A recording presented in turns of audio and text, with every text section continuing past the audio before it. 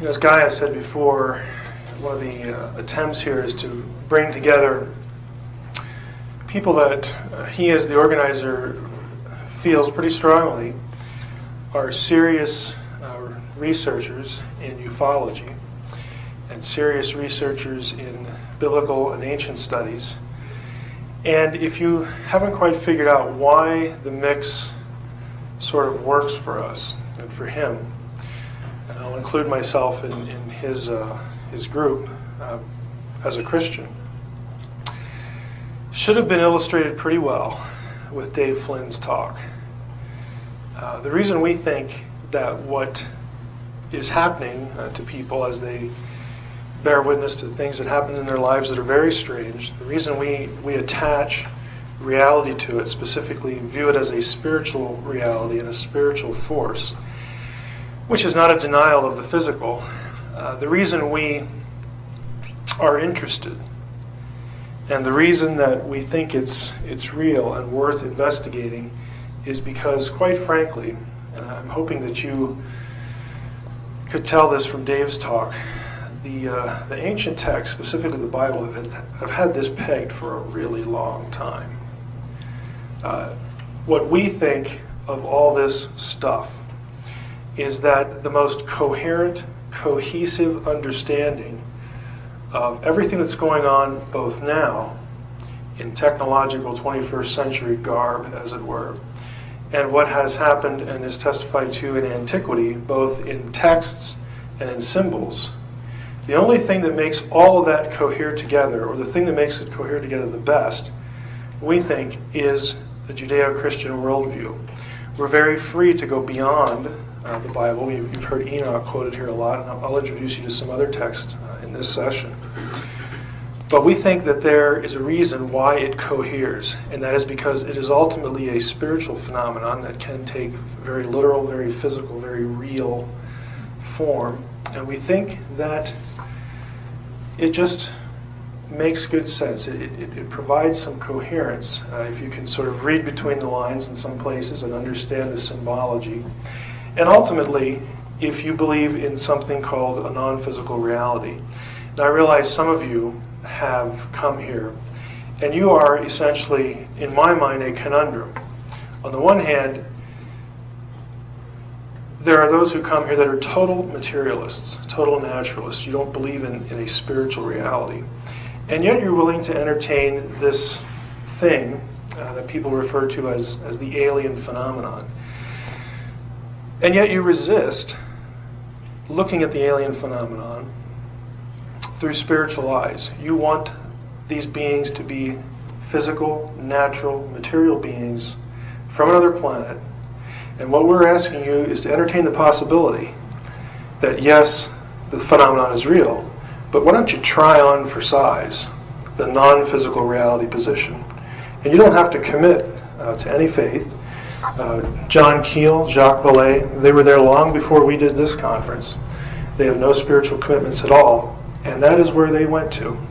Two of the pioneers in ufology concluded that the best explanation was a non-physical, at its heart, reality, and not interplanetary in that sense. So we're taking their work as credible ufologists. We're looking at ancient texts and motifs and wedding the two. And we find that it coheres fairly well.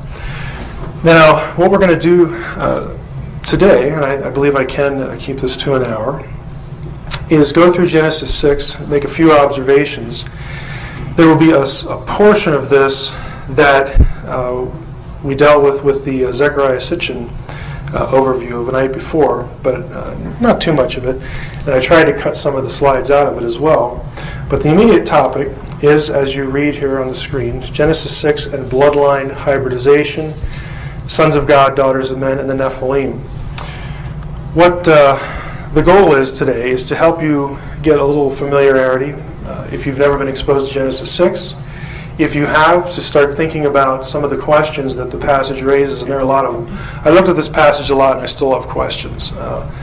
There are just some things that I wish were clear, and I will be honest with you and tell you what I think I can say with a fair degree of certainty and what I can't. So here's the passage. When humankind, in Hebrew it's Ha-Adam, Adam is the same word for the proper noun, proper name Adam, and humankind, same word. When humankind began to multiply on the face of the ground or face of the earth, the daughters were born to them. So the human offspring in this passage are referred to as the daughters.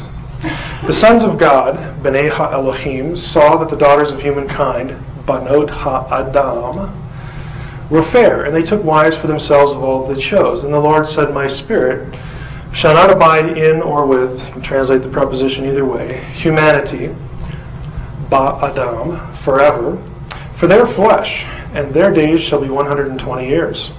It's a limitation of lifespan, is what the verse 3 is talking about. The Nephilim were on the earth in those days, and also afterward, when the sons of God, B'nai Ha-Elohim, went into the daughters of humankind, again, the same term, Banot Ha-Adam, who bore children to them. These were the heroes that were of old, the warriors of renown. This is the classic biblical text relating to, again, the union of heaven and earth, as Dave put so well. My approach today is to ask some questions and to entertain some possible answers to them. Is there a relationship between this incident in Genesis 3, the serpent incident that Dave just alluded to? Were the sons of God the daughters of humanity, or daughters of men? Who were they, and what was the nature of their relationships? Is there a relationship between the sending of the great flood and these unions? Dave has already played our hand here. We think yes. Who were the Nephilim, and are they distinct from the sons of God? Does the word Nephilim mean giants? Did ancient people of the biblical world really believe in hybridized offspring? In other words, did they take the Genesis 6 story literally? How was the ancient idea, or the idea of giants after the flood, explained in ancient Jewish and biblical traditions? Were the biblical giants friend or foe of Israel, and does this help explain Israel's violent holy wars under Joshua? Those are the questions. So let's start with the first one. Genesis 3, this is the fall passage. Let's take a look at it as a backdrop to Genesis 6. And we all know the story, and Dave has sort of provided a nice segue here. We have something called the serpent, or the snake, with Eve in the Garden of Eden, where they have a conversation. And the serpent, the snake, gets her to eat of the forbidden fruit and introduces rebellion, sin into the world. Of course, Adam is the one who gets ultimately blamed for it because, as Paul says, he sinned knowingly, whereas Eve was deceived. But after that happens, there are curses that are handed out. And in verse 13 here, this is Genesis chapter 3, we read, the Lord God said to the woman, what is this you have done? The woman replied, the serpent, the Hebrew is Hanakash, the H with a dot under it is the technically proper Hebrew transliteration right here. CH with the K sound like Loch Ness. The Nakash duped me, and I ate. Then the Lord God said to the Nakash, because you did this, more cursed shall you be than all cattle and all the wild beasts. On your belly shall you crawl, and dirt shall you eat all the days of your life. I will put enmity, which just means hatred or some adversarial relationship, between you and the woman, and between your offspring, literally it says your seed, and her offspring, again, literally seed. Now the next line is interesting. It's a third masculine singular verb, and you can translate it, he will strike at your head, or you can say, it will strike at your head. And you shall strike at his or its heel. And the reason I do this is because some of you in the room will probably disagree on whether this verse points to a messianic prophecy, he meaning the ultimate seed, Jesus, versus the serpent. That's quite possible. Some Christians don't take this verse that way, but I'm not going to deal with that at all, but I thought I'd be fair to both views here. I have this, of course, in a different color because I want to highlight this idea of seed, and I want to talk about the Nakash a little bit here. If you come to the session where we talk about watchers and serpentine beings, we'll get into some more details about the nature of the curses and whatnot. But for our purposes, several observations are important. These are my views, and If you want to oppose me on them, great, but be armed, because I'm pretty well convinced here. I do not believe that the Nakash was a snake. The seed of the Nakash, I don't think, is Satan. The seed of the Nakash is not Satan, because the Nakash is Satan in later biblical tradition. In the Old Testament, the link between the Nakash, the serpent, and what we would know later as the devil is not actually made. You don't actually have that connection in the Old Testament. You do in the New and in intertestamental Jewish literature. The seed of the Nakash, I'm going to argue, is best understood as plural or collective in its immediate, that is Genesis, context, although the New Testament later particularizes the seed of the woman who would ultimately punish the Nakash as one person, namely Christ. However, the New Testament also pluralizes the seed as well. Let's start in with Nakash here and elaborate on each of those and explain them a little better. What does Nakash mean? It's a very common root, 3 letters in Hebrew, the N, actually the Nun, the Chet, and the Shin, Nakash, which functions as 3 things: a noun, a verb, or an adjective in the Hebrew Bible. Now the question is here, how should we understand it? Because if it's a noun, it has one meaning. If it's a verb, it has a different meaning. And an adjective is actually a third meaning. So if we're looking here, if we take Nakash in its normal noun meaning, the word would mean serpent. Entirely possible. But I've already told you I don't think that's what it is. If you take it as its verb meaning, the verb Nakash means to deceive or to divine. That means the practice of divination. Don't need to elaborate on that. So if you take it in its verbal sense, you would translate this as the deceiver or the diviner. Yeah, that can work, of course. If you take it as the normal adjective meaning, Nakash is something that shines. It's a shiny thing. And you could translate this term as the shining one. Now that's going to become important later on. I won't elaborate on it in here. But there are 2 other passages, namely Ezekiel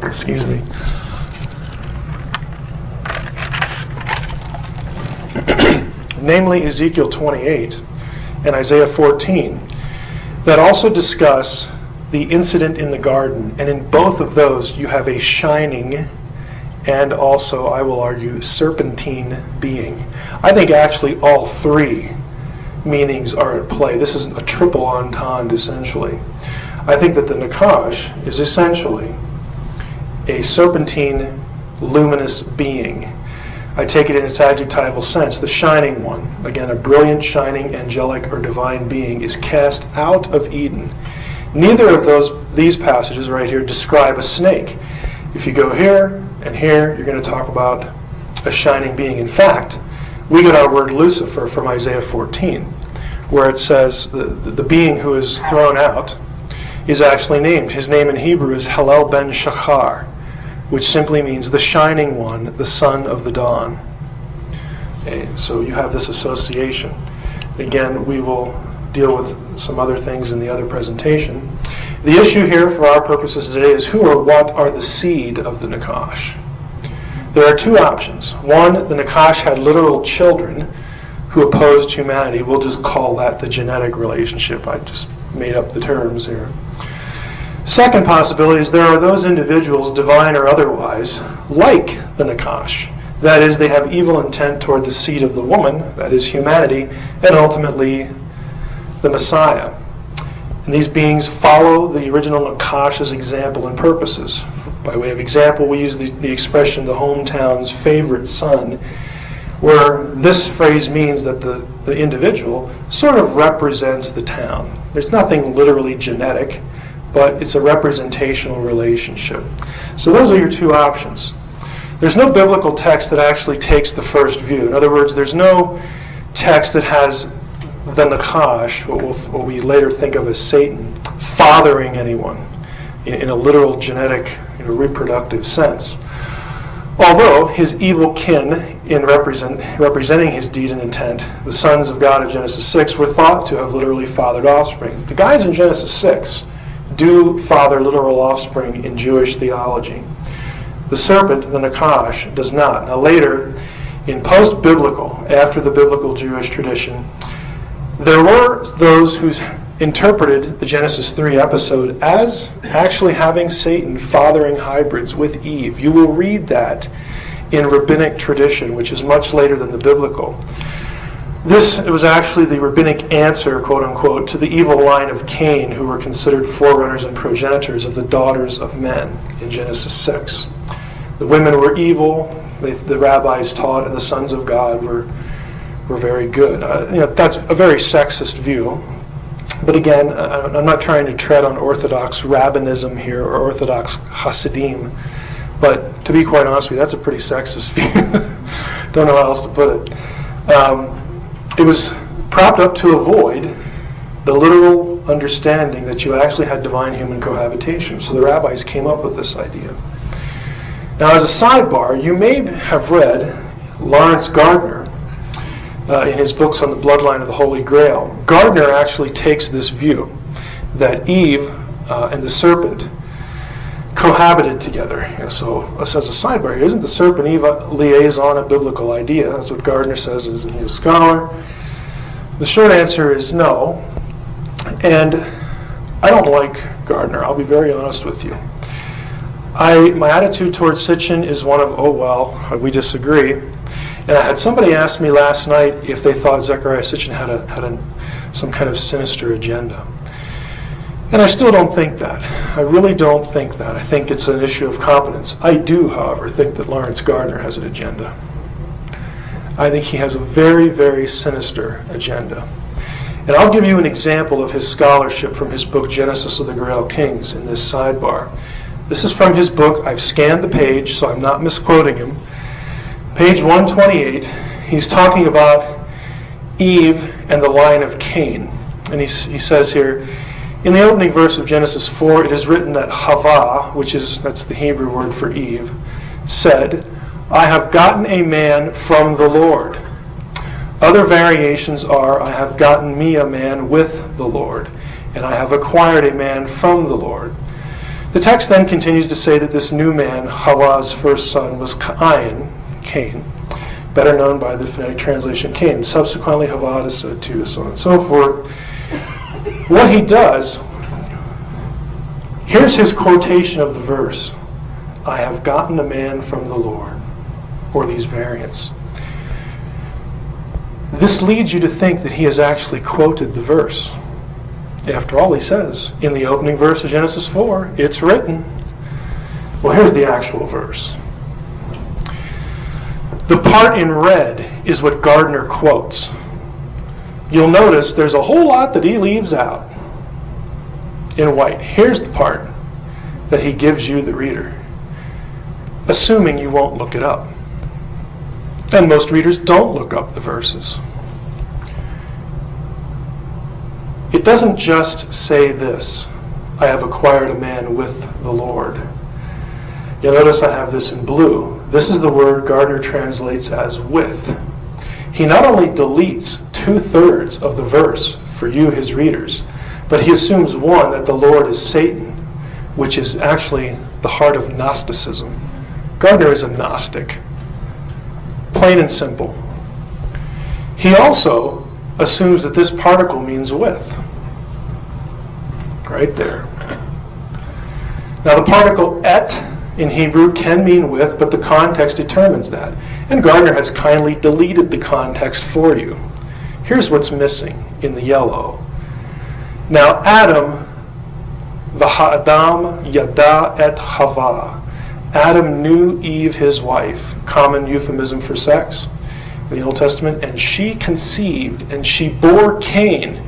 And she said, I have acquired a man, from the Lord. She didn't say, I have gotten a man with the Lord, like I had sex with the Lord. Gardner deletes this, which allows him to change this word to with. What he does, I think, is just plainly and blatantly deceptive. He cuts out 2/3 of the verse, assuming you won't look it up. And I have news for you. This isn't the only place he does it. Back to the seed of the Nakash. I think that there's biblical precedent that the seed of the Nakash is any being, divine or human, who acts in agreement with the Nakash's purposes. The hatred of humanity, specifically the bloodline that would lead to the Messiah. A couple examples. The phrase is actually used in the Old Testament, Isaiah 14:29. Rejoice not, all Philistia, because the staff of him that beat you is broken. This refers to an Assyrian victory over the Philistines. Don't be happy, Philistines, that the Assyrians are now losing their empire status. For from the stalk of a snake, literally the root of the Nakash, there sprouts an asp. A flying seraph or serpent branches out from it. In other words, there's going to come along another demonic enemy that's going to be even worse than you are. John 8:44, you belong to your father, the devil. Now, Jesus is saying this. The people will use this. It was anti-Semitism in the New Testament. Okay, Jesus was a Jew, and he's not saying all Jews are this. He's targeting the Pharisees, the ones who would later crucify him. This is you got to read it in context. Matthew 3:7. When he saw many of the Pharisees and Sadducees coming to where he was baptizing, he said to them, "You brood of vipers." There's a reason why this language is used. Jesus and whoever uses this kind of language is associating these people with the devil, with the Nakash. Your intent is evil. Your opposition to me is evil. The seed of the Nakash are broadly then evildoers who take measures to oppose Yahweh's plan for his people. Since humanity, Yahweh's ultimate deliverance was through a human seed, Son, the Messiah, the seed of the Nakash are adversaries to that plan. And that brings us to Genesis 6. So we already talked about this, the relationship between the two chapters. So just who were the sons of God and the daughters of humanity, the daughters of men, and what was the nature of their relationships? Daughters of humankind, it's pretty easy to identify, and practically nobody disagrees with this.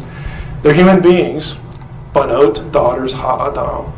The word Adam is one of the most common words for humanity in the entire Old Testament. It's a word used in the account of the creation of humanity. Let us make humankind Adam in our image. Identification of the sons of God, however, is controversial, but not among Hebrew and Semitic scholars. The sons of God, everyone who's professionally in Hebrew and Semitics knows that this phrase, sons of God, refers to divine beings, lesser gods, with respect to Yahweh, and not angels or humans. This idea that they're divine and not angels or humans is seen through several lines of evidence and the absurdity of alternatives. Now, this might be new to some of you. If you did not hear me last night or have not looked through my website, yes, I am distinguishing the sons of God as a different class of heavenly being as opposed to angels. We can quibble about that. Divine and human probably be a better way to say it, so there's more agreement among us who do biblical studies here at the conference. So the point is kind of peripheral, but you get the idea. You have a divine-human cohabitation going on here. Sons of God, divine beings, lesser gods. The phrase takes two forms in Hebrew, B'nai Ha-Elohim or B'nai Elim. Elohim, often the proper word for God, but also means gods. Elim is the plural of El, which is the singular word for a god or God. A parallel is B'nai Elyon, sons of the Most High, in Psalm 82. Everywhere in the Hebrew Bible where these terms occur, the context tells us that divine beings are the referent and not humans. Here they are, and this is all of them. These are the places where the phrase occurs. Job 1:6 and 2:1. One day the sons of God presented themselves before the Lord, and the adversary, in Hebrew it's Hasatan, the Satan. Again, in the Old Testament, Satan was not a proper name. It just denoted the enemy of God. The Satan came along with them. Same phrase here in 2:1.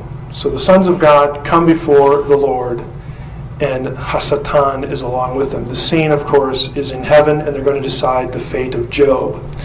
The context, again, dictates that these are divine beings. Job 38, 1-7. The Lord is conversing with Job, actually confronting him about his terrible difficulties, and God is trying to say, hey, look, I'm the one in charge. I don't have to answer to you, essentially. You need to trust me, but I don't have to answer to you. And he says to Job, he gives him a series of rhetorical questions. Okay, if you're so smart, where were you when I laid the foundation of the earth? Tell me if you have understanding. Who determined its measurements? Surely you know. Or who stretched the line upon? A whole series of questions. And then, describing creation, he says this. On what were its bases sunk, or who laid its cornerstone, when the morning stars sang together and all the sons of God shouted for joy? This, of course, implies that the sons of God were in existence prior to the laying of the foundations of the earth in Genesis 1. We aren't told when they were created. We are told that they were created elsewhere, but we don't have a chronology. Psalm 29, Psalm of David. Ascribe to the Lord, O sons of God, O B'nai Elim. Ascribe to the Lord glory and strength. This psalm, if you were to study it, you'd find out it follows a Canaanite hymn in many, many ways. And in that hymn, the sons of El are members of his pantheon. Psalm 89, we've talked about this already. For who in the skies can equal the Lord? Who can compare with the Lord among the sons of God? The B'nai Elim, a God greatly dreaded in the council of the holy ones. Besod Kedoshim. So the context is, again, something heavenly, non-earthly. Our classic verse, God, Elohim, stands in the divine assembly. Among the divine beings, among the Elohim, he pronounces judgment. The second one has to be plural because of the grammar. And then the same chapter, 82, you get down to verse 6, and he says to these Elohim that he's pronouncing judgment on, I had taken you for gods, Elohim, sons of the Most High, all of you, but you're going to die like men do. In other words, I'm going to take away your immortality. And by the way, Dave is correct. Immortality is the fundamental characteristic of a divine being, as opposed to a human. In Jewish texts like Enoch, that were written after the Old Testament but before the New, the sons of God are often called watchers. We're going to hold on to that thought, and we're going to go back to Genesis 6:1-4. We will go back to the watchers, but just so that you know that, and I could have skipped that because of Dave's presentation, but you go back here, and look how many times the writer wants to distinguish humankind and divine. Human, divine, human, divine. I mean, the language is very clear. You have one group breeding with another group. One is human, one is not. Now, I say this because I'm targeting here in this part of the session, I'm targeting those Christians who somehow just don't want to believe that their Bible, which they considered inspired and authoritative, actually has an episode in it where divine beings cohabit with human beings. It just can't, the text just can't mean what it says. Well, yeah, I think it does mean what it says.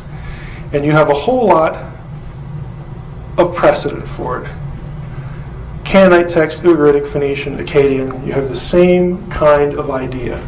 To argue that the sons of God in the Hebrew Bible are not divine means you must do the following. You have to ignore the use of the phrase everywhere else in the Bible. You have to argue that the sons of the Most High are humans, which is hard to do since verses 6 and 7 call them Elohim and then they get sentenced to death like men. Do you realize you're going to die like men? You human beings, I sentence you to death to die like human beings. I mean, does that make any sense? It doesn't make any sense, but if you're divine, and if your sovereign says to you, you used to be in this realm, immortal, no longer, then it means something. You have to ignore all the comparative Semitic data on the subject. The two other views, most common, there are other variations, are the Sethite view. It says the sons of God are the offspring of Seth, Adam's son. Dominant Christian view since Augustine. And the royal view, sons of God are dynastic rulers. This is what the rabbis usually favored. Now, all the other views ignore the data we've talked about because they just find this idea offensive. But this is how all Christian and Jewish interpreters took the story up until the 3rd century, the late 3rd century AD, just prior to the time of Augustine. In fact, the only one other than before Augustine who takes a non-literal view of Genesis 6 is Julius Africanus. Very almost contemporary. They overlapped a little bit with Augustine, but Augustine was the big guy. Sidebar, the Sethite view again says the sons of God are godly male from the line of Seth. The daughters of women are ungodly. Again, I think this is a little sexist. Aside from neglecting the evidence noted already, you have to cope with this. The Sethites are never identified as sons of God in the entire Old Testament. The view requires giving the Hebrew word Adam in verses 1 and 2 two entirely different meanings. You'd have to read it like this. When humankind, Adam, began to multiply on the face of the ground, daughters were born to them. The sons of God saw that the daughters of Seth, right, were fair, or the daughters of Cain, it should be. But note Adam, you have to translate Adam as something other than humankind.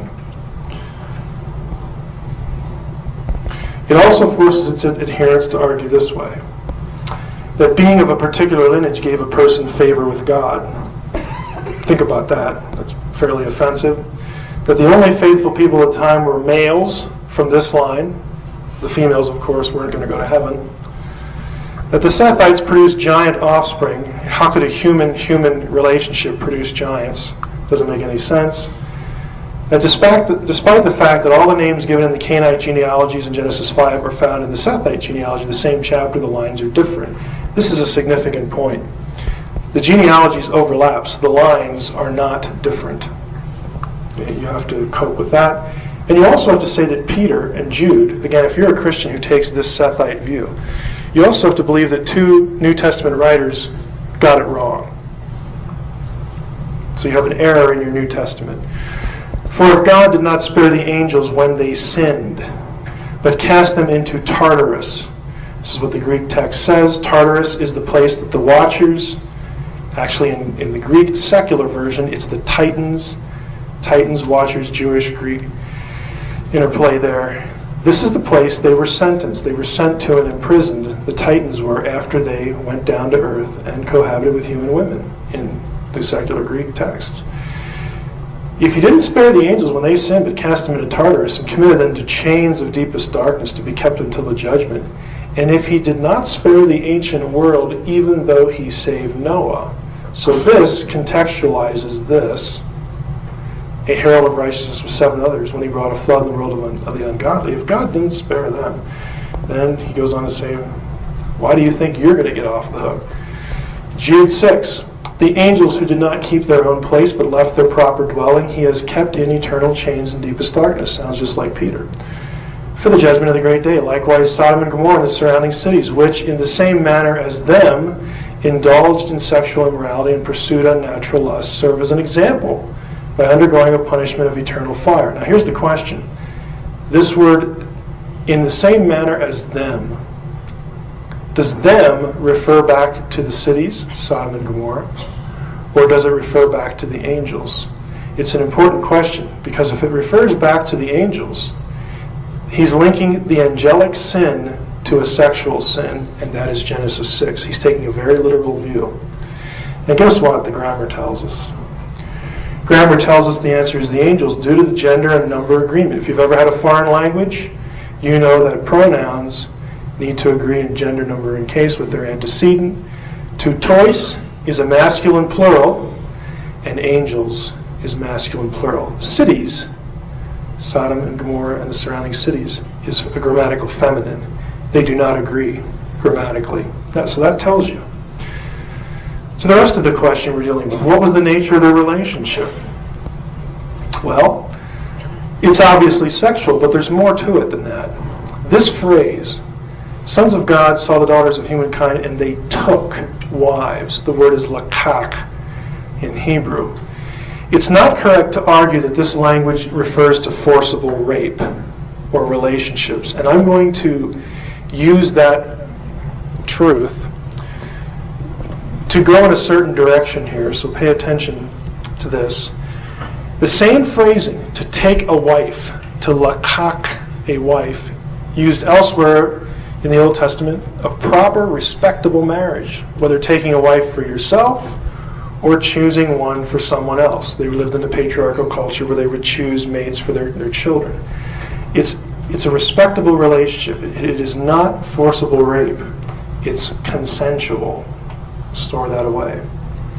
It's also likely, beside the consensual aspect, that the text conveys the idea that they were also ongoing before and after the flood. Genesis 6:4 says, the Nephilim were on the earth in those days and also afterward, when the sons of God went into the daughters of humankind who bore children to them.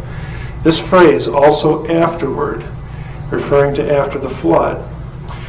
The Hebrew verbs describing how the sons of God went in to to the human wives, again another common sexual euphemism in biblical language, is in the imperfect form, which denotes uncompleted, ongoing action. A grammar would call it the frequentative use.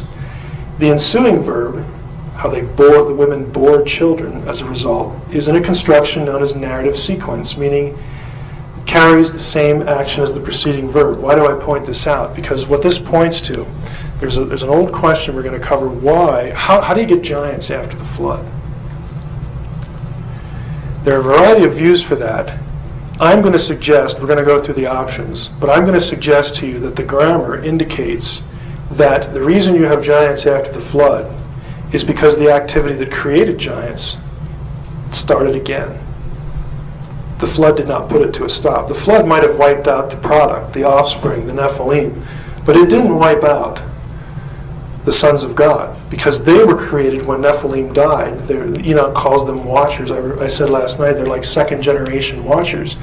And pardon the pun, like father, like son. You have the possibility of ongoing incidents.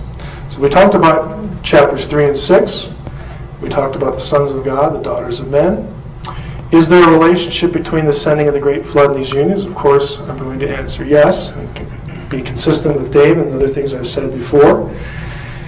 There is considerable controversy about this before, because the Genesis account seems to blame humanity. Genesis 6:5 says that God looked down and saw the wickedness of mankind, that every thought of the imagination of his heart was only evil continually. It seems to set the blame on humans, not the sons of God. Whereas Jewish traditions like Enoch clearly says the reason the flood was sent was because of the watchers, the sons of God. So why do the traditions disagree, or at least appear to disagree? Why does the Old Testament fault humans when the evil was initiated by the sons of God? Here's my suggested answer. I'm still thinking about this, but the sexual transgressions crossing the boundary of heaven and earth in a grasp for divinity, they were voluntary. That means, down here, we'll go back to Jesus' statement here, giving in marriage, if you go back to Genesis 6, this idea of women voluntarily having relationships with divine beings and fathers voluntarily letting their daughters do this, giving them in marriage, is significant. Because if you're doing this voluntarily, if you're transgressing heaven and earth voluntarily, then you share the blame. Now Jesus adds this comment in Matthew 24:38. Matthew 24, by the way, is Jesus' longest sermon in the New Testament, and he's dealing with the end times. What shall be the signs of thy coming? The disciples asked him. He says, well, I'll give you a few. And one of the comments he has here is, for as in those days before the flood, they were eating and drinking, marrying and giving in marriage until the day Noah entered the ark.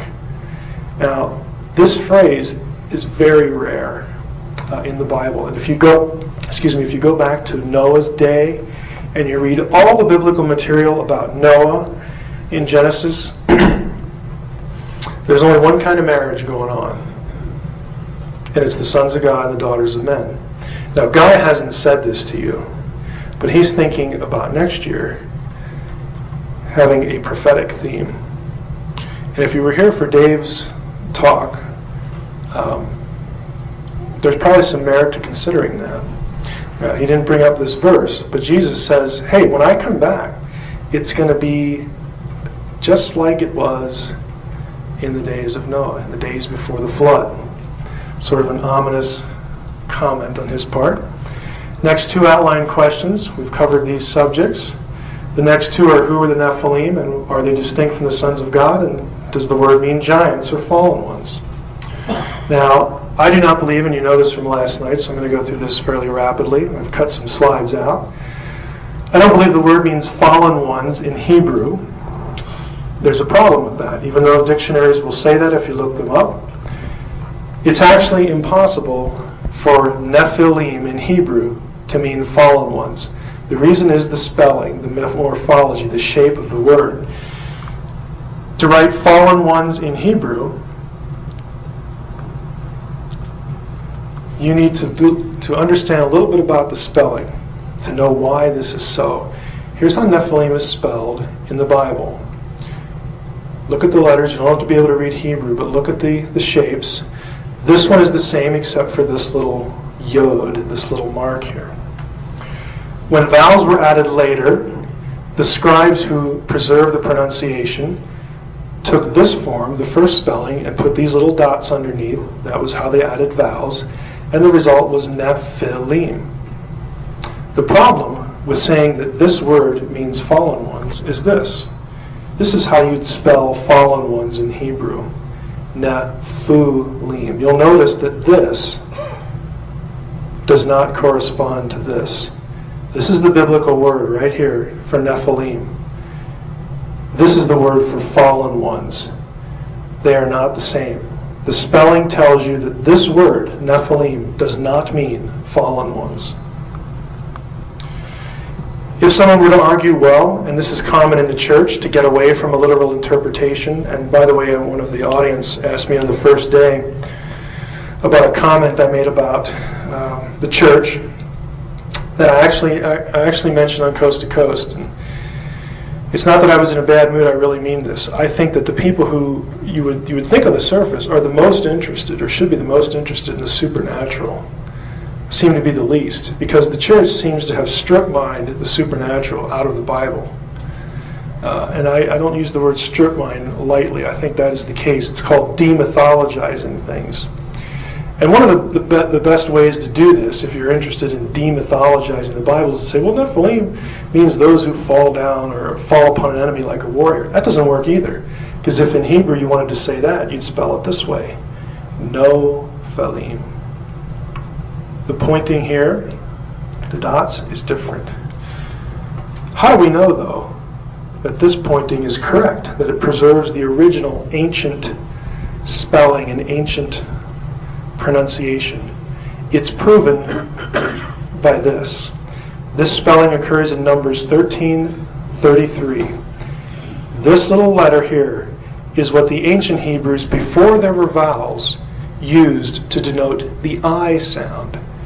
You know, we still kind of do this today between I and Y, and it does double duty as a consonant and a vowel.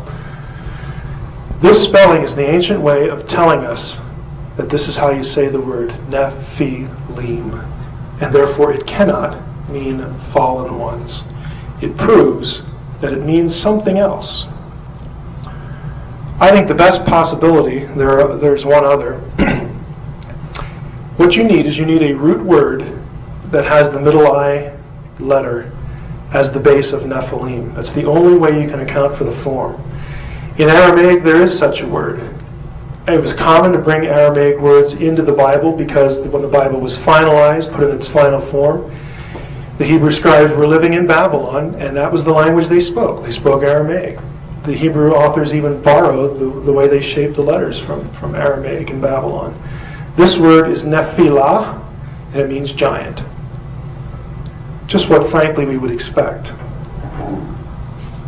Sidebar, can the Nephilim be equated with the biblical sons of God? The answer is no. And that question takes us to the next major issue. Did ancient people of the biblical world really believe this? Did they really take this literally? Prior to the end of the 2nd century, again, all Jewish and Christian texts and commentaries that refer to the passage take it literally, that you have the offspring as giants. They are a hybrid union of divine-human cohabitation. It is all literal.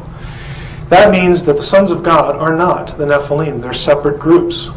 We've seen how the language distinguishes, the context contrasts divine and human. The text very clearly tells us that the Nephilim were not divine. They were called mighty men of renown. This phrase is Gibborim. It's used of regular human men elsewhere in the Old Testament. And if they're not divine beings, if the Nephilim aren't divine, then they are not the sons of God by definition. The wider biblical context shows that the Nephilim were considered to be people, humans. In other words, not gods,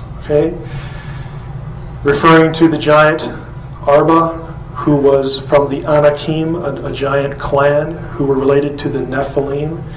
Arba was the greatest man among the Anakim. Deuteronomy 2:9, the Amim were like the Anakim, the Anakites. They are counted as Rephaim. This is a giant clan in the Old Testament. A people, normal word for people, human beings in the Old Testament. Other ancient texts. We're going to limit this to Enoch for the most part. Enoch distinguishes them. You have the angels, the children of heaven, saw, lusted after the women, chose them wives. Again, they beget us children. They choose the women. The women have children. What kind of children did they have? Well, next chapter in Enoch. The angels from the last chapter, together with human women, took themselves wives. The wives became pregnant, and they bare great giants, clearly distinguishing the sons of heaven from the Nephilim. Same thing here. As for the women, they gave birth to giants. I mention all this because, again, it's common. Zechariah Sitchin is the best example. For some reason, again, I know the reason, he wants to merge the groups. He wants to have the Nephilim be the sons of God. Why? Because he wants Nephilim to mean those who came down from heaven, and he wants that because he wants them to be aliens. He wants them to be the Anunnaki aliens.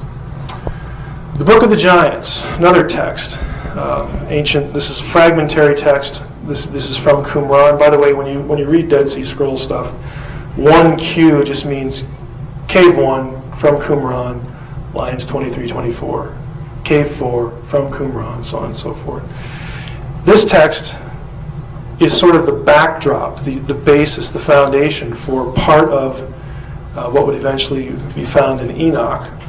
And again, this fragment mentions Azazel, who was the lead watcher, and the watchers, along with the Gibborim, the mighty men of Genesis 6. Another fragment mentions Enoch, and then says, here's what the Book of the Giants says in this fragmentary portion. Let it be known to you that, and the rest of the line is gone, we don't have it. Your deeds and those of your wives, again it's gone, there's a gap here. Those, ellipsis, sons and wives of, gone, mentions fornication on the earth, accusing you regarding the deeds of your sons, the corruption which you have committed on it. Again, the ends of the line, the end of the scroll is lost until the coming of Raphael.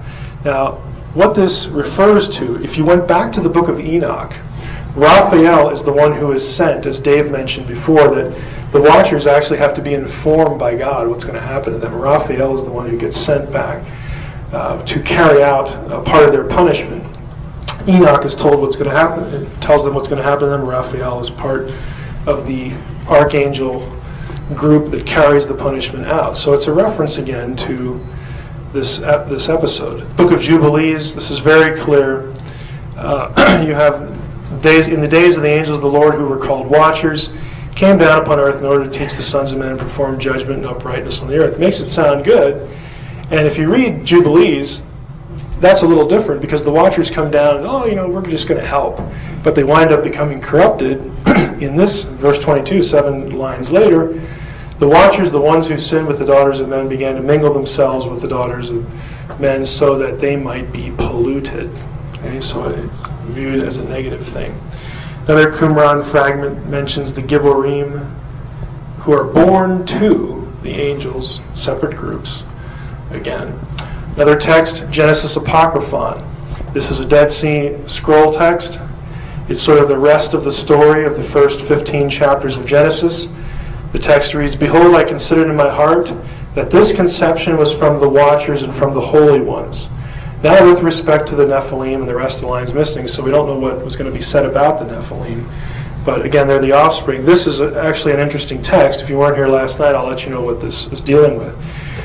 This deals with a conversation between Lamech, who was the father of Noah, and his wife, Bat-Nosh, where he suspects that the child she's carrying, who's going to be Noah, is actually an offspring of the watchers. And he confronts her. He says, I want to know if that's my kid. And she says, well, you better believe it's your kid. It's kind of funny. She asks, don't you remember the other night? And he doesn't buy it. The funny thing is he doesn't buy it.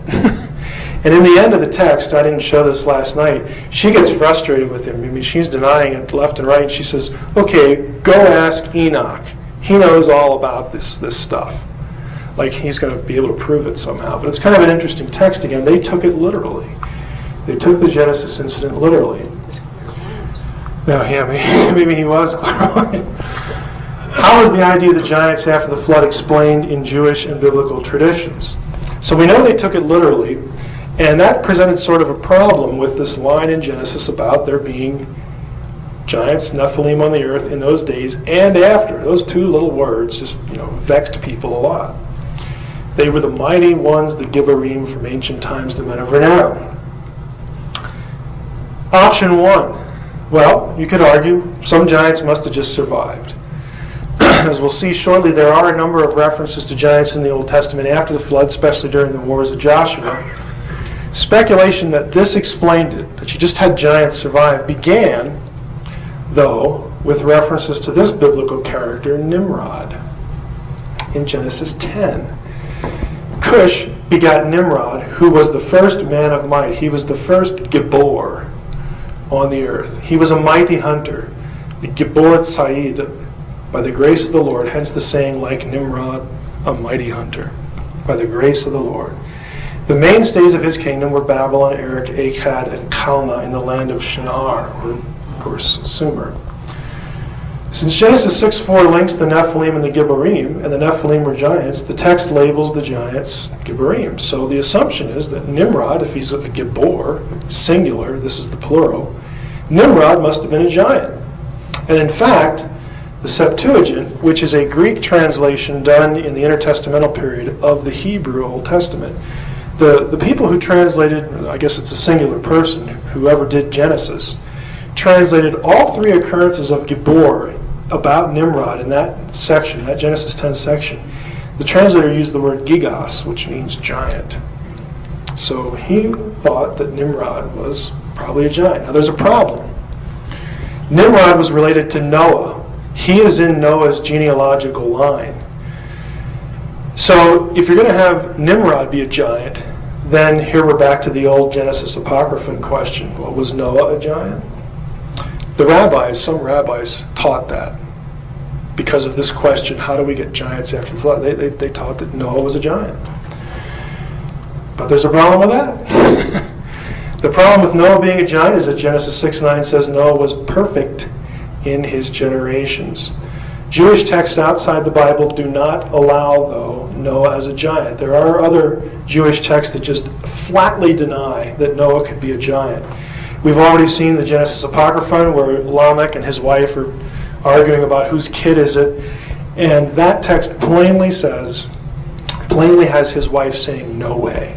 Okay, this is your kid. I have nothing to do with the Watchers. The book of Enoch denies that Noah is a giant. Gentile, non-Jewish writers, though, did preserve that tradition. They did favor that view, that Noah and Nimrod were giants.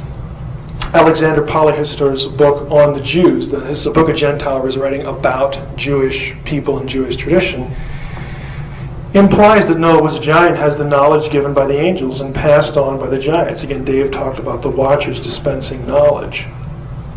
He also viewed the knowledge as a good thing, contrary to the Jewish view. And here's a fundamental difference.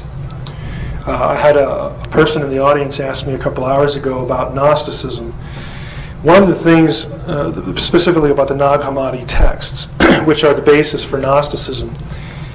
On the one hand, while it's true that the Nag Hammadi texts and our texts, our manuscripts of the New Testament, both date back to roughly the same time, 2nd, 3rd century. While that's true, there are two problems with saying that Gnosticism is the truth as opposed to New Testament Orthodox. Actually, there's a lot more problems with it, but I'll pick two. One is that portions of the New Testament are quoted by the Church Fathers before the 3rd century and before the 2nd century even. So the material can be argued as older, but I don't really like chronological arguments. The big one for me is that Judaism consistently believed and contended and included divine plurality. Now, I know that sounds strange. Judaism took a very literal view of this and specifically counted the knowledge given by the Watchers as evil, specifically said the Nephilim were evil. The only people who said they were good guys were the non-Jews. In other words, Gnostic theology departs from the Jewish Christian stream of history. It is a departure. It is an aberration. It is, I would say, not an invention, but it is, I'll say this, it's watcher theology. It's pro-watcher theology. Okay, that is what Gnosticism is. That's my big problem with it. Next reference, Alexander was very anti-Egyptian, and for some reason he might have wanted to connect the knowledge of the Watchers with Babylon. And Alexander and other Jewish writers have Abraham as the recipients of Nimrod's knowledge. So the Gentile sources, and there aren't many of them, view it as a good thing. Now, back to Noah. If he can't be viewed as a giant in Jewish tradition, then there's no genetic link between the original sons of God and the Nephilim. It would seem that your only alternatives are these two. The flood wasn't global but localized. It wasn't universal. And so the giants did survive without respect to being related to Noah. Some of them were just missed. Although the biblical text seems pretty clear that only Noah and his immediate family survived, but you could argue this, and there were a number of Jews who did. You could also argue that the sons of God continued the genetic pollution of humanity. In other words, the recurring activity of the Watchers. You could argue for that. Again, there are obstacles with each alternative. The local flood view has been well articulated, but a truly global flood cannot be ruled out of the biblical text. And I mentioned last night that I do prefer a catastrophist model. I just think catastrophism explains a lot on a global scale. You could, though, cheat. You could have both a global and local flood event in simultaneity. How do you do that? Well, here's how you cheat. You could say, well, originally, the earth was Pangea, one landmass, so that the actual water doesn't necessarily have to cover the globe. It only covers part of the globe, but yet still part of the earth. And then the continents divide, continental drift. And that's why you have a collective memory of the flood among all civilizations. So you actually have a global, a flood that covers the whole landmass, but not over the entire globe. So you could cheat. I don't know if you want to cheat, but you could. You also have a problem with the repeat transgression. I'll be honest with you. I favor this view, but Numbers 13 might be a problem with it, and this is something I still need to think through.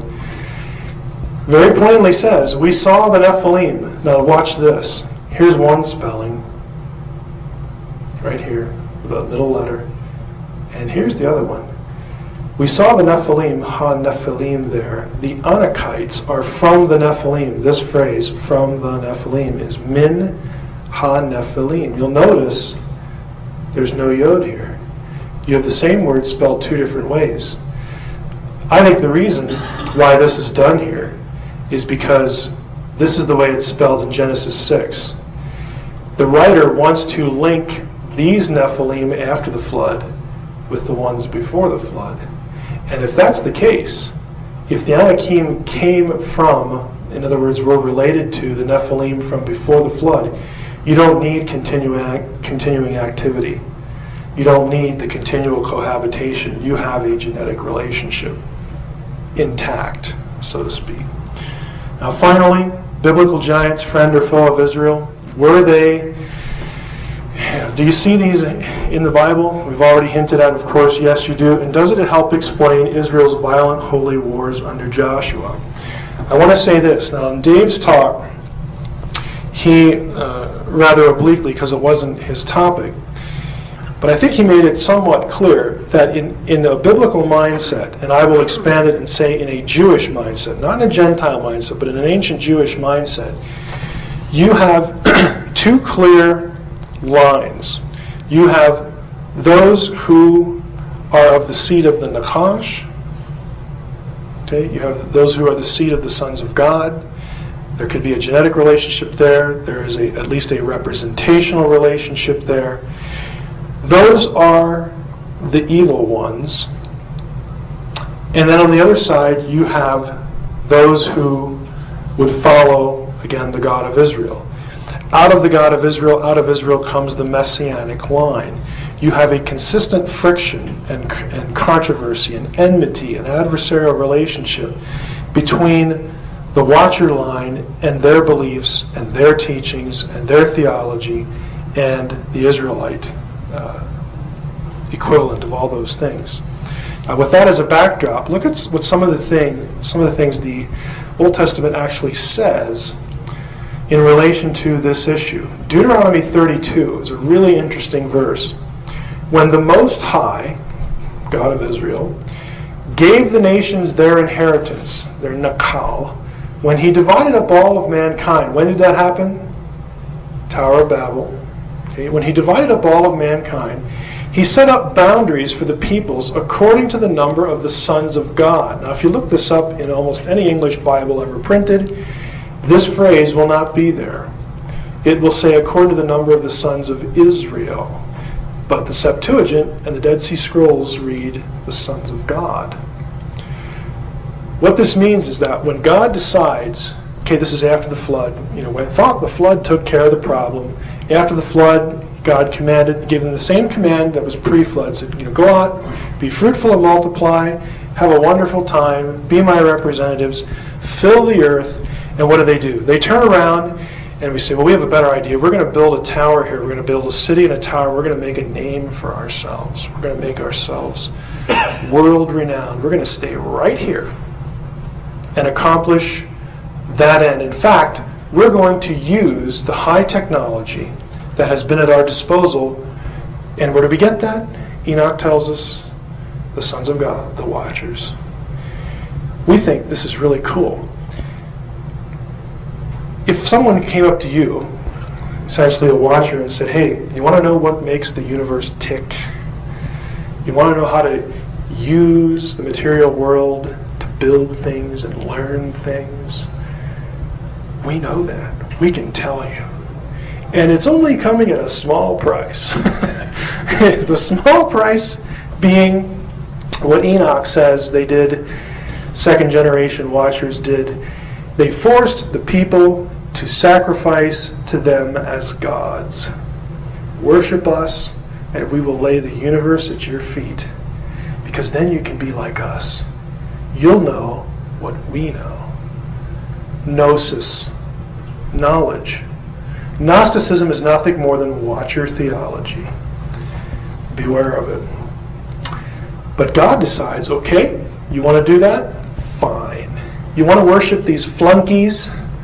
You want to worship these divine underlings? Go ahead. In fact, I'm going to divide up the earth according to the number of the sons of God, and that means that each geographical region gets to be ruled by them. By one of them or several of them, however it works out numerically. Dave would probably know, he'd probably have some equation for it. However that works out, every place on the earth, you don't want to follow me, you're going to serve them. I'm going to give you what you want, and I'm going to start over. For the Lord's portion, kalak, is a noun related to nakal, is his people. Jacob is his allotted inheritance, his nachalat. Nakal, nachalat, it's their word plays here. God says, I'm going to start over. And what does he do? In the very next chapter, after the Tower of Babel episode, Genesis 12, he calls Abraham and says, come here, Abraham, I'm going to make of you a great nation. I'm going to start over. And the whole rest of the Old Testament, the story is the descendants of Abraham against all the other peoples. Israel versus the nation. Yahweh versus the gods. That's the Old Testament. And if you miss that, you understand a truckload of what's going on in the Old Testament. Now, Deuteronomy 4 is a parallel passage. Moses is rehearsing this, speaking this. When you look up to the sky and see the sun, the moon, and the stars, all the heavenly array, the heavenly host, do not be enticed into bowing down to them. Moses is speaking to Israelites now. Yahweh's portion, Yahweh's people. Don't you dare worship them. Do not be enticed into bowing down to them and worshiping things the Lord your God has apportioned. There's the word again, kalak. That the Lord appointed them. He appointed the sun, moon, and stars to all the nations under heaven. But as for you, The Lord took you and brought you out of the fiery furnace out of Egypt to be the people of his inheritance, as you now are.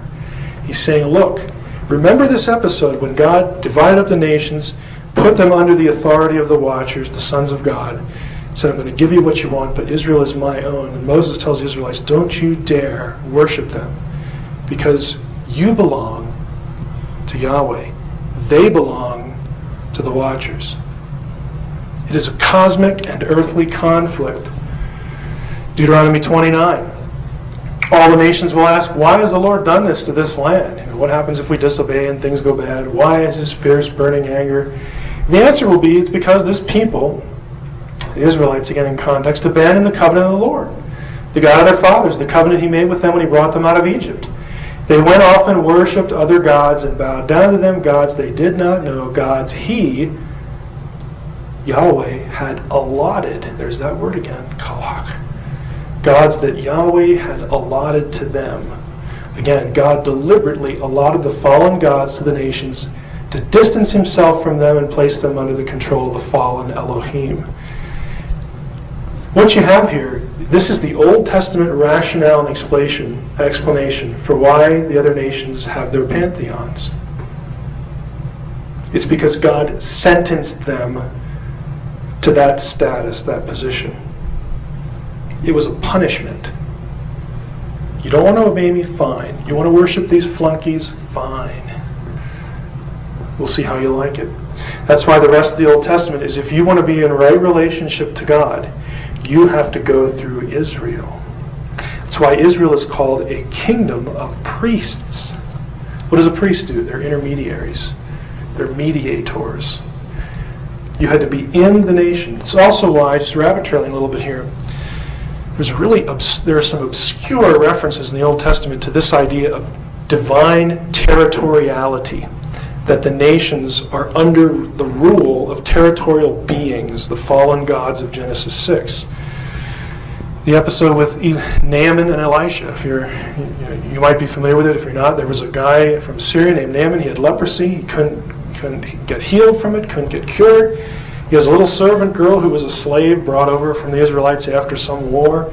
And she says, and the little girl walks up to the king, and the little servant says, well, if you got this problem, why don't you just go over to Israel and go talk to Elisha? He'll heal you. And he goes, well, okay, might as well try it. He goes over, and Elisha does heal him, and he wants to pay the prophet out of gratitude. Elisha won't take anything, and then he asks a question. It's so obscure. But he says, okay, if you won't take anything for payment, is it okay if I take some bags of dirt back with me to my country? Elisha says, okay, that'd be all right. And Naaman says, no, I'm doing this because when I have to go into the temple of my God, Ramon, I want to be able to spread the dirt on the ground, and so it'll be okay with Yahweh. He knows that in my heart I'm not really worshiping that God. I want to worship him. Why would he ask for dirt? Because it's holy ground. He wants to take dirt from Israel back to his country. This was their mentality. It's a turf war. The whole rest of the Old Testament. Abraham runs into giants. He runs into the Rephaim, the Zuzim, the Amim, the Horites. You'll find out later in verses. These are all giant clans. What's really interesting about this list, some of the terms, when God makes a covenant with Abraham, again, this is God's portion.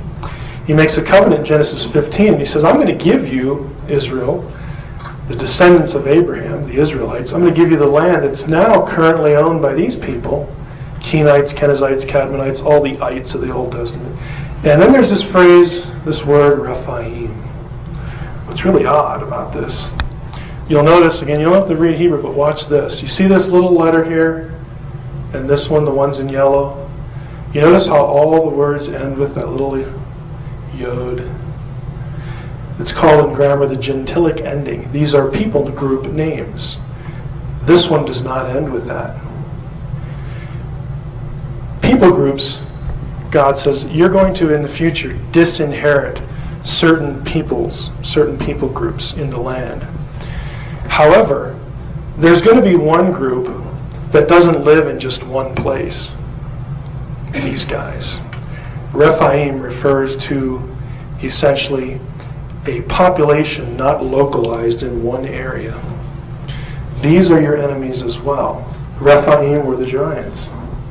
Now if you look at the holy wars of Joshua, here's the land, the Holy Land. Joshua crosses the Jordan, goes to Jericho right here. It's a good military strategy. If you control the center, you can essentially cut off cooperation from the north and south end.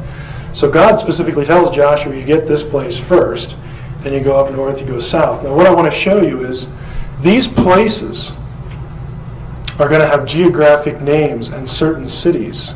Certain of these cities and certain of these regions, south, north, and middle, were places that God said to Joshua, you go in there and you karem them.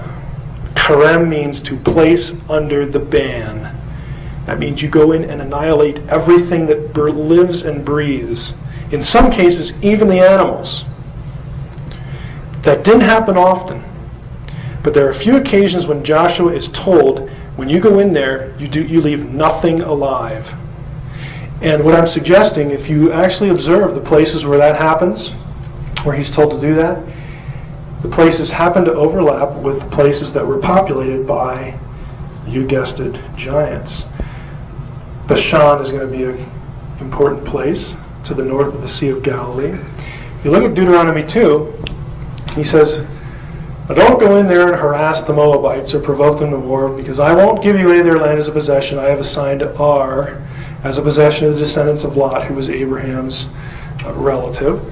It was formerly inhabited by the Amim, a people great and numerous and as tall as the Anakites. And these were the Anakim of Numbers 13, the giants. Like the Anakites, they are counted as Rephaim, but the Moabites called them Amim. No, in Hebrew, Amim means frightful ones, scary ones. This passage identifies the Anakim and Amim as giants.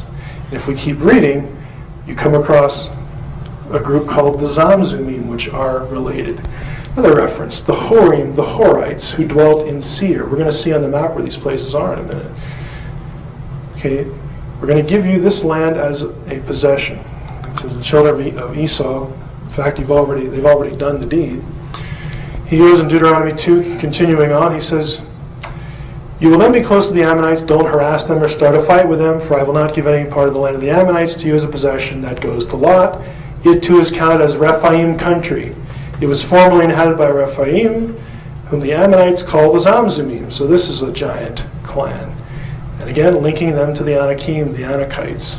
The Lord wiped them out so that the Ammonites dispossessed them and settled in their place, as he did for the descendants of Esau who lived in Seir.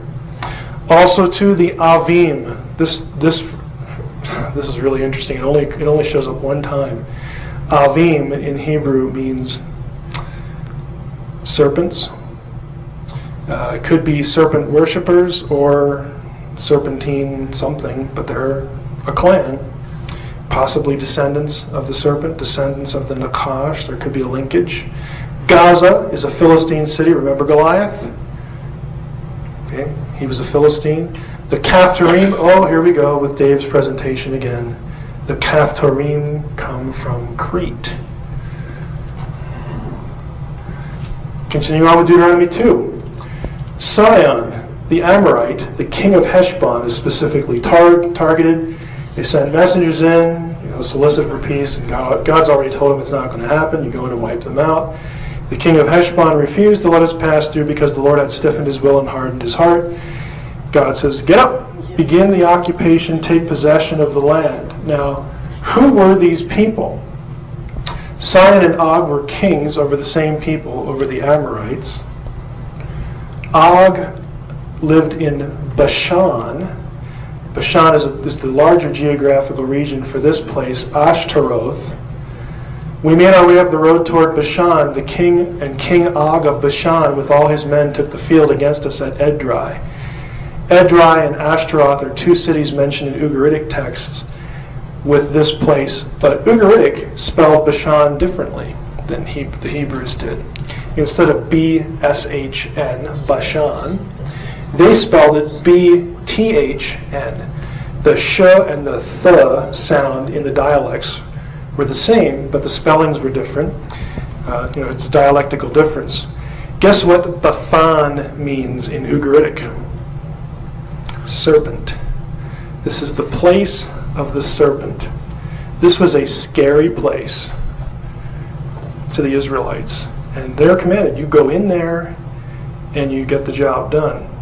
Sihon, the king of the Amorites who lived in Heshbon, Og of Bashan, they go in and conquer them. Who was Og down here? Only King Og of Bashan was left of the remaining Rephaim. His bedstead, an iron bedstead, is now in Rabbah of the Ammonites. It is 9 cubits long and 4 cubits wide by the standard cubit. That is roughly 13 or 14 feet long. He is from the Rephaim. He was a descendant of the giants. Other places put to the Kerem, Joshua 10, where you have different people groups mentioned. The Perizzites, they go into the territory of the Perizzites and the Rephaim, which is located in the hill country of the Rephaim. Here we have a reference to Arba, the father of the Anakim. The place is Kiriath Arba, also called Hebron. That's a place that was put under the ban. They went up to the Negev and came to Hebron, where there lived Ahiman, Sheshai, and Talmai, the Anakim. Okay. The Anakim, part of the Nephilim. Joshua went in and wiped out the Anakim. There's Hebron, Davir, Anab, all these cities. Joshua proscribed them. He put them under the ban. One more example, David defeating the Philistines. The Philistines, at the famous David and Goliath confrontation, the Philistines came and spread out over the valley of the Rephaim. That was where they set their camp. That was their turf. Joshua 15:8. Then the boundary, what's this valley? What's the valley of the Rephaim? The boundary ascended into the valley, which is the Hebrew word Geh, of Beth Hinnom, the Geh of Beth Hinnom, along the southern flank of the Jebusites, that is Jerusalem. So it's very close to Jerusalem. The boundary then ran up the top of the hill which flanks the valley of Hinnom, Geh Hinnom, on the west, at the northern end of the valley of the Rephaim. And where is that? The Hinnom Valley is a deep, narrow ravine located in Jerusalem, running south from the Jaffa Gate, so on and so forth. The term comes from son of Hinnom, the Hinnom Valley. In Hebrew, it is the Geh Hinnom. When translated into Greek, it is Gehenna, from which the word and concept of hell originated. The point is that the valley of the Rephaim was essentially, to the Israelite, hell. This is where the descendants of the Nephilim, the descendants of the Nakash, the seed of the Nakash, live. And in the Old Testament, you have nothing more than a series of episodes. Once Yahweh's portion is redeemed from Egypt and told to go into the land, their first job is to go directly in confrontation with the seed of the Watchers. The Old Testament is a cosmic turf war. Okay, it's not just random, it's not just purposeless. There is a deliberate opposition between one line and another line. It goes all the way back to Genesis 6, it goes all the way back to Genesis 3. And again, hopefully you heard Dave's presentation, because all of these areas, again, are related to giantism, and there are connections with the area of Tyre, the Philistine strongholds, Crete, all these things. Now, when we get to the serpentine presentation, you'll see what the Tyre connection is, because that's Ezekiel 28, where a divine being, again, is expelled from the garden. Same story, but there's a connection with Tyre, or as Dave would say, Sidon, okay, Sidonia. That's what we have for now, and I'm all done. Guy wants to hold the questions. Okay. As we get this started here, as Guy said, I'm more capable than he is of wasting my time. The focus of this session is, as he said, to ask the question, could Christianity accept a genuine extraterrestrial reality? And just by way of prepping this, by way of sort of setting this up, You, if you're at all familiar with me or if you heard one of the other sessions, you know that I really have two sort of operating paradigms for this kind of question. And in my book, The Facade, I actually cover both of them. One is that what we see as the extraterrestrial phenomenon, and I do take it seriously. I do take people, take their experiences as credible reports. You know, there are always some that are making something up or just need attention. But I think the vast majority of people who, let's say, experience some sort of abduction experience, that I don't think everybody's lying. I do think there are credible researchers in this area that have produced a lot of good work to suggest that these people should be taken seriously. But one possibility for all that is that what we're dealing with here, especially in view of the correlations with the abduction scenario, what you read in the literature from abductee testimony, what we could be dealing with here is some sort of mimicry of a Genesis 6 type event where you have some sinister operation here, where the sons of God or some sort of entity, some sort of divine entity, fallen entity in biblical theology and later Jewish theology, where you have this activity sort of repeated, that it's sinister, it's evil. These entities aren't really extraterrestrials, defined as beings who actually live on another planet, who have determinate lifespans, who need to eat, who reproduce, who hate their jobs and all that kind of stuff. Just have a mundane existence. They could be actual entities masquerading as extraterrestrial gods. So that's one possibility. The other possibility, to set this up again, is that let's just set all that aside that I just said, the Genesis 6 stuff, the demonic stuff, and let's just assume, for the sake of the session, that E.T. lands on the White House lawn like everybody wants to happen to prove this, or some other proof is put forth that there actually is an intelligent, I'm not talking microscopic particles here, but that there's an intelligent extraterrestrial reality, and this is actually proven scientifically beyond any reasonable doubt. If that's the case, and if it can indeed be divorced from all this demonic stuff, then what would the impact be on the Judeo-Christian worldview? And those are the presuppositions we're going to take into this and the question we're going to ask. Now, there is a problem as implied in the title. The title suggests that there are many in the Judeo-Christian camp who would be troubled. Hence, if not, why ask the question? This all goes back to, by way of introduction, to something called the Brookings Report, as far as the attitude today that if there was an extraterrestrial, Jews who take the scriptures seriously, Christians who take the scriptures seriously, just could not handle this. That approach, that idea, that assumption really goes back to Brookings as far as people in the know. And I'm not going to read this whole thing to you, but the Brookings Report was done roughly in round numbers in 1960. Congressional report for NASA, and part of it dealt with the implications of the discovery of extraterrestrial life.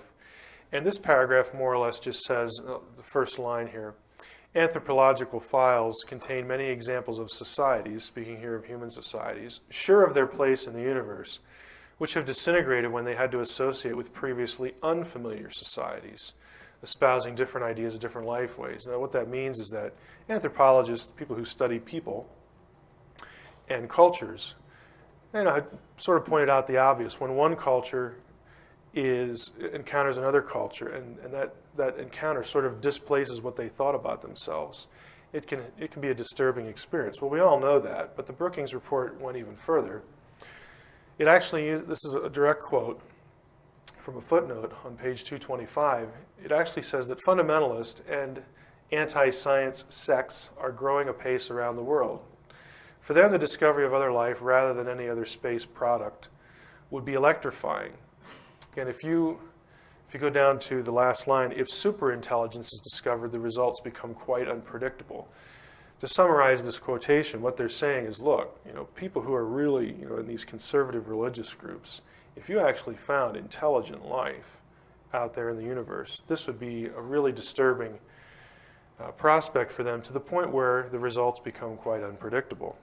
We don't know what would happen. And this stance on the part of NASA, on the part of the government, has sort of carried the day as far as disclosure questions. You always hear this when the subject of why doesn't the government just be more honest? Why don't they act more forthrightly? If you saw Richard Dolan's presentation and John Greenwald, you'll know that the government specializes in obfuscation when it comes to getting any information about what it actually knows. And part of the reason that they would give, and have given in print, is that the social, religious fabric of not only our country but around the world would just be too dramatically affected. Now, to be a little more precise, though, the people we're talking about here and the people I'm talking to in this tape are theological conservatives. And what that means is people who, again, in the Judeo-Christian camp, who would take the Bible at face value, would believe that it's inspired and authoritative and that it contains an accurate, but perhaps not necessarily complete, record of creation events. These are the people that the Brookings Report were afraid would just not be able to handle this, as opposed to theological liberals. And what is a theological liberal? Well, this is someone who doesn't really view the Bible as the only authority or infallible. It is quite open to negative criticism. And the reason I point this out is that nearly everything that you'll read, if you actually went to do some research on this, what about Christianity and extraterrestrial life, almost everything that's been produced has been produced by or for the theological liberal camp. In other words, those whose view of the Bible is, I'll say it this way, is low enough that, we really don't care. If an ET would come along and that sort of produces the assumption, or in our minds, the fact that the Bible is wrong, we would expect the Bible to be wrong anyway, so who cares? We're not talking to that camp. We're talking to people whose worldview does not allow for a Bible, a text, their religious book, to just be riddled with errors and to make an error so fundamental as to the matter of extraterrestrial life. So I want to be clear as to who I'm speaking to. And I'm specifically speaking to those who are conservative. Now, there has been one attempt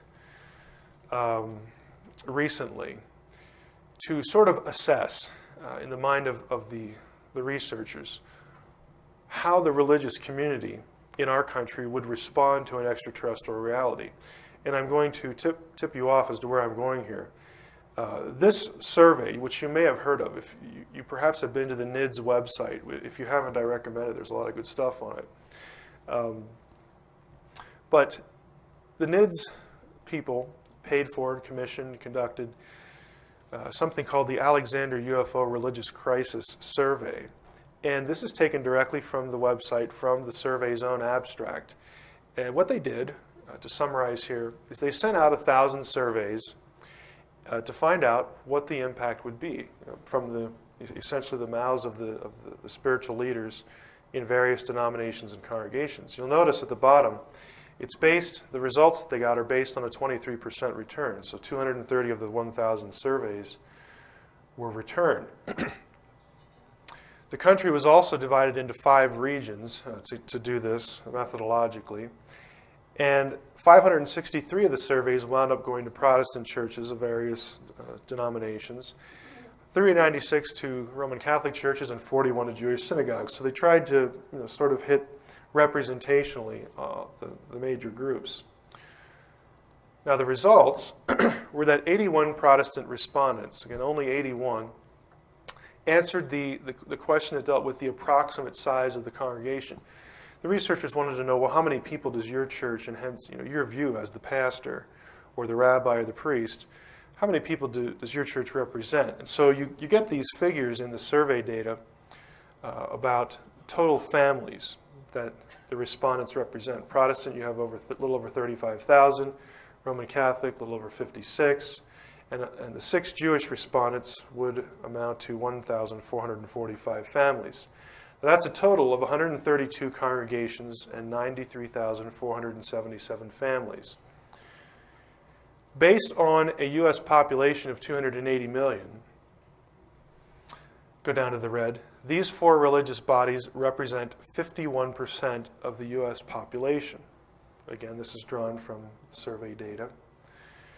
What that means, though, and this is me speaking, less than 1/4 of the surveys were returned, and there's no way to tell how theologically conservative the individual minister, priest, or rabbi was who answered the survey, because the researchers didn't ask that question. They didn't ask any questions, in fact, to assess, well, what's your view of the Bible? What's your view of this? To try to get a feel for how conservative they were. The more conservative the respondent, however, the more likely they would be to feel troubled by certain questions. And it's my guess, and it's only a guess, based on people in the ministry that I know of, and trust me, since I do this, I run into different pastors and, that I know, different academics in the wider Christian realm who just wonder, why are you doing this? And when you tell them, it's like, well, surely this just must be evil, and so on and so forth. Because they're very conservative, they don't want to entertain the possibility. So I would suggest that questions like this would really bother a theological conservative. And chances are they would just throw the survey away or answer very negatively. I don't think they would answer very positively to things like this. Do you think genetic similarities between mankind and an advanced extraterrestrial civilization would challenge the basic religious concepts of man's relative position in the universe? That was question number 5 from the survey. Question number 6 was, if an advanced extraterrestrial civilization had religious beliefs fundamentally different from ours, would it endanger organized religions in this country? Chances are a theological conservative would say, yeah, well, it would endanger mine. 10, if an advanced extraterrestrial civilization proclaimed responsibility for producing human life, if the ETs said, we're your creators, would it cause a religious crisis? If you're a religious conservative, this is completely contrary to what the Bible says. And of course it would bother them, again, if they're theologically conservative. But in the survey, you don't really know how conservative or liberal the respondent was. The other problem is the math. By the survey's own mathematical calculations and sources, and assuming a family is 4 people, a couple with 2 kids, we'll skip the dog, then the survey accounts for only 373,908 people in the United States. So there's the math. You get the 477 times 4. So you know how I got this. If we double that, if we're really generous, because again, only half the respondents actually gave their congregation size, so let's double it. That's 0.005% of the population of the United States. What I'm suggesting here is that this survey doesn't really cover what needs to be covered. By way of illustration, I put this in a bar graph, and yes, there is a bar down here for the percent, again, of the population, but it's so small it doesn't even register on the bar graph to graphically illustrate it. So what I want to do, having sort of set this up, so you know who I'm targeting, and you know that I'm thinking that a lot of the efforts to date just haven't done a whole lot, is I want to demonstrate that the issue is important. I'm speaking again for those who are perhaps in the room who are, again, their background is a conservative Christian background, or you know people who have that background, or if you're listening on the DVD, if those categories apply to you. I want to demonstrate for you that the issue is important. There really are theological questions that we need to think about in relation to this, and also to demonstrate that compatibility, in other words, a genuine, a very real extraterrestrial reality is compatible with a theologically conservative Christianity and Judaism. My rhetorical questions here, they are sincere, even though they're rhetorical. Are you worried about your faith? Well, I would suggest that you need to stop hiding. There is a coherent response if this were ever the case. And if you like to trouble Christians over the issue, you like to needle them, perhaps go after them a little bit about their faith, I would hope that you wouldn't be as intellectually dishonest and frankly as cranky after today, after you see this, because there are coherent responses. Historically, how did it come to this? I mean, how did we get to this position where the church just really does not want to entertain this question? And the reason I ask this is because it didn't used to be this way. Now, the debate over whether intelligent life exists elsewhere in the universe, again, just departing from all the demonic stuff, the abduction stuff, you might be thinking, well, you can't really depart from that. Again, just for the sake of the discussion is why we're doing it. But the question of whether there are other worlds is actually very old. It goes all the way back to Aristotle and Plato. So it has a long heritage. They were opponents, though, to the idea. They didn't like the idea that there were other worlds. And most early Christian authors were also generally opposed to extraterrestrials, since they tended to use Platonic and Aristotelian philosophy in the articulation of their theology, the explanation of different theological concepts. Augustine of Hippo, this is the famous St. Augustine, also attacked the idea, and much later Aquinas was opposed to the idea, mainly because he didn't like Aristotle.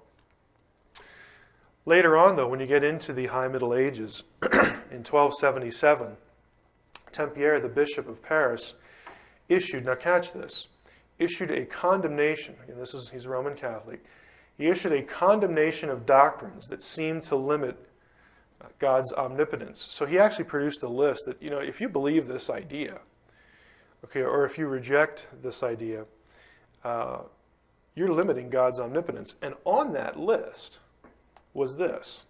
One of the propositions condemned was, quote, that the first cause, God, since he brought everything into the world, or everything into creation, the first cause cannot make many worlds.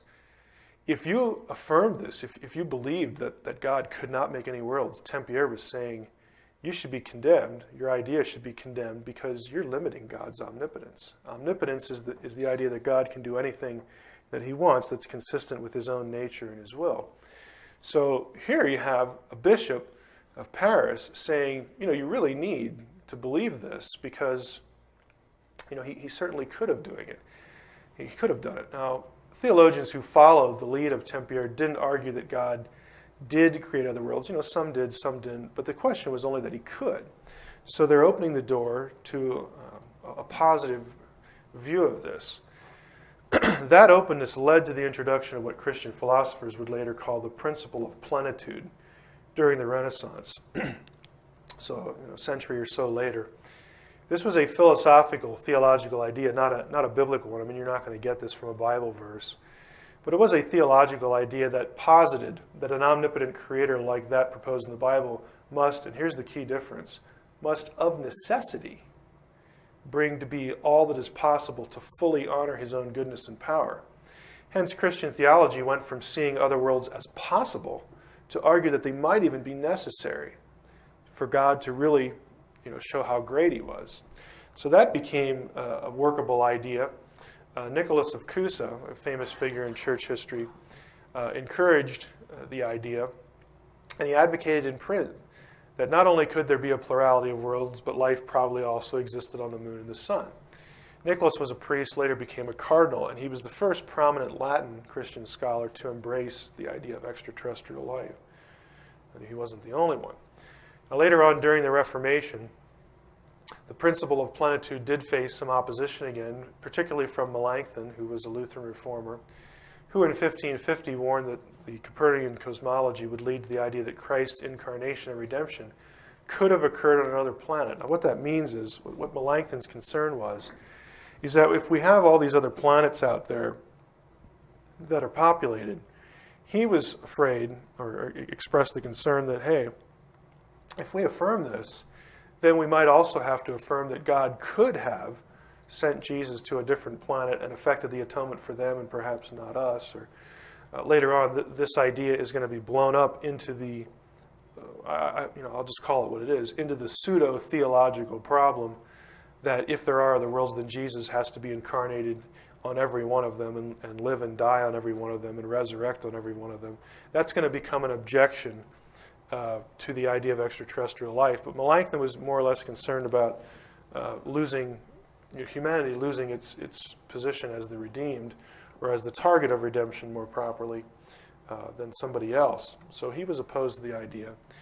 Belief in extraterrestrials among Christians and Christian theologians continued to be quite prominent during the Enlightenment, 17th and 18th century. Near the end of the 18th century, the consensus within and without the church, so both people in the church and people who had nothing to do with the church, was that the universe was teeming with intelligent life. And so many Christians believed the possibility actually enhanced one's religious perspective, again, in light of the principle of plenitude. So it was cool, it was in vogue, it was permissible, it was allowable to believe in other worlds as a Christian at this time. The acceptance of extraterrestrial life among Christians was soon undermined, however, by one of the Enlightenment's major figures. Thomas Paine, again, we've heard of Thomas Paine from history class in The Age of Reason. He argued that astronomical science had made it impossible for any thinking person to accept the central Christian notions of a divine incarnation and redeemer. And in the course of this debate, Paine became a firm deist. In his own words, here's how he put the problem as he perceived it. He says, "From whence could arise the strange conceit that the Almighty should come to die in our world because, they say, one man and one woman had eaten an apple? And on the other hand, are we to suppose that every world in the boundless creation had an Eve, an apple, a serpent, and a Redeemer?" He's saying, look, if this is true, and if the Christian doctrines are true, and if it's true that there are other worlds, wouldn't this whole thing, this whole atonement idea, the whole fall and redemption idea, and the incarnation that Christianity has as its central beliefs, wouldn't that have to be repeated on every world that existed? Or else they wouldn't be redeemed. The Son of God would have nothing else to do than to travel from world to world in an endless succession of death with scarcely a momentary interval of life. There's so many worlds out there, you just have to go somewhere and just die all the time. So he thought it was absurd. Numerous Christian authors in the period after Paine responded to his polemics. Two of the most successful were Timothy Dwight, who was the president of Yale University during these dates, and Thomas Chalmers was a famous Scottish preacher. So they just thought Paine was out to lunch and that the idea of extraterrestrial life was just fine within Christianity. And Dwight and Chalmers, by the way, these were major theological figures. These were not hacks. Okay, these were not people who didn't know theology. They were among the leaders in Christian theology at the time, and they thought it was just fine. They just didn't buy what Paine was saying. Support for the idea of extraterrestrial life continued through the late 19th and early 20th centuries in the church, but it soon became the threat that many Christians see to it today, and that was really because of Darwinism. With the advent of Darwinism, Christians who took the Bible's claim of a divine creator seriously began to view scientists as the enemy. Okay, that was one of the key intellectual movements or changes that has led to the situation as it is now. Once Darwinists, and here was a big, and it still is a very big issue, once Darwinists came to the conclusion that the discovery of extraterrestrial life would amount to added support for naturalistic evolution against the idea of a creator, the church became increasingly hostile toward the idea. So the fact that non-Christian secular scientists linked the idea of, hey, if we discover extraterrestrial life out there somewhere, then that supports evolution, because life would have had to evolve somewhere else.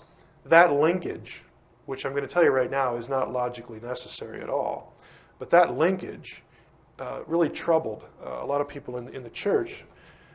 So they were just immediately, they began to be predisposed against the idea of extraterrestrial life. Now, some observations. Historically speaking, the church was often quite supportive of the idea of extraterrestrial life. That's just a point-blank historical fact. The idea of extraterrestrial life did raise important theological questions, but these questions were not viewed as threats to the faith by many. Two things, I believe, drove the church away from the extraterrestrial question, and here's the important part, neither of which arose from the Bible itself.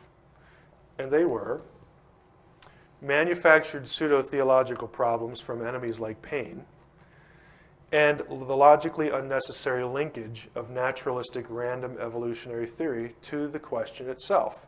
Now, the former of these, Paine's argument about Jesus having to die and resurrect on every world, made Christians wonder if the extraterrestrial life was a problem, and the latter forced Christians, the whole question of evolution, forced many Christians in their minds to distance themselves from the idea by default, thinking that if we accept this, then somewhere down the road, someone's going to argue that we must accept evolution as well.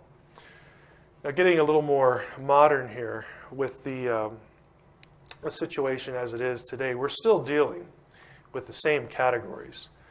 And I'm going to start with the second of the two back here. Here are the two categories, pseudo-theological problems and this logically unnecessary linkage. I'm going to start with the second one to jump into how I would respond, how I think the church can quite easily respond to the issues and affirm the possibility that their worldview is compatible with an extraterrestrial reality. Now, the notion of intelligent alien life that it proves, or at least supports, the theories of naturalistic evolution is, again, the modern version of today's unnecessary link. Panspermia, if you're not familiar with this term, is the idea that life was seeded from space. Usually this takes the form of what scientists would call undirected panspermia. It's accidental. Life particles, are floating around out there in space, and they land on Earth and create life. There are those, though, who would favor directed panspermia, that extraterrestrials actually brought life here or came here and started life. The first major figure in science to say this was Francis Crick, okay, who you might remember, Crick and Watson, co-discoverer of DNA. He thought that evolution could not explain the complexity of life, and so he theorized, well, somebody must have brought it here. He did not, of course, want to say that there was a creator. But would an extraterrestrial reality actually prove either this idea, panspermia, or evolution? I would say to some extent the objection is completely irrelevant. There are many theologically conservative Christians. Again, I'm talking about people who believe that the Bible is the Word of God, who believe that Christ was God in the flesh, who believe that he died and he rose again. I mean, all the major doctrines of Christianity.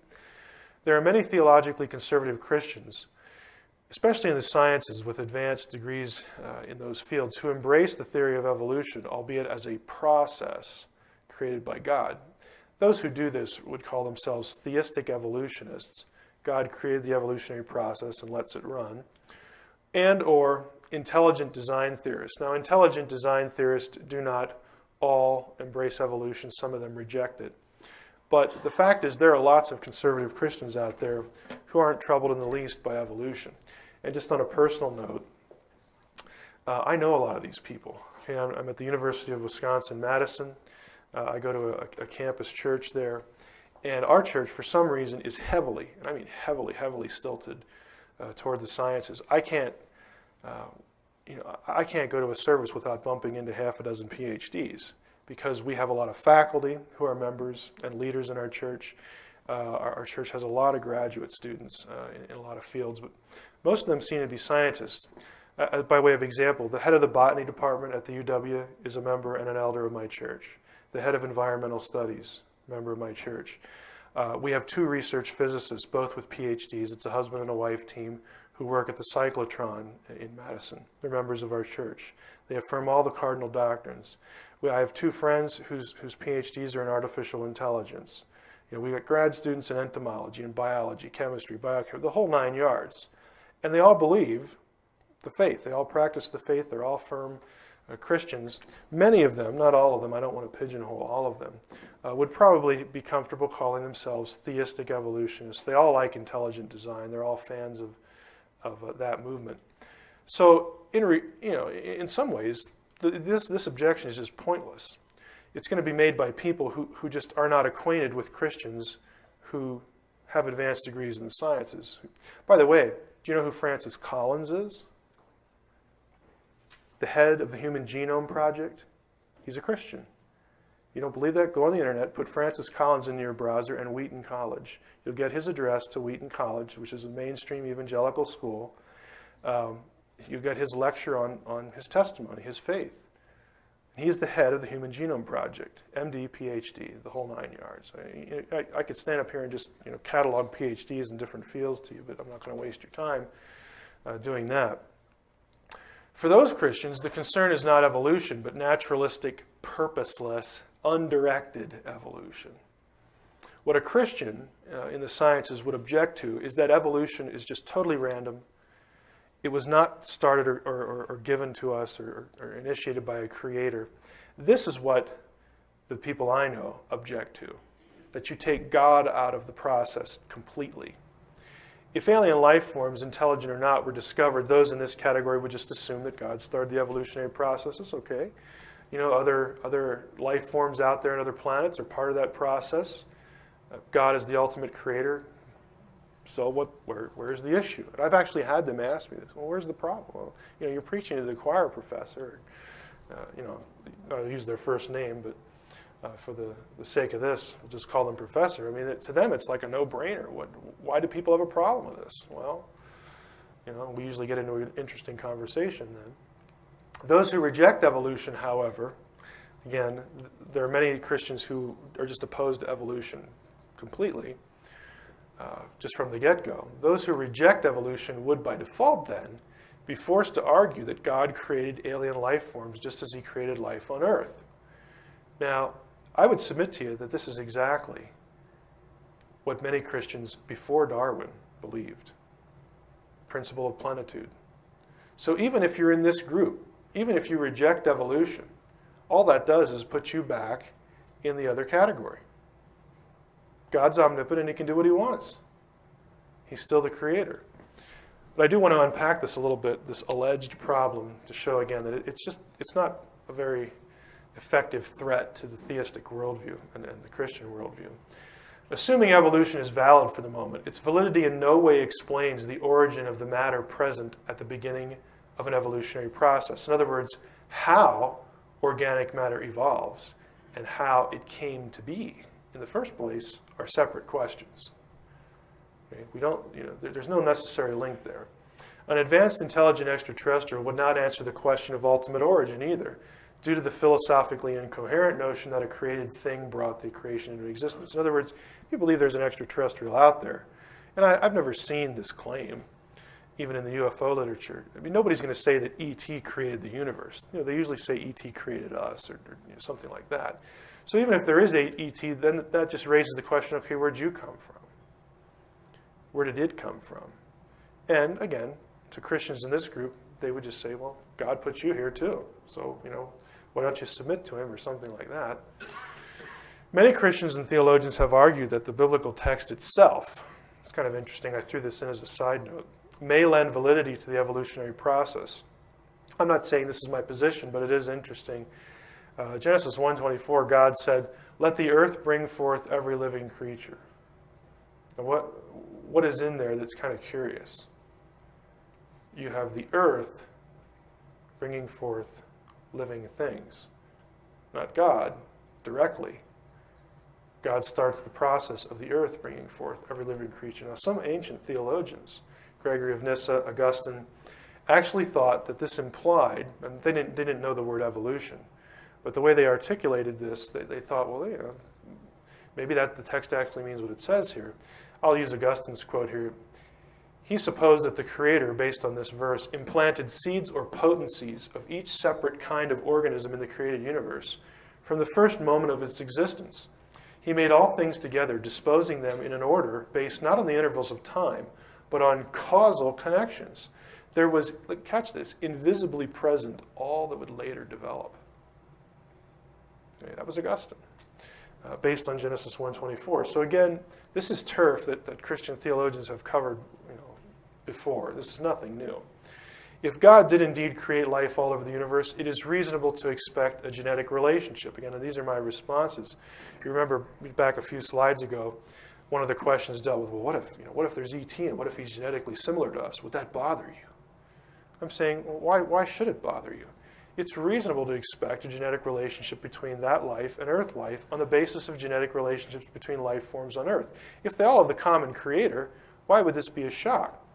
If the Human Genome Project has taught the lay public anything, it is that we are genetically similar to more life forms on Earth than we previously thought. Does this prove we made those life forms? No, of course not. It doesn't prove they made us either. Using ET life of any kind as a proof of a cause and effect relationship is not logically coherent. It is not sufficient on this point to assume a cause-effect relationship because we presume they're technologically superior to us either. For example, we're technologically superior to apes, but we're not their creators. Again, the logic fails. There is no necessary conclusion to draw here. Now, we've covered the logically unnecessary link. Let's move to the second category, what I will call today's modern manufactured theological pseudo-problems or objections. Now, here are the four that we'll cover. Some would say, well, if there is ET, then that undermines the inerrancy of the Bible. Inerrancy refers to the idea that the Bible does not contain errors in anything it affirms, that it actually affirms. Some would say an extraterrestrial reality would overturn the doctrines of redemption and incarnation. This is sort of Thomas Paine's category, objection still around.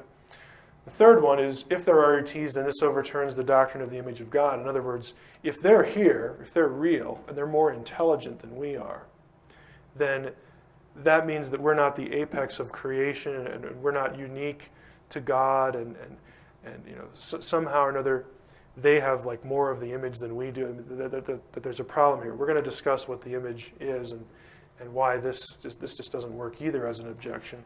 And the fourth is, if there are ETs, people would argue that they must be angels. So some people are afraid that if we admit that there are extraterrestrials, or if that fact is actually proven, then there are going to be people out there who say, well, those were the angels of the Bible. They were really aliens. Should that bother us? Is that a theological problem? So those are the four. Let's take the first one.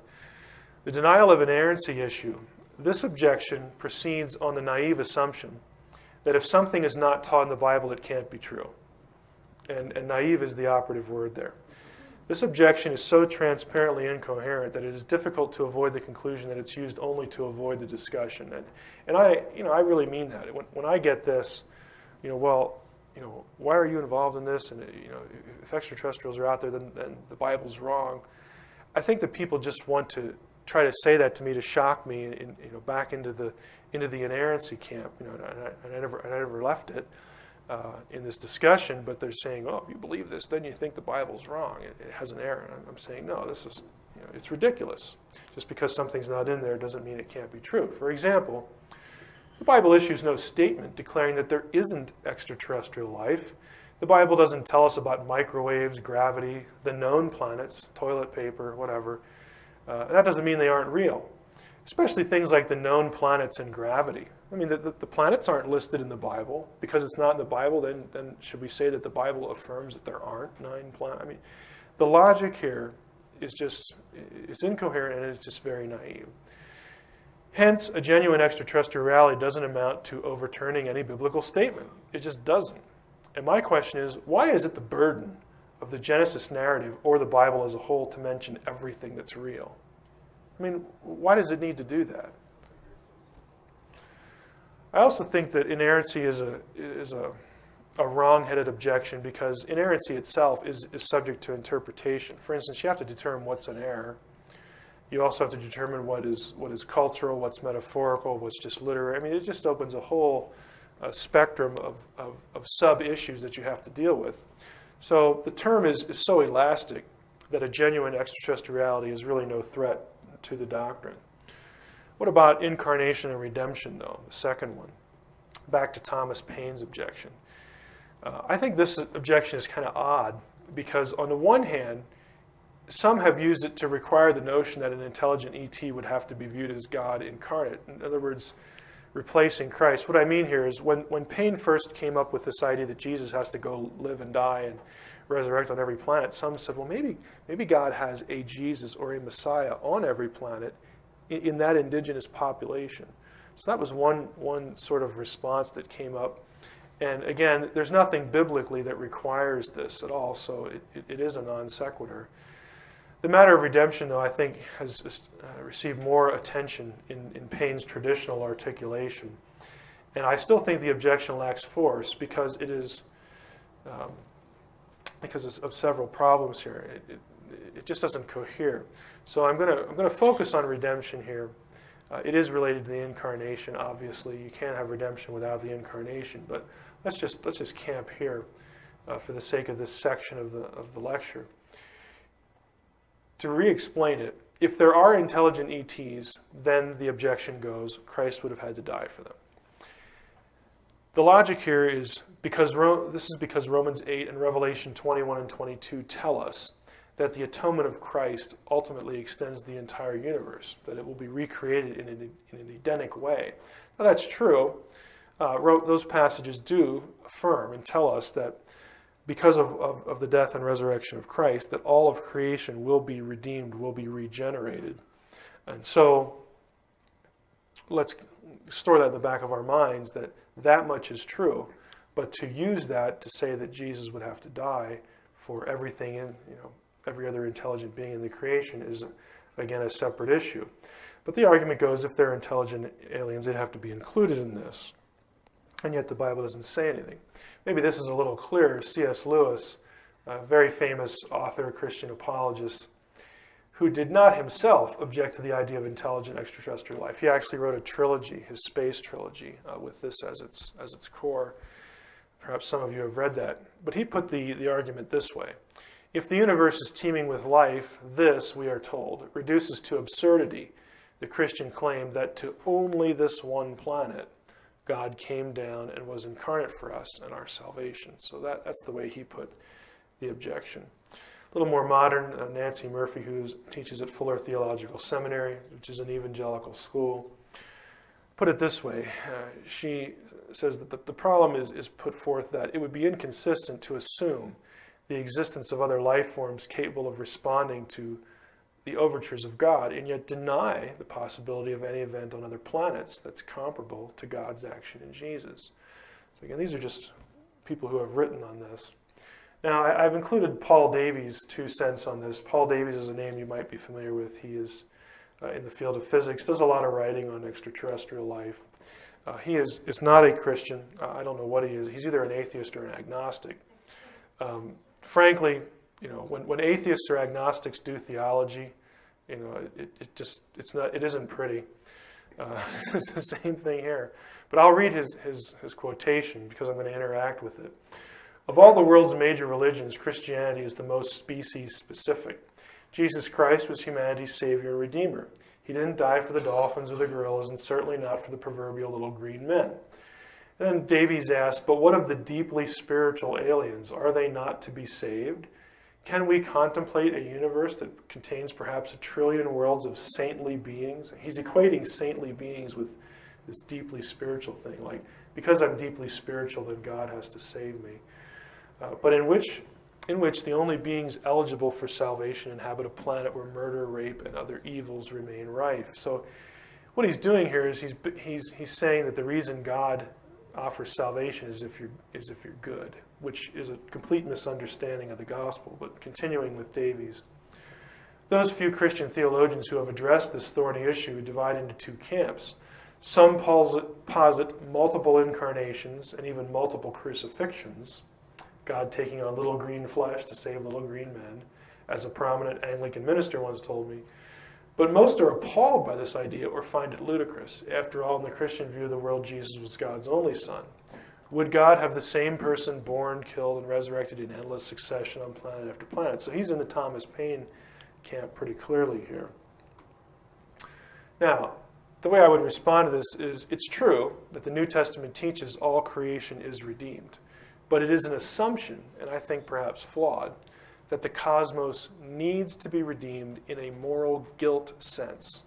Now, what I mean here, and I'll return to this in a moment, is the reason in Christian theology that Christ became incarnate and died on the cross was that mankind, because he was morally guilty before God, had to be redeemed. Okay, that was the whole rationale for it. And what I'm suggesting here is I think it's a flawed assumption that everything in the cosmos is guilty before God and even needs to be redeemed. But we'll come back to that. Christianity does not teach we're morally guilty before God because we're intelligent or spiritual. We are in that state because God applies Adam's guilt to all humans. All right? That's what the Bible actually says. The other problem with what Davies says is salvation cannot be earned and is never deserved in biblical theology, but is granted to all those who put their faith in what Jesus did. As such, Davies' comments in particular show a fundamental misunderstanding of the gospel to begin with. If God did not apply moral guilt to aliens, and of course there's no biblical indication he did, presuming they exist, then the objection is moot. They don't need to be redeemed in a moral sense, because they're not guilty before God. The effect of Adam's sin does not pass to them. Hence, E.T. may be of no concern when it comes to the plan of redemption. E.T. would need no savior, wouldn't go to heaven or hell. I don't like to put it this way, but E.T. could be on, in terms of heaven or hell, the level of an animal that is not guilty before God, and hence he's not going to suffer forever if he doesn't believe in Jesus. There are other human beings, in fact, I would say, again, this is my own view of Romans 5:12, who do not incur guilt before God, but the effect of what Adam did to them is somehow different. And again, I'm not terribly committed to this view, but I think it's possible that when Romans 5:12, if you're not familiar with it, Paul says, "For whereas by one man sin entered into the world," that's Adam, "and death by sin, so that death passed upon all men, for that all have sinned." This is usually taken to mean that when Adam sinned, his guilt was transferred to every human being, and so every human being needs to be redeemed. They need to believe in Jesus, or else they're going to go to hell. Well, if you actually take the verse pretty literally, the only thing that passes upon men is death. And you can easily translate it with the result that all men sin. In other words, what Adam did might only result in mortality, and the fact that now that we're born, every human being will inevitably sin and become guilty before God, but is not necessarily guilty before they sin. Again, it's possible. It's a fairly common theological view when discussing the atonement. But I put in this category babies, abortion victims, people who are severely retarded, people who can't believe. And I'm just suggesting that, hey, there could be another category where human beings are taken care of by the atonement, but not in a moral guilt way. There are other non-human beings who are excluded from the category. Animals don't need a savior in the moral sense, yet they are part of the new heaven and new earth. Perhaps aliens, if they exist, are in that category. So, they're subsumed in the recreation, the regeneration of the cosmos because of what Jesus did. But they're not in danger of going to hell. Fallen gods or fallen angels are another category who have no chance of salvation. Perhaps those beings who portray themselves as aliens are in this category, and a lot of Christians think they are. If that's the case, then the atonement is a non-issue again. Is this a real threat to the doctrine of redemption? In Hebrews 2:9, we do see that this idea of the atonement, its broad effect, Paul or the writer of Hebrews, whoever you think that is, says, "We do see Jesus, who for a little while was made lower than the angels, now crowned with glory and honor because of the suffering of death, so that by the grace of God he might taste death for everyone. It was fitting that God, for whom and through whom all things exist, in bringing many children to glory," and so on and so forth. I'll skip to the next line. "For this reason, God is not ashamed to call them brothers and sisters, saying, I will proclaim your name to my brothers and sisters. In the midst of the congregation, I will praise you. Since," continuing, "therefore the children share flesh and blood, he himself likewise share the same things, so that through death he might destroy the one who has the power of death, that is the devil, and free those who are held in slavery." Here's the important line. "For it is clear that he did not come to help angels, but the descendants of Abraham." It's very clear that the angels, especially the fallen angels, are not included in the redemption, in the atonement. So again, there's precedent for a category of intelligent beings not being included in the atonement. The fact that they're intelligent has nothing to do with whether Jesus needs to die for them. What about the idea that all created things will be redeemed, though, going back to that theme? Romans 8, you go down here to verse 22, or verse 21 here. "The creation itself will be set free from its bondage to decay and will obtain the freedom of the glory of the children of God. We know that the whole creation has been groaning in labor pains until now." Up here, the creation is waiting and eagerly longing for the revealing of the children of God. This is an eschatological and end times kind of thing, that when Christ returns, creation will be ultimately renewed sometime after his return. Colossians 1, you have the context here is we're discussing, Paul's discussing the Father, God the Father, and Jesus. God uses Jesus to rescue us from the power of darkness and transfer us into the kingdom of his beloved Son, in whom we have redemption, the forgiveness of sins. Going on, Jesus is the image of the invisible God, the firstborn of creation, so on and so forth. And you get down here to the red. Through him, through Jesus, God was pleased to reconcile to himself all things, whether on earth or in heaven, by making peace through the blood of his cross. So this idea is biblical, but the point of the redemption of all creation is not to undo moral guilt. The earth isn't guilty, animals aren't guilty. It's to make it what it once was, to give it new life, to set it in right relationship to him as it was in Eden. So again, to summarize this, just because there's an intelligent extraterrestrial does not mean that that intelligent extraterrestrial is guilty before God. And if that's the case, Jesus doesn't need to go to every planet and die. Okay? ET might benefit with the rest of the cosmos from the atonement, but there's no need for God to look down at planet whatever and say, oh boy, there's a population down there, I better go send a Messiah there.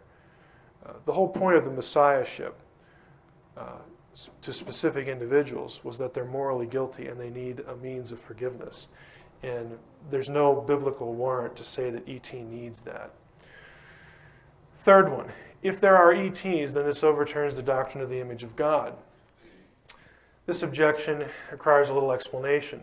Supposedly, if there are intelligent extraterrestrials, then the special relationship humans have with God, which is defined as this image idea, is overturned. In reality, the understanding that an intelligent ET would not have been created in God's image and so would not usurp humanity's uniqueness is the primary reason Christianity could sustain an extraterrestrial reality. Now, to explain that, most Christians, and you'll read this if you read theology books, it's very common to say that the image of God is these things. You know, it's intelligence, it's communication ability, you have a soul, a conscience, free will, abstract thought, whatever.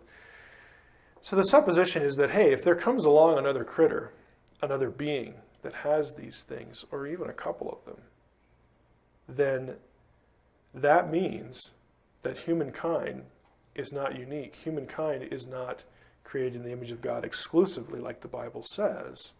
So there must be a problem with the Bible. That's the way the argument goes. And again, as you well know, I don't buy it. The reason that the image is not any of those things, and that's the key, the image is not an ability or some capacity. The reason that's not the case is because of several reasons, and I'll try to follow this here. The image is, true, what makes mankind distinguishably and certifiably unique in relation to any other created thing in the universe. The image must be something possessed in its entirety, equally and fully by every human being. In Genesis 1:26, when God says, "Let us make humankind in our image," the whole point is that I'm going to create humanity in such a way that he is distinct from everything else I've created. And since we're created in his image, male and female, and every male and female has it, it's not something you get in stages. Okay, you either have it or you don't. Now these conditions are again mandated by this passage, Genesis 1, okay, the famous image passage, let us make humankind in our image and in our likeness. Genesis 5, we have the phrase again, God creates humankind in the likeness of God. Genesis 9, a very famous verse dealing with capital punishment. Whoever sheds blood of humankind, by humankind shall his blood be shed, for in the image of God has God made humankind.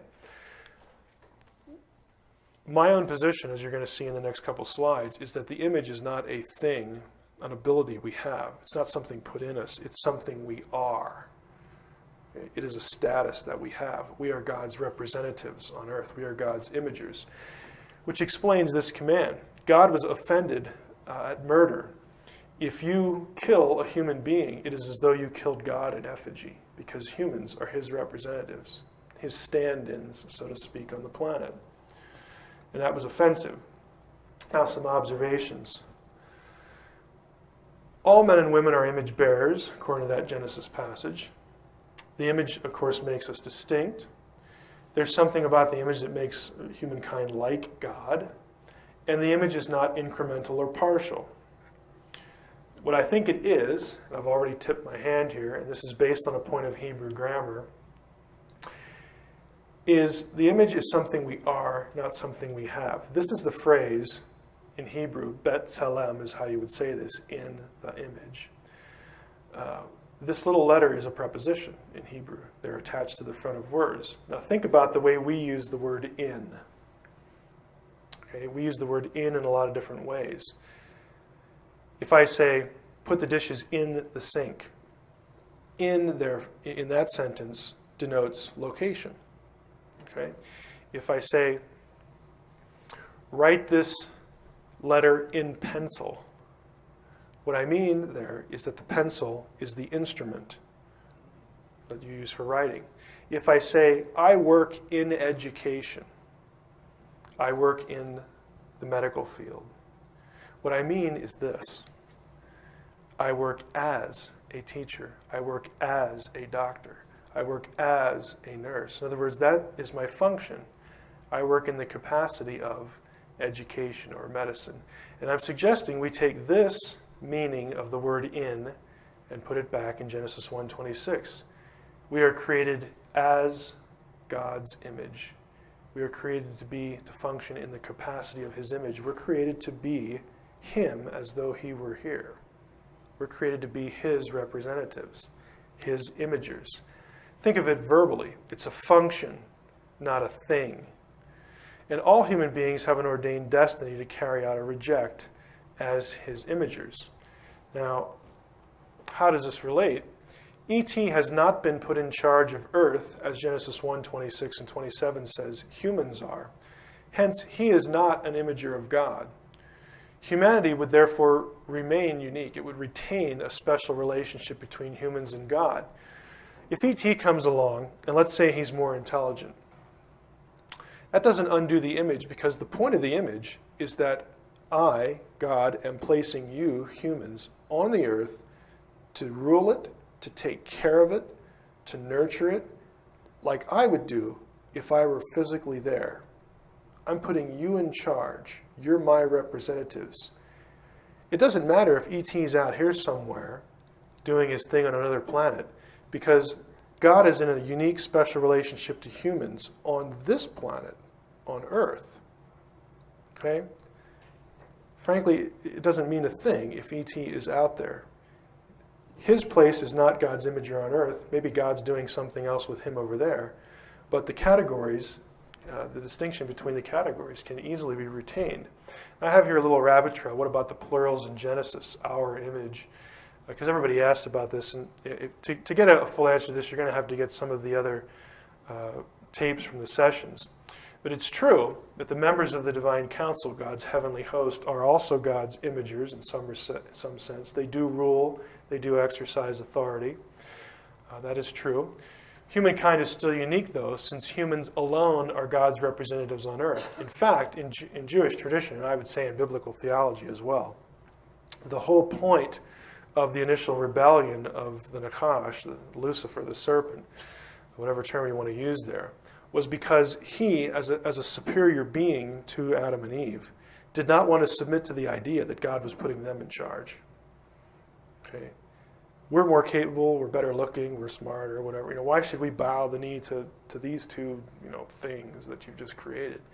The fact that heavenly beings can also serve God does not undo the fact that humans alone are his representatives on earth. God put humanity in charge, not some other being. And again, the whole Jewish tradition about Satan thinking this was ludicrous falls into that category. Now, finally, the fourth argument, well, if there are ETs, then people are going to go running around saying that they're the angels of the Bible, and then we're going to have aliens in the Bible, and that's a problem, so on and so forth. Well, I would suggest you look at it this way. To be honest, if there are ETs, and if you're thinking this, that, I just can't wait to have ETs in the Bible sort of, running the show or whatever, I would suggest to you need to think twice about that. I don't think you'd really want to do this if you're not a Christian, especially. Here's why. There are 4 problems with identifying angels with extraterrestrials. And again, I'm defining extraterrestrial as a being who has a determinate lifespan, who lives on another planet, who has to eat, who has to procreate to sustain his own race, who has to survive. In other words, he's not an immortal. Okay, he's not an entity, an immortal entity. But that is exactly the way that Jewish and Christian texts describe angels. They're described as immortal. They do not have determined lifespans. For instance, some verses here. Mark 12:25. For when they, in the context it's referring to people, when they rise from the dead, they neither marry nor are given in marriage, but are like angels in heaven. Okay, they don't need to reproduce. They will live indefinitely like angels in heaven. Jude 1:6, the angels who did not keep their own position, but left their proper dwelling, he has kept in eternal chains. I would suggest to you that if the sentence is eternal, then the victim of the sentence is also viewed as eternal. Wouldn't make any sense. What's the point of having an eternal punishment if the being is not going to be around for it? Second problem, or second issue, is angels, Hebrew the malachim, are always depicted in human form. In other words, you never have a malach, that's the singular, an angel, ever depicted in non-human form. You have other categories. You have cherubim and seraphim and whatnot. But when the scriptures use this term, angel, and then describe what the angel is doing or what he looks like, they resembled people. You could not tell the difference. The best example here is the Sodom and Gomorrah story, where the two angels who had been along with the Lord, with Yahweh, in human form, in Genesis 18, they have a meal with Abraham, and then God sends the two angels to Sodom and Gomorrah because he's going to punish and destroy the city. When they get there, Lot doesn't know they're angels.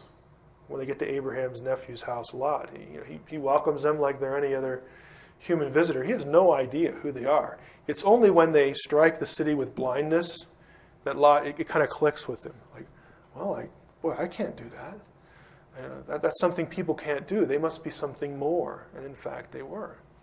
The only really, in the UFO literature, it's only the Nordics that would really resemble in any way angels that are described in the Bible. But there are some incongruities here, but for the most part, there's some overlap there. Angels are never said as well to need flying craft to get from one place to the other. They're truly extra-dimensional, or I guess you could say intra-dimensional beings. There's only one verse that, there's a verse that is commonly used to say that angels are flying around in craft. Psalm 68:17 in the King James, but the word angel actually isn't even in here. King James puts it in, but malachim in Hebrew is not there. This is a literal translation. JPS is the Jewish Publication Society version. In many ways, it's a very literal translation. It says that God's chariots are myriads upon myriads, thousands upon thousands. The Lord is among them as in Sinai in holiness. Now, again, the supposition is that, the myriads upon myriads are angels, but, the word isn't actually there, but we'll concede that point, that the supposition is that they're angels. Same would be true in Elisha, in his case in 2 Kings 6, where I'm not going to go through the whole story, but Elisha prays that his servant can see the heavenly army that's protecting him, and God opens his eyes and he sees the hills all around Elisha covered with horses and chariots of fire. By the way, the mention of horses here with chariots, I don't recall reading in the UFO literature UFOs that need horses. I mean, this is just a common ancient version of what they actually saw. And I mention that to say this. As I said last night in the Ezekiel session, the biblical writer, the ancient Hebrew writer, has words for silvery, silver, disc, round, circle, window. I mean, all the features of a common UFO. These are just simple words across the board in every Semitic language, but they don't use them to describe the chariots. They just use the word for chariot, drawn by horses. It's an appearance, again, to create the impression for Elisha and his servant that God has an army protecting them. It's not that God's saying, hey, we're really all here in UFOs. Otherwise, I mean, why didn't he describe that? Fourth, are ETs, scratch the R there, are they the angels of the Bible? Now, fourth problem, if they're to be misidentified in New Testament texts, then logic would compel us to accept whatever else the New Testament says about them.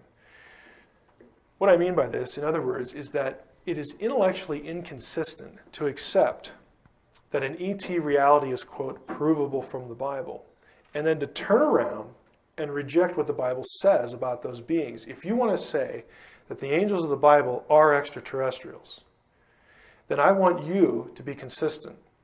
I want you to then accept and affirm and believe and obey whatever else the Bible says about those ETs, those angels.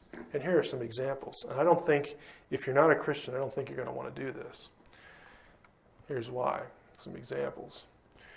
Angels, ETs in question mark there, save only the followers of Christ at the rapture, or the second coming, if you don't like the rapture idea. So if you're not a Christian, ET is going to kiss you goodbye. Angels, ETs, announced that Jesus was in fact the Messiah. So again, if you're not a Christian, you better get your act together. ET says, ET affirmed, ET declared that Jesus in fact was the Messiah. ETs are also inferior to and are subject to Jesus Christ. He is their authority. ETs, angels, carry out the wrath of God on the earth and unbelievers at the time of Armageddon. So again, if you're here when Christ comes back with his ETs, as people are so fond of saying, as he comes back with his army of UFOs and extraterrestrials, if you're not a Christian, you're in heap big trouble. Now, I don't think I've ever found someone who really would be willing to embrace a lot of these things if they're not a Christian. My experience has been that most people who want to say that the angels of the Bible are extraterrestrials are very hostile to the Judeo-Christian worldview. And I'm just asking, I'm not really asking, I'm just telling you, you're inconsistent. You have, again, the pick and choose approach to the Bible. You pick what you like, you discard what you don't. One must decide one of two things about the angels or ETs idea. Either don't identify them, number one, or number two, explain how it in fact is intellectually honest of you to pick and choose. And I don't think you can do that. Now, one last thought. While it is certainly true that Christianity can accommodate an extraterrestrial reality, there are two aspects of the alien debate that Christian theology today would still reject. One is the assertion that ETs created humanity. What I'm saying here, by way of sort of a summation, is that, look, on the one hand, it's perfectly easy and perfectly reasonable, perfectly workable for someone who's a conservative Jew or conservative Christian to accept the idea that there could be a real extraterrestrial. The problem comes in this linkage, this assertion here. And second, again, the possibility that while angels are not the ETs, the beings that present themselves are somehow the evil fallen sons of God. This is where you're going to find a lot of Christians nowadays, their resistance to the idea. But what I'm saying to you is that there's no, while this can be articulated, this can be explained, this can have a coherence of its own, I think that Christian theologians should also admit and tell their people that maybe this doesn't have to be the case, and we can have an extraterrestrial reality and still affirm the faith. That is what I have for today. We can take question and answer, I guess. I don't know. I don't know what time it is, so I'm going to rely on the tape guys. We do? Okay. All right. Okay. So we're gonna have Bill come. Where are you, guy? Okay. Okay. All right. Well, let's just stop then. Okay. Thanks for that. For those of you who aren't familiar with me, I want to say a few things. This is my favorite talk to give because I can slow down. Whenever I do this, I seem to get a good time slot, hour and a half. When I did this in Houston at the HUFON meeting, it's Houston UFO Network, probably about two summers ago now. After I was done with this, we went for 4 hours in question and answer. No, I'm not suggesting anything. But that's okay. I've checked with Guy. I told my wife not to expect me back at any reasonable hour. I'm just telling you, by past experience, this generates a lot of questions. I don't mind answering them. I'll stay as long as you want to stay. This is also something I enjoy doing because I like the give and take with an audience. It is really right up my alley because of my background. I do want to say, though, that this is also the material that gets me in the most trouble because of the, well, you know, it's fairly confrontational. With Zecharia Sitchin, I don't know Zecharia Sitchin. I've not met him. When I wrote the first draft of The Facade, which is sort of a novelization of my views on a whole range of things related to UFOs and abductions and all that sort of thing.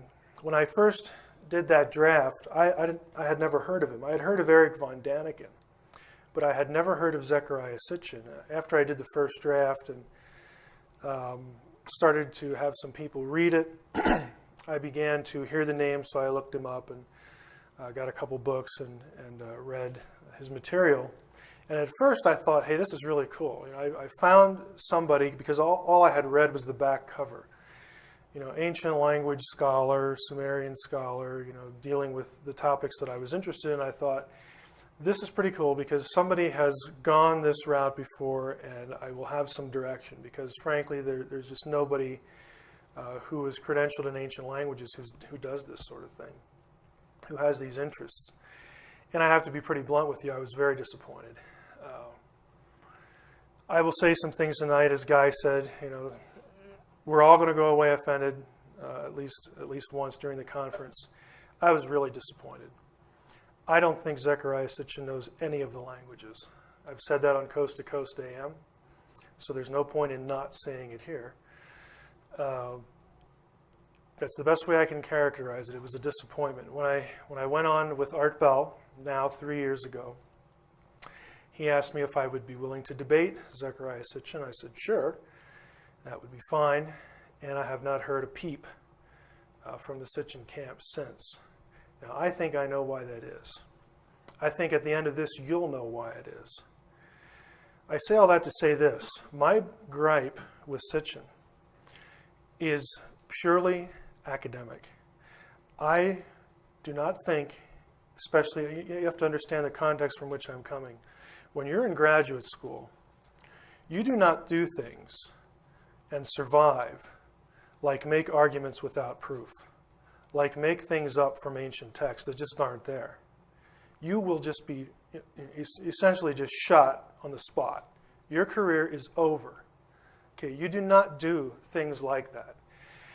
And that's what I encountered in Sitchin's works, and plus all sorts of just plain mistakes. Now, I want to preface our beginning here by saying, in reference to my title, why you should care about honesty and scholarship. The reason you should care is because maybe there's one of you out in the audience here who has studied an ancient language or two, or maybe has a degree in it, but by and large, someone who picks up Zecharia Sitchin's works or goes to a website or looks at this material on the internet, you have no idea how to interact and how to critique this material because it's not your field. You all have different fields. You all have different interests.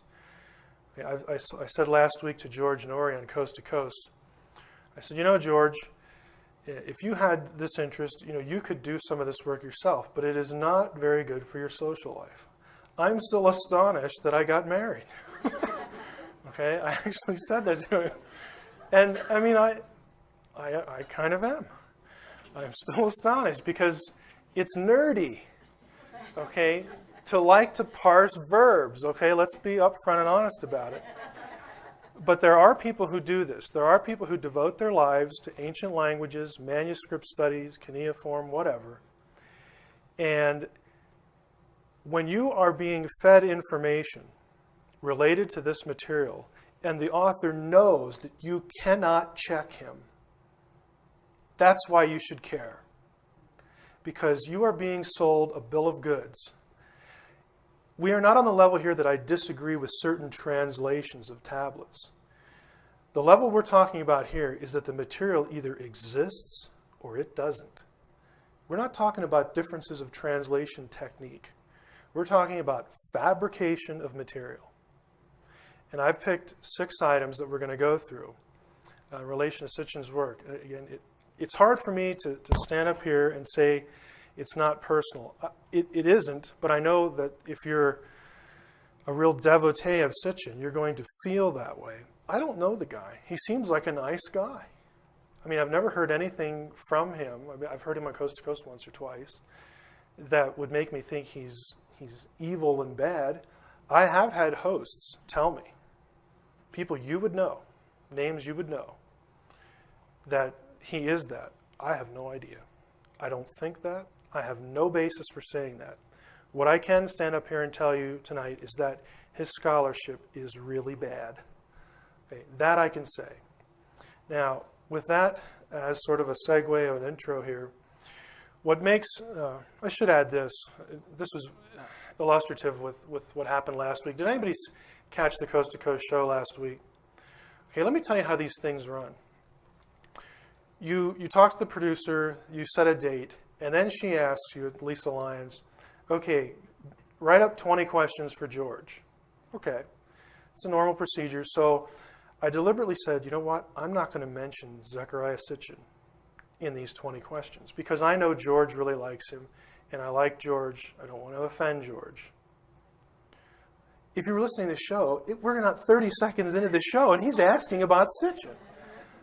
The board op, when they call you about 5 or 6 minutes before the show, make sure you went to the bathroom. And they said, well, now George really wants to talk about angels. He doesn't really want to talk about, Jewish texts. Fine, whatever George wants to do. And I'm telling you, 30 seconds in, there it is. And he kept bringing it up. Okay, so I wanted to tell you, I didn't initiate that. It just happens.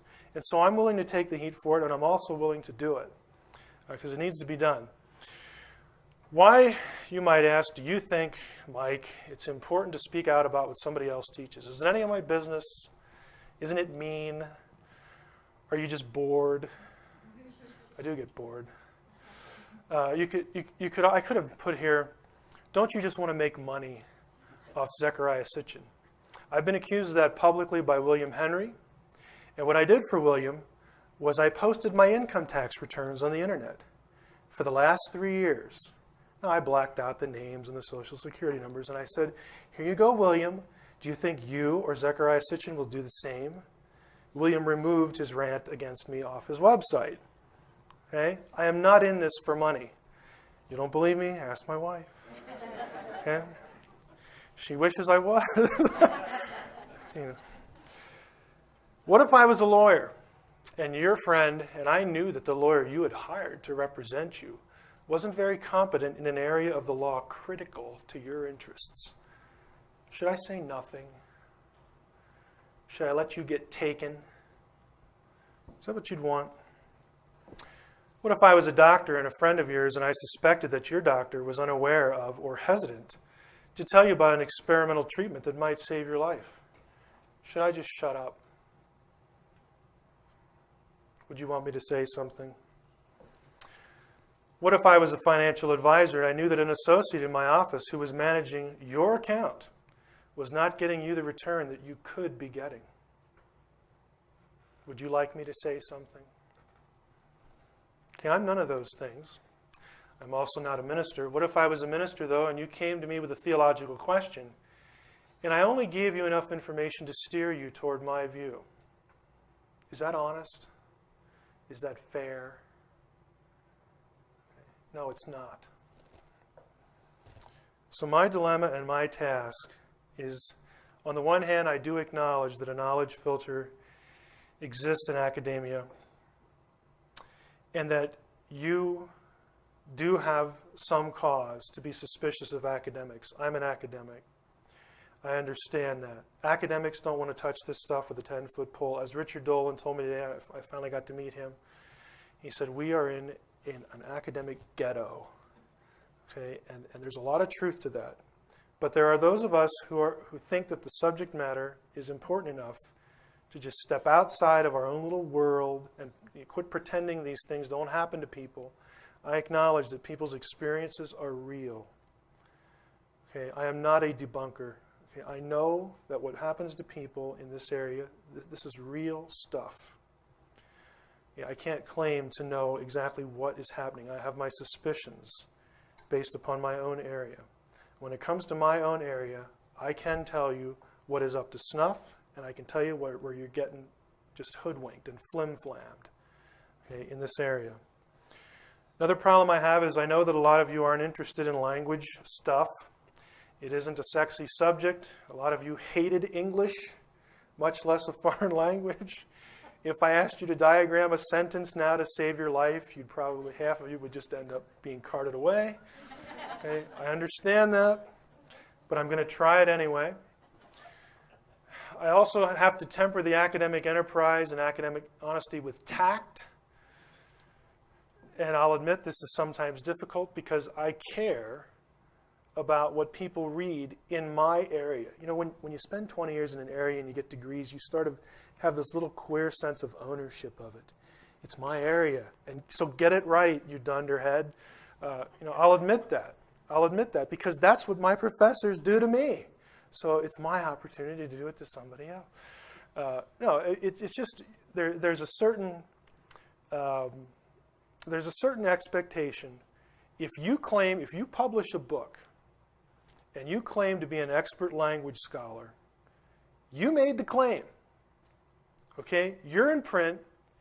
You have to live up to it. When I go to a conference, academic conference, there's a few I go to every year in my field, and I read a paper, and everybody in the room has a PhD in biblical studies. If I don't do a good job, I'm going to get hammered. And I have seen people get hammered. I have seen people deliver papers at conferences go away in tears. Okay, it happens.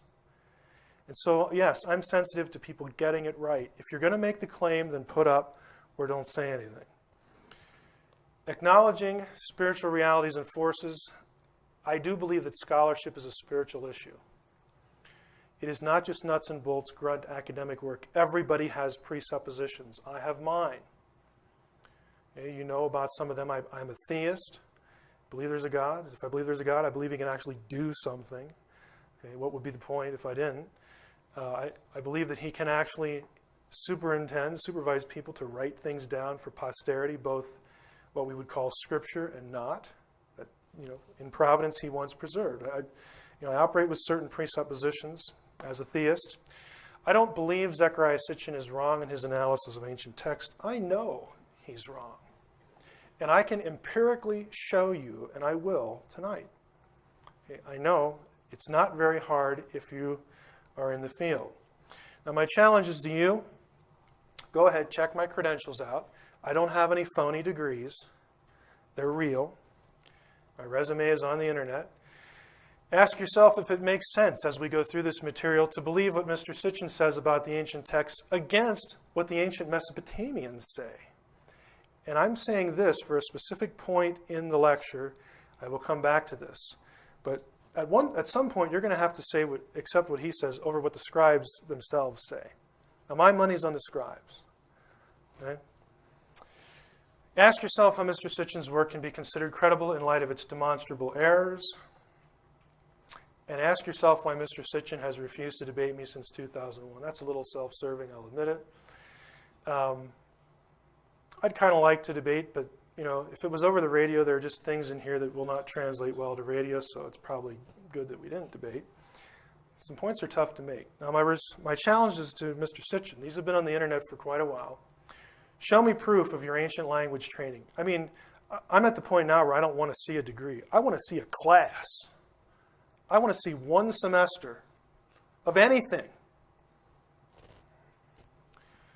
Explain why your word meanings are superior to those in ancient cuneiform dictionaries. Yes, believe it or not, the scribes themselves created dictionaries, and they're bilingual. Sumerian on one side, Akkadian on the other. We have literally 50 to 60,000 words in clay tablet dictionaries made by the scribes. We don't have to guess at what a word means and what they thought it means. They've told us what it means. And so often Mr. Sitchin's translations, and I use that word loosely, defy the Sumerian scribes themselves. I don't know of any other way to put it. Explain the language and translation errors in your books. Produce a single text, just one, a single text that says Nibiru is a planet beyond Pluto, and that text connects the Anunnaki to Nibiru. There is no text, none, zero, nada.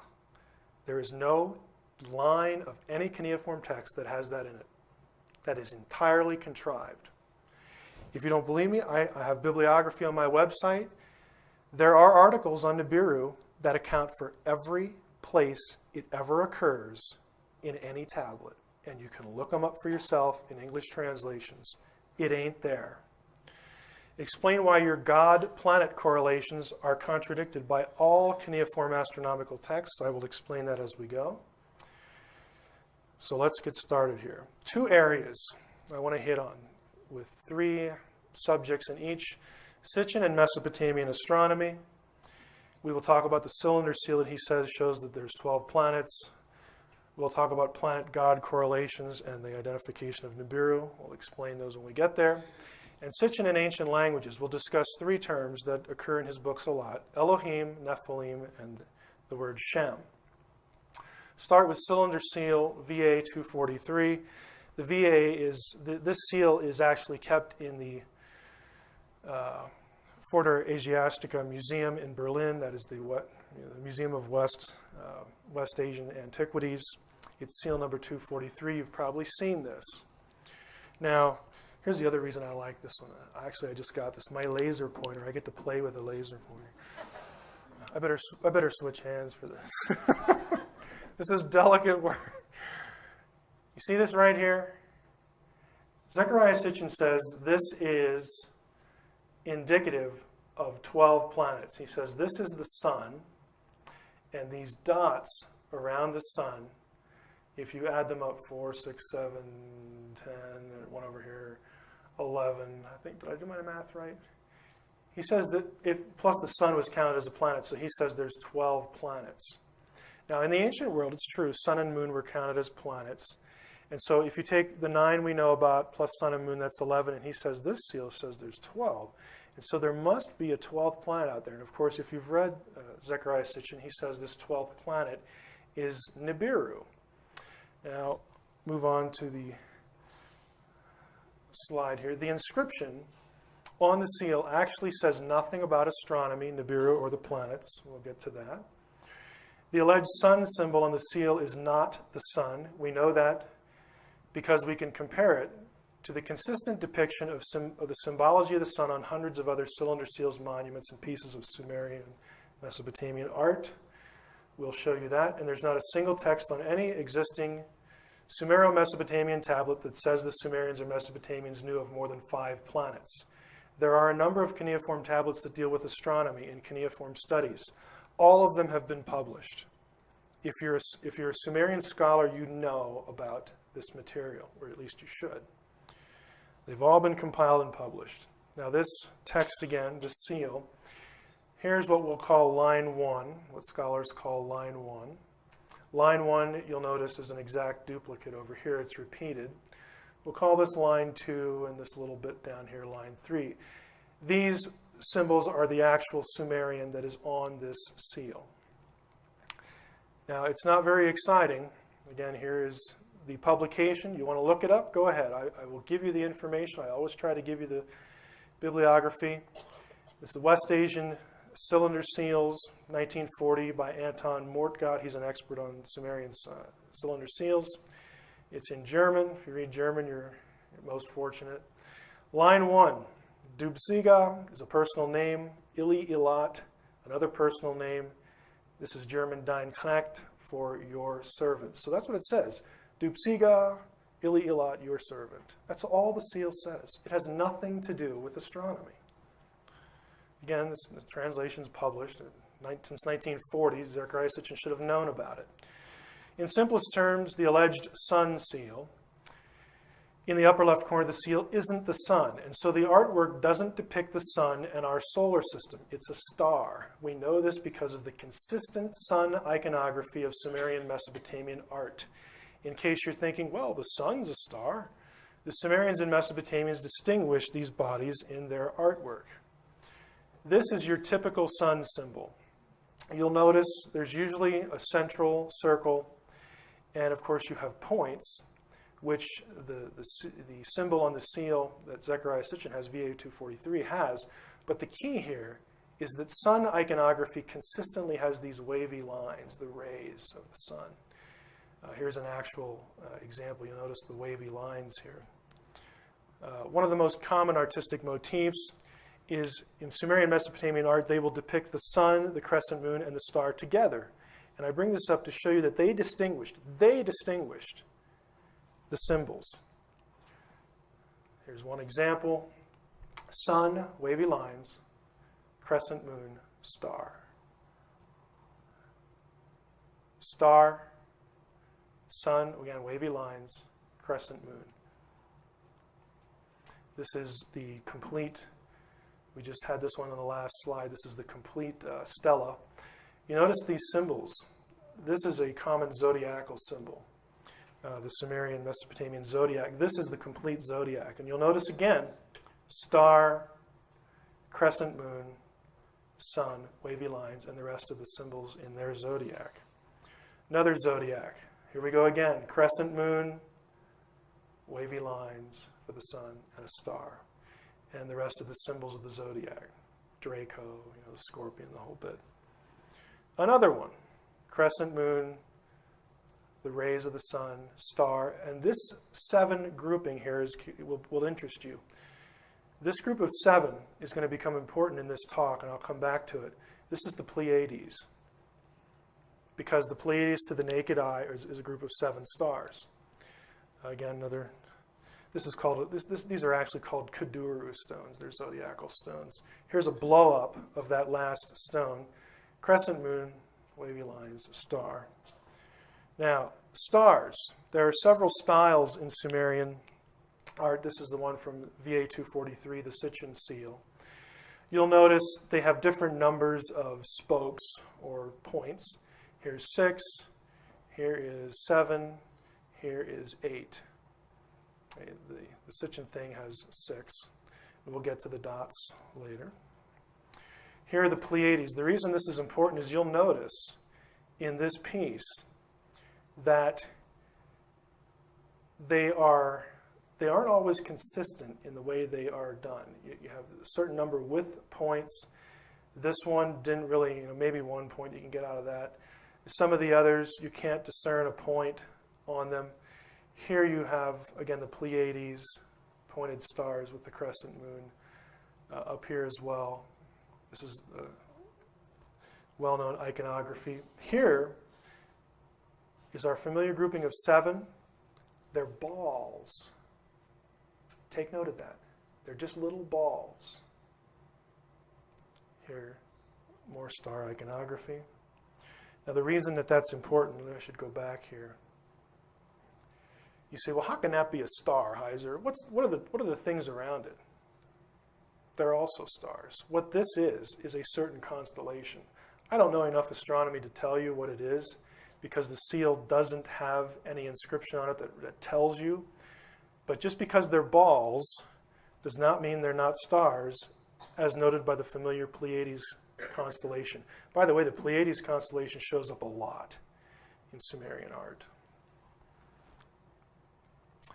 So we talked about cylinder seal VA243. Let's talk about planet-god correlations. There are a number of cuneiform tablets whose contents concern astronomical observations and planetary theory. In fact, you can buy a very exciting dissertation called Babylon. Somebody out there's laughing. Okay, I was a little facetious. Called Babylonian, or actually Sumerian and Babylonian planetary theory. It's all been published. Okay, there's nothing secret. No men in black came and stole the tablets. And okay, it's all been published for years. There are a number that deal with this. These texts, again, are accessible if you know the material. Here is the bibliography. I'm not going to bore you by reading the bibliography. If you want it, you can get the disc in the back. Some technical works. These are all the major works. Theory of the planets. It's all published. Now, the reason this is critical to understand and get into is that Sitchin places a highly literal interpretation on the Epic of Creation. That's the title of a Sumerian Babylonian epic. Sitchin's reconstruction of Earth's creation and our solar system requires the names of gods to be substituted for those of the planets as he has them. Here's what I mean by that, said in a little better way. Sitchin knows, or knew when he wrote, I guess, I have to make this presumption, that it was very common in Sumerian Mesopotamian mythology and epic literature, just as it is for the Greeks and whoever, that the celestial bodies, to them, corresponded to divine beings. Okay, so they would name them. Well, that star over there is Marduk. That star over there is Ea. That star over there is Anki. And they would create correlations in their astronomical texts. They would associate stars with divine beings. And so when the Sumerians did their rather boring work of astronomy, and they literally did the math. They could tell you when the lunar eclipse was going to happen. They knew 5 planets plus sun and moon. There are always only 5 in every astronomical cuneiform text, only 5 planets that they knew about, plus sun and moon. But they could trace their movements. They understood constellations and things like this. And they associated them with different deities in their pantheon. Okay, Sitchin knows that. So what he does is he goes back to Enuma Elish, the Epic of Creation, or Atrahasis, and he says, well, these gods in these stories must correspond to the planets in our solar system. And he creates these correlations and then rewrites, essentially, what these epic tales are telling us. And he has created an entire counter-mythology, an entire counter-literary work that has a 12th planet coming into our solar system in ancient times, essentially colliding with a planetary body, some cataclysmic event that out of which comes Earth and Mars, and then this Nibiru planet goes away for a while, and it comes back in every 3,600 years. And he says that the Sumerian literature is actually describing these events, that when Nibiru came through, that the Anunnaki left their planet, or their ship that looks like a planet, came down here and genetically engineered us. Okay, the way his entire theory depends on his matching certain planets with certain gods. Well, guess what? His matches don't agree ever with any of the actual Sumerian correlations between planets and gods. Here's the table. I just summarized that. There are 5 planets, sun and moon. That is Mul Apin, the cuneiform astrolabe. This isn't you can't really see this very well, but I've sort of done something with the next slide, but I just want to show you something. Here on Mul Apin, the planets, and they include sun and moon, are listed. They knew of Saturn, Jupiter, Mars, Venus, and Mercury, and of course, Earth. They would give names, Sumerian names, to the various celestial bodies, and here are the lines. If you wanted to actually go look this book up, you can look at the lines of the text. It's translated in English. You can check what I'm saying. You'll notice the correlation here with, I have starred Jupiter for a reason. We'll come back to Jupiter. Just store that away. Here are the correlations. If you read the 12th planet, Sitchin will say the sun is Abzu, Mercury is Mumu, Venus is Lahamu. Okay, the cuneiform astronomical text actually lists all of these.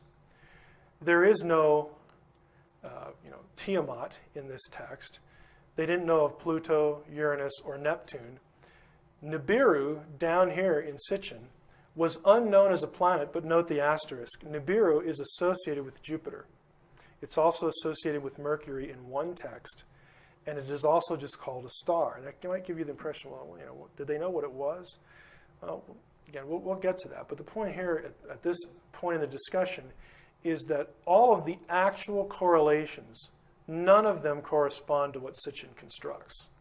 Now, my question here is really simple. This stuff has been published for a long time. Why didn't he just look it up? I'll tell you why. Because he needs these correlations to take them back into the texts and reinterpret the texts for you, the reader, to concoct the idea of a 12th planet that comes in here carrying aliens, and that's how we got here. He's got to have this. He's got to have these correlations, or his entire interpretive method is just dust. And that's what I'm suggesting you should consider it. Okay, we talked about the cylinder seal, planet god correlations, identification of Nibiru under this heading of astronomy. According to Zecharia Sitchin, again, the Sumerians knew of an extra planet beyond Pluto. The planet was called Nibiru. Sitchin claims that Nibiru passes through our solar system every 3,600 years. While scholarly material in cuneiform astronomy is fairly abundant, specific treatments of Nibiru are rare. Here they are. Most of them are in German. It's too bad Richard Hoagland isn't here. I've had a German national in the Netherlands. You meet these wonderful people, when they get in touch with you after coast to coast. An elderly retired woman who took a year or two of Sumerian in the Netherlands, native German speaker. She translated them for me because I don't trust my own German. But I have them all transcripted for Richard because we're actually working on sort of a theory we have about what Nibiru actually is. But there they are. Fortunately for scholars and other interested parties, the work of the studies done above and the editors of the monumental Chicago Assyrian Dictionary, otherwise known as CAD, have located and compiled all the places where the word Nibiru and related forms of that word occur in existing tablets.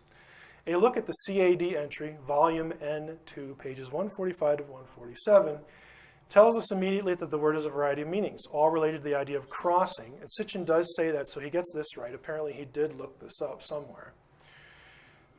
It refers to crossing or being some sort of crossing marker or crossing point. Now in his theory, the 12th planet comes through our solar system and crosses the paths of planets every 3,600 years, so that's how he applies this. In only a minority of cases, these references in astronomical text, does the word relate to an astronomical body.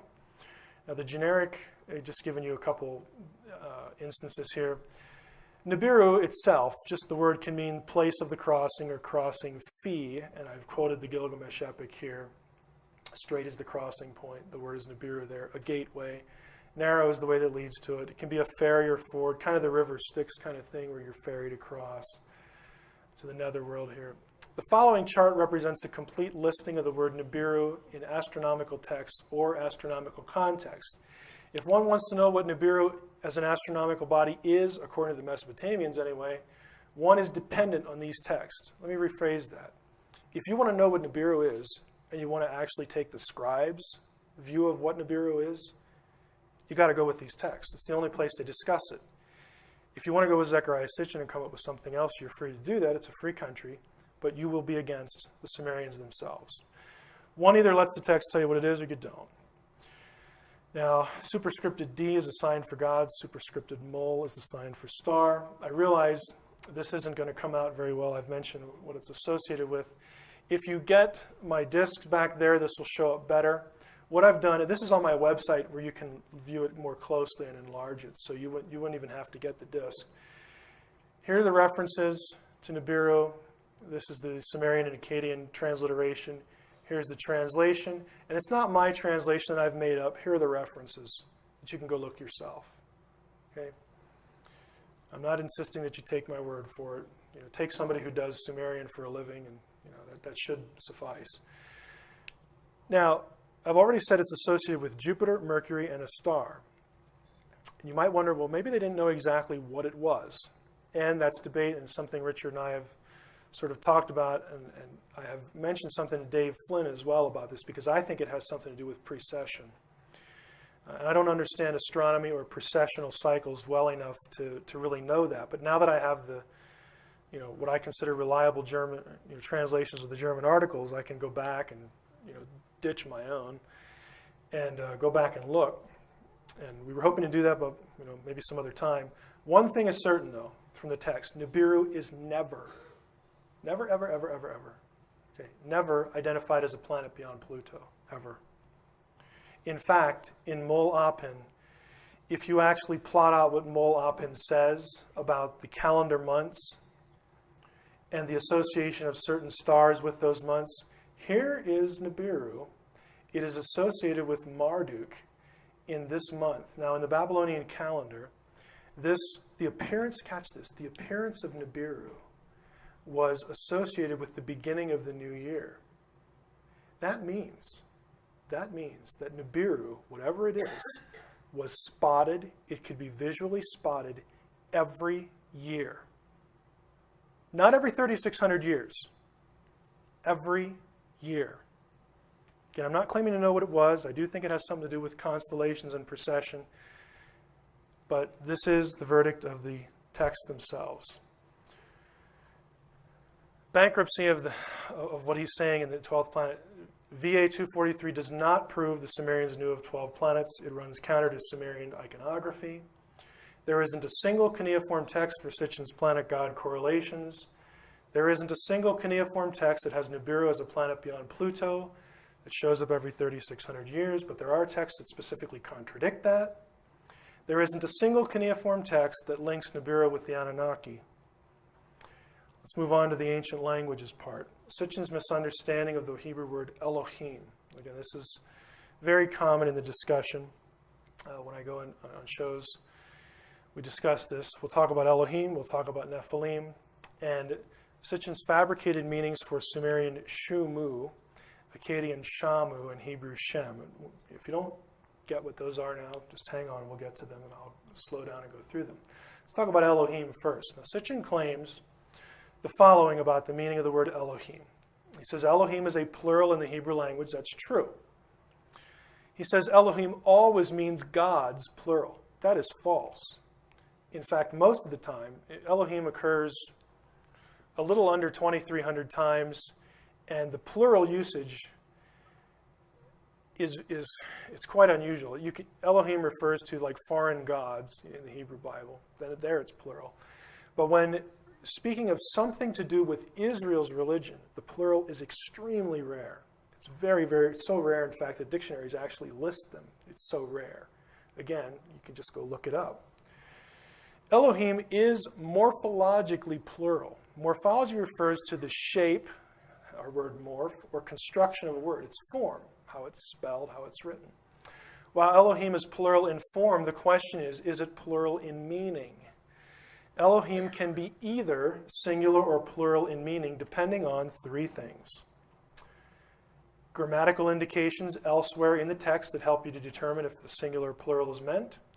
Grammatical rules in Hebrew that are true in the language as a whole. And historical or logical context. By itself, Elohim is ambiguous. You need context to tell you what it means. We have words like these in English. Sheep and church. Illustration. The sheep is lost. Now, if I say that to you, the word is tells you something. It's a singular verb. You know when you read this sentence, I have to be referring to one sheep because of the verb is. The grammar tells you which one it is. I wouldn't say, I are lost, unless I was a dunderhead. You would use a verb that goes with a singular subject. I am lost. So the verb, the grammar, tells you which one it is. Hence, if I say the sheep are lost, the word are is a plural verb. It tells you immediately what sheep means, singular or plural. We're going to church this morning. Emperor Diocletian made it his mission to persecute the church. This one, intuitively you know that we're going to a singular church. We're not going to go visit a dozen. Okay, we're going to church. We're going to one building to do our business there, to worship. This one, however, is collective. It's plural. Diocletian just didn't pick on one church in the ancient Roman world. He picked on as many as he could find. Context, logical context tells you what the word means. Like English or any language, Hebrew operates by grammatical and logical rules. The word Elohim, while plural in shape, derives its meaning from grammar and logical context. The best verse in the Bible for this is Psalm 82:1. Now notice this. God, Elohim, stands, we'll get to this, in the divine assembly. This is the classic divine council verse. Among the divine beings, Elohim, or among the gods, he pronounces judgment. Now look at this. It's the same word in the Hebrew text. This one has got to be singular. Why?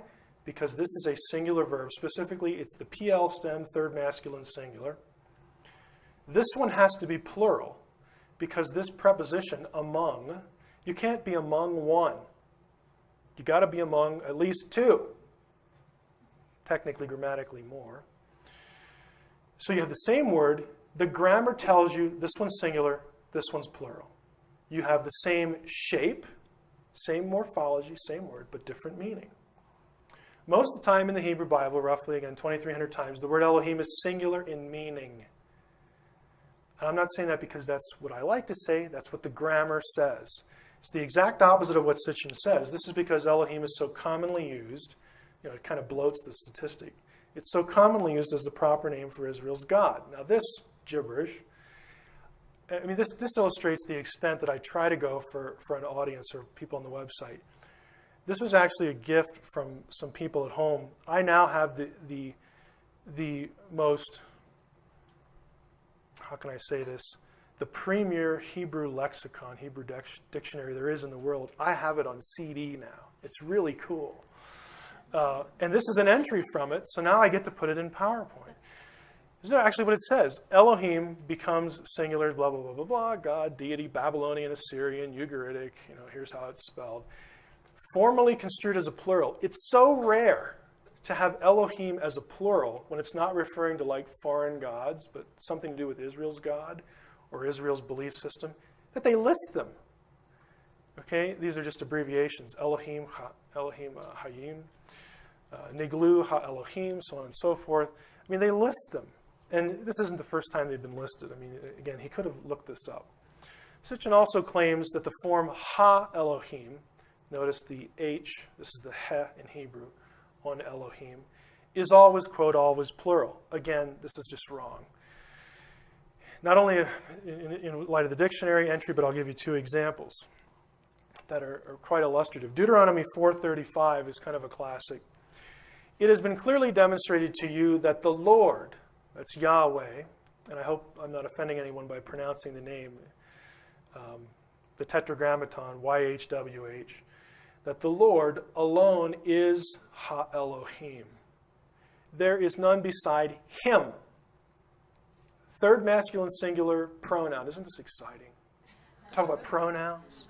You go to a UFO conference, talk about pronouns. Okay, but here's the point.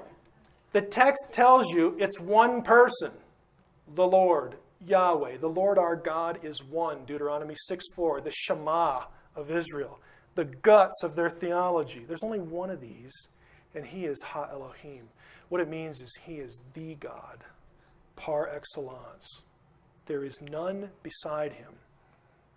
Another example, Genesis 26, this is Yahweh again speaking to Pharaoh. And God, Ha-Elohim, said, the verb is singular, third masculine singular, this is the kal stem.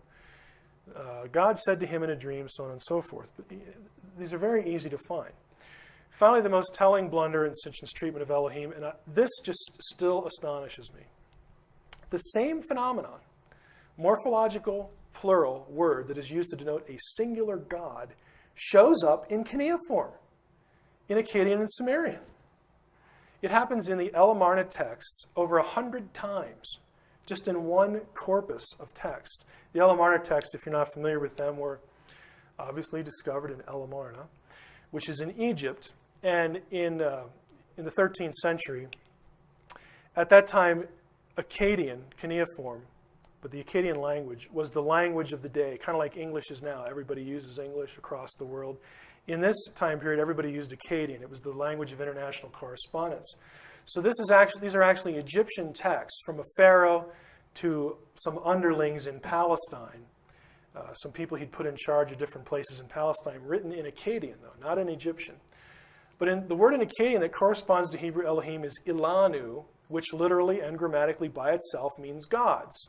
In Sumerian, the plural is written with the signs dinger and mesh. I'm quoting here the Sumerian language. This is a common Sumerian grammar. Mesh is the enclitic copula, isn't that exciting? With plural suffix. In Sumerian ideograms and Akkadian context and in late Sumerian texts, mesh is used as a sort of plural ending like ene. We're not going to get into Sumerian here. This plural word for gods in Akkadian is used to denote the singular deity on Egypt's throne, Pharaoh. Remember, Pharaoh was considered a deity incarnate. There's only one Pharaoh on the throne at a time. Here's an actual example.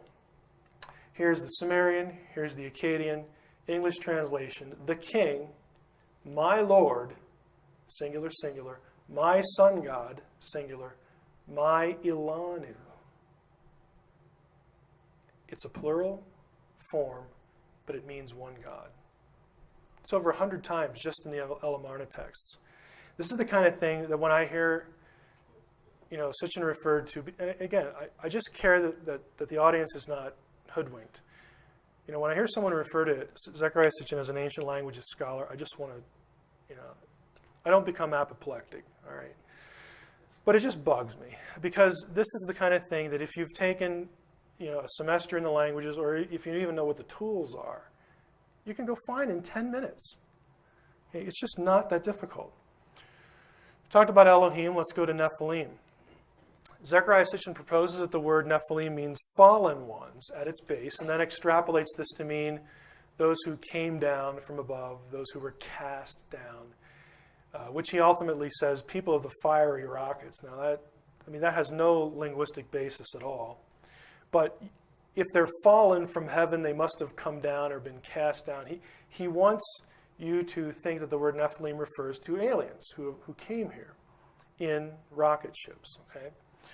Now, they're important to Sitchin since they allow this assertion, but does Nephilim mean fallen from heaven or anywhere else?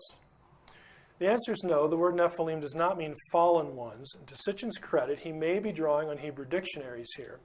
Most will, in fact, say the term does mean fallen ones. However, scholars of historical Hebrew grammar have recognized that this explanation is problematic because,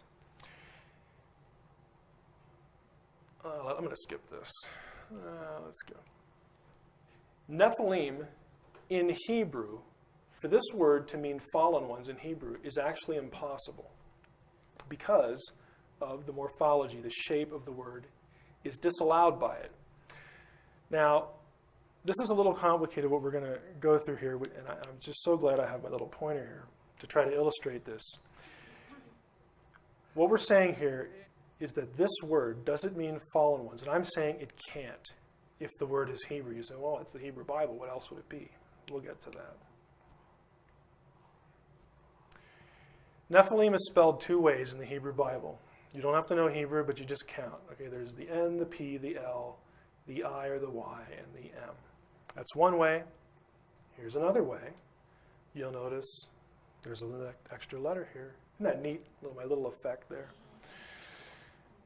Right here, this letter is different than this one. Both of them are Nephilim, but it's spelled two ways. You say, oh, who cares? Well, it's actually important. The first option, without the little red mark, little red letter in there, first option seems to suggest that the word Nephilim might come from the root naphal, N-P-A-L, which means to fall, since the word looks like it's N-P-L plus the im ending. So it might mean fallen ones. However, naphal is a verb, to fall. The meaning fallen ones is passive. A person is said to be fallen when something happens to them, as opposed to doing the action of their own will. Hebrew verbs that function as nouns are pronounced or vocalized in a specific way that tells the reader a passive is meant. If the Hebrew scribe wanted to say, wanted to describe someone who was fallen, like he cast out of heaven or came down from heaven or fell from heaven in some object, he would spell it differently than what actually occurs. Here is how Nephilim looks in the Bible we have right now. Notice the consonants. When the vowels were added, they're these little dots. However, if you wanted to write fallen ones, you would spell it this way, Nephilim. You'd put this letter in the middle. This is how a Hebrew scribe would spell fallen ones. This is not this. This is Nephilim in the Bible as we have it. This is not. Even if Sitchin or someone else were to argue that the word means those who fall down like upon an enemy. This is very common in Christian circles, by the way, to get away from the idea of giants actually being in the Bible. Even if you want to say that, then those who fall upon an enemy like a warrior, which is an active idea, not passive. That spelling doesn't work either, because if you have one semester of Hebrew, you know that it's spelled this way, Nephilim. This is the plural participle. This, notice, with the dot here, is not this. Now you say, no, wait a minute, Mike. Okay, it doesn't have this, Nephilim, or Nephilim. Doesn't have either of those. It has this, Nephilim, with the I in the middle. That's the way it's spelled. How do you know, since Hebrew had no vowels initially, how do you know that we need this I here? How do you know that this is the correct spelling and not any of the other ones? Because of the second spelling. This little letter proves, it tells us that this is the correct spelling because Hebrew did not have vowels initially. So what they did, they started to use consonants to do double duty, to function as vowels. Like we use the letter Y, either as a vowel or a consonant. They did the same thing. And since this spelling shows up, it requires that you have the middle I. Okay, we'll skip this explanation of that. This is the correct spelling and the most ancient way, prior to the invention of vowel marks, that Nephilim should be spelled. This is the correct meaning. It has the yod in the middle. In other words, the Hebrew spelling proves it can't come. The word does not come from Nephal. It does not mean fallen ones. So what does it come from? There are two possibilities. It could be an Aramaic word, Nephal. This happens all the time. Aramaic was brought into the Hebrew Bible, many Aramaic words, because when the Bible was finalized in its final form, that was done during the Babylonian exile. The Jews were living in Babylon, and they spoke Aramaic. So that could be a possible explanation. We've already covered this. The stronger possibility, though, right here, is that it comes from the Aramaic noun Nephilah, which, guess what, means giant. The word would be Nephilim in Aramaic when it was brought into the Hebrew Bible.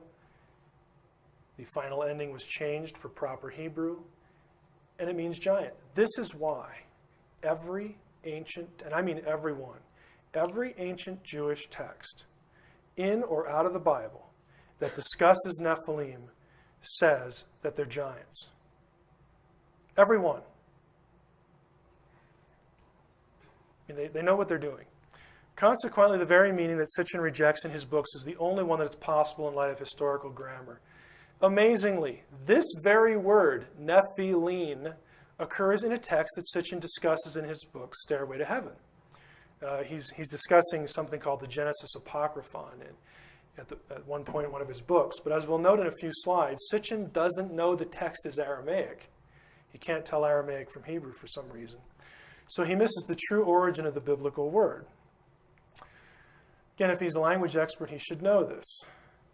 Now, we've seen the grammar doesn't support him, but can Nephilim be identified with the biblical sons of God? This is another thing Sitchin wants to do. He says the Nephilim are the ones who were impregnating the women because he wants the aliens creating humanity.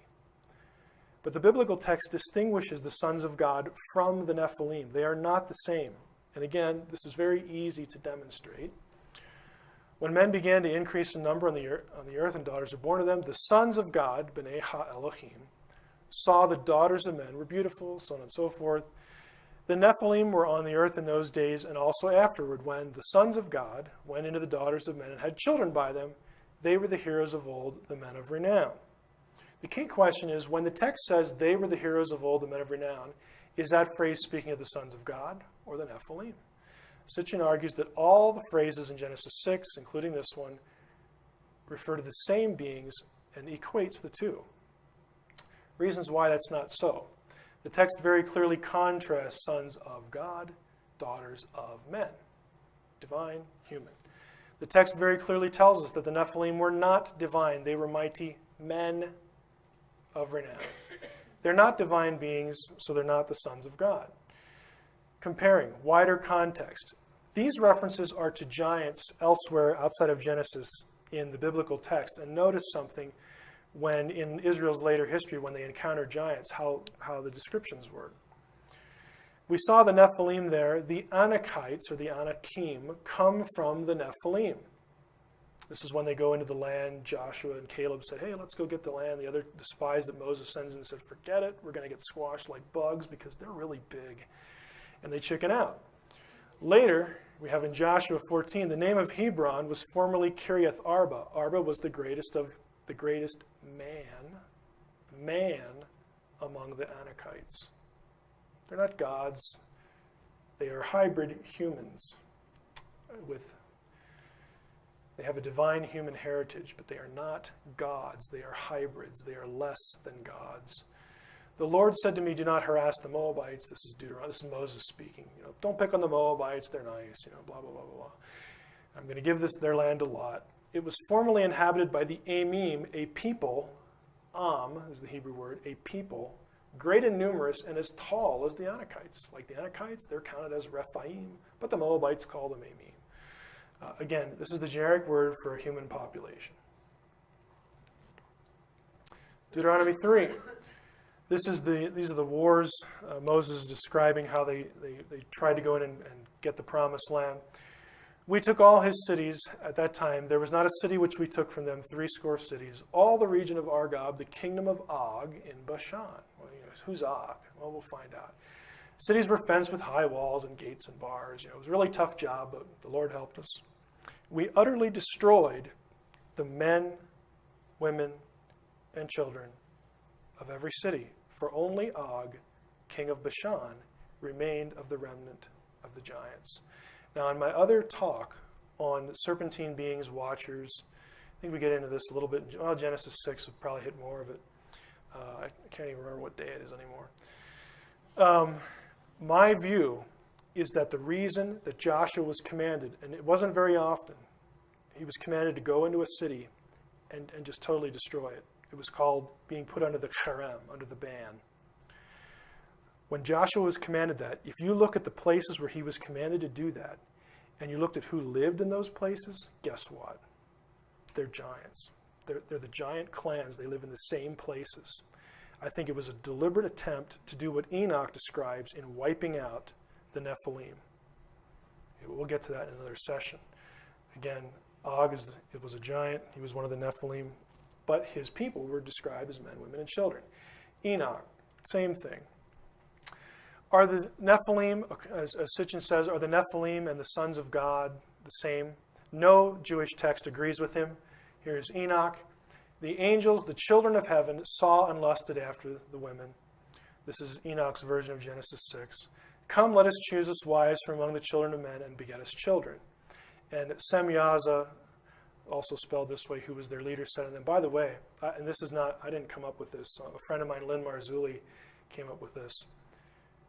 Anybody recognize this term? Yeah. Billy Meyer's acquaintance, according to the Jewish text, was the leader of the Watchers. 1 Enoch 7, all the other angels took to themselves wives. They became pregnant, and they bare great giants. The giants didn't make them pregnant. The angels did.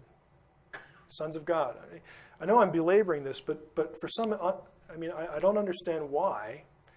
I do understand why, but I'm speaking rhetorically here. I don't know why Sitchin wants to equate the Nephilim with the sons of God and hence the Anunnaki, because every Jewish text distinguishes them. And again, it's not like I'm coming up with something new here. Enoch's been published for quite a long time. First Enoch 15, which we'll talk about a little bit more in my serpentine beings talk, evil spirits coming out of their bodies, because from the day that they were created from the holy ones, they were watchers. Okay? Now this sounds, again, a little bit like it merges the two. But let's continue here. We'll get to the text again that in Enoch that explains First Enoch 15. The giants in Enoch were half watcher, half human. As such, the Enoch views them as evil, like father, like son, or like so. They're evil like the watchers. They were so from birth. God punished the giants with the flood, according to both Enoch and Genesis. When a giant was killed, only the human side died. The other half lived as a watcher. And that thing, that entity, became known as an evil spirit, or the Shadim, demons. This is the Jewish explanation for where demons come from. A demon is a disembodied watcher, a disembodied remnant of a dead Nephilim, which is why the Nephilim are always associated with Sheol, the underworld. There are no texts in all the ancient Jewish literature that equates the two. It's very clear in Enoch they're different. There's one text that comes close to making the equation, and Sitchin does refer to this text, but again commits an amazing error in this. Genesis Apocryphon, which I mentioned a few minutes ago, is a fairly lengthy Aramaic text from Qumran. It's essentially an amplification of Genesis 5 through 15. In this text, Noah's father, Lamech, confronts his wife, it's kind of a funny text, Bathanosh, about his suspicion that the child she's carrying, who is Noah, was actually fathered by a watcher. Because it's just happening all around him, and when his wife gets pregnant, he's like, oh, boy, what, is it mine or is it one of theirs? Okay, so this text actually goes into this, but before we get to it, I want to explain in a bit how we know it's Aramaic, because it'll become important. Here's the text. I should have provided a translation. It says, behold, I reckoned in my heart that from the Irene, this is the word for watchers, that from the watchers this child was conceived, and from the holy ones, the Kedishin in Aramaic, from the holy ones it was, and the Nephilim. Now it looks, here it's all in white, and there are some words that are underlined, and some things in yellow. Underlined words are unique to Aramaic. They do not occur in Hebrew. Yellow endings are the typical Aramaic ending. Now there's a point to this, so stick with me. Some would translate the text as follows. Behold, by the way, this was discovered among the Dead Sea Scrolls, this particular text, the Genesis Apocryphon. Behold, I considered in my heart that this conception was from the watchers, from the holy ones, and from the Nephilim. So, some would want to translate it that way, and the rest of the line is gone. We just don't have it. Translation seems to equate the watchers and Nephilim, but the translation is erroneous for several reasons. Notice the enlarged words here. Okay? Behold, colors match here. I considered in my heart this conception was from, this is the word from, it's min in Hebrew, from the watchers, and from the holy ones. This is different. It doesn't say from the Nephilim, even though Sitchin wants to translate it that way. It is a different word. It's actually a preposition, one letter. It means with respect to the Nephilim. This is a separate subject, separate entity, separate group than these other two. And we know that because the prepositions don't agree. There the three are. Later in the text, Bathanosh, she's confronted by her husband. Is it mine? Is the kid mine? Or is it one of these divine beings, one of these watchers? And she says, I was troubled in my heart because of the child. And she says to her husband, I swear to you by the Holy Great One, the King of Heaven, that this seed is yours and that this conception is from you. This fruit was planted by you and not by a stranger or watcher or by any of the sons of heaven. It's noteworthy she does not include the Nephilim in her denial, because the Nephilim are different than the sons of heaven. They are not the same. This is just about watchers. Watchers are consistently referred to as holy ones in the Bible. Holy one, holy one, holy one.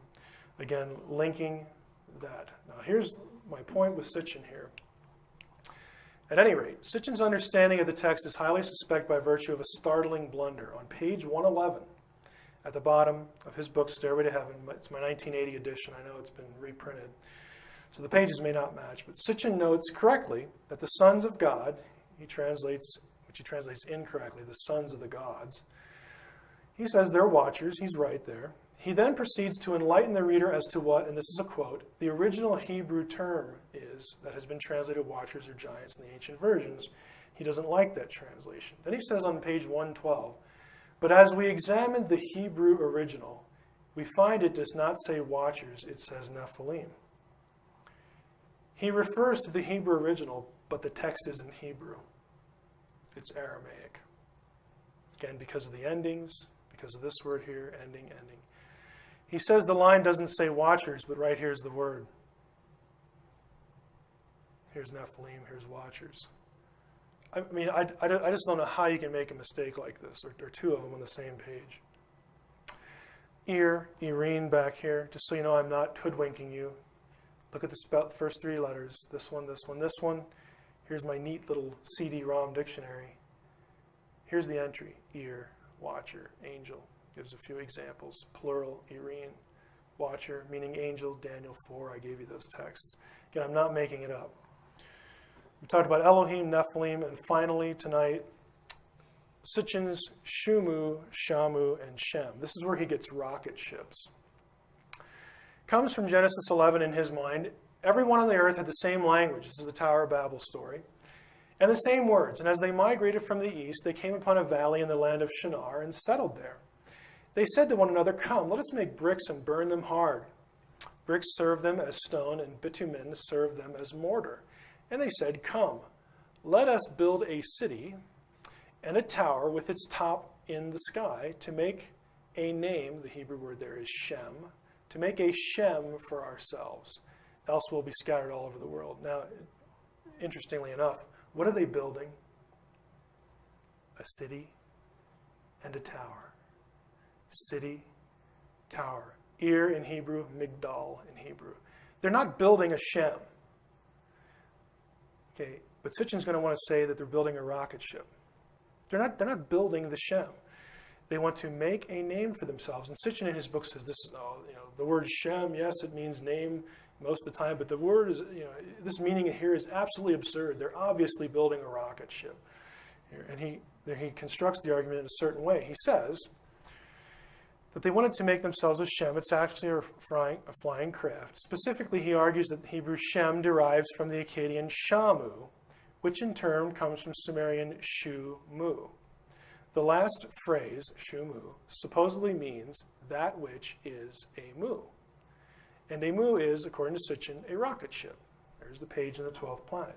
So he's saying this word Shu means that which is a mu. That which is a mu.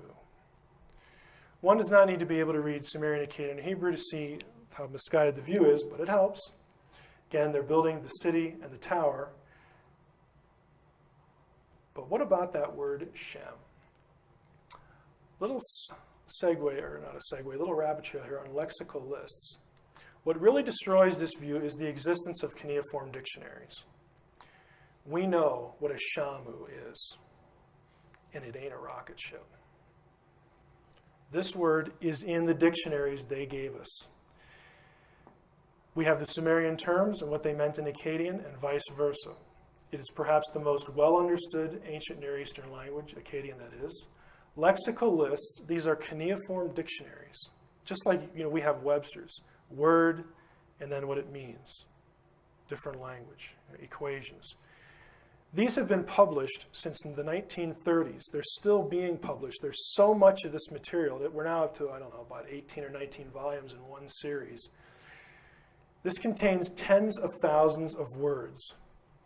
The most thorough series, a 17-volume set, Materials for the Sumerian Lexicon, it's in German.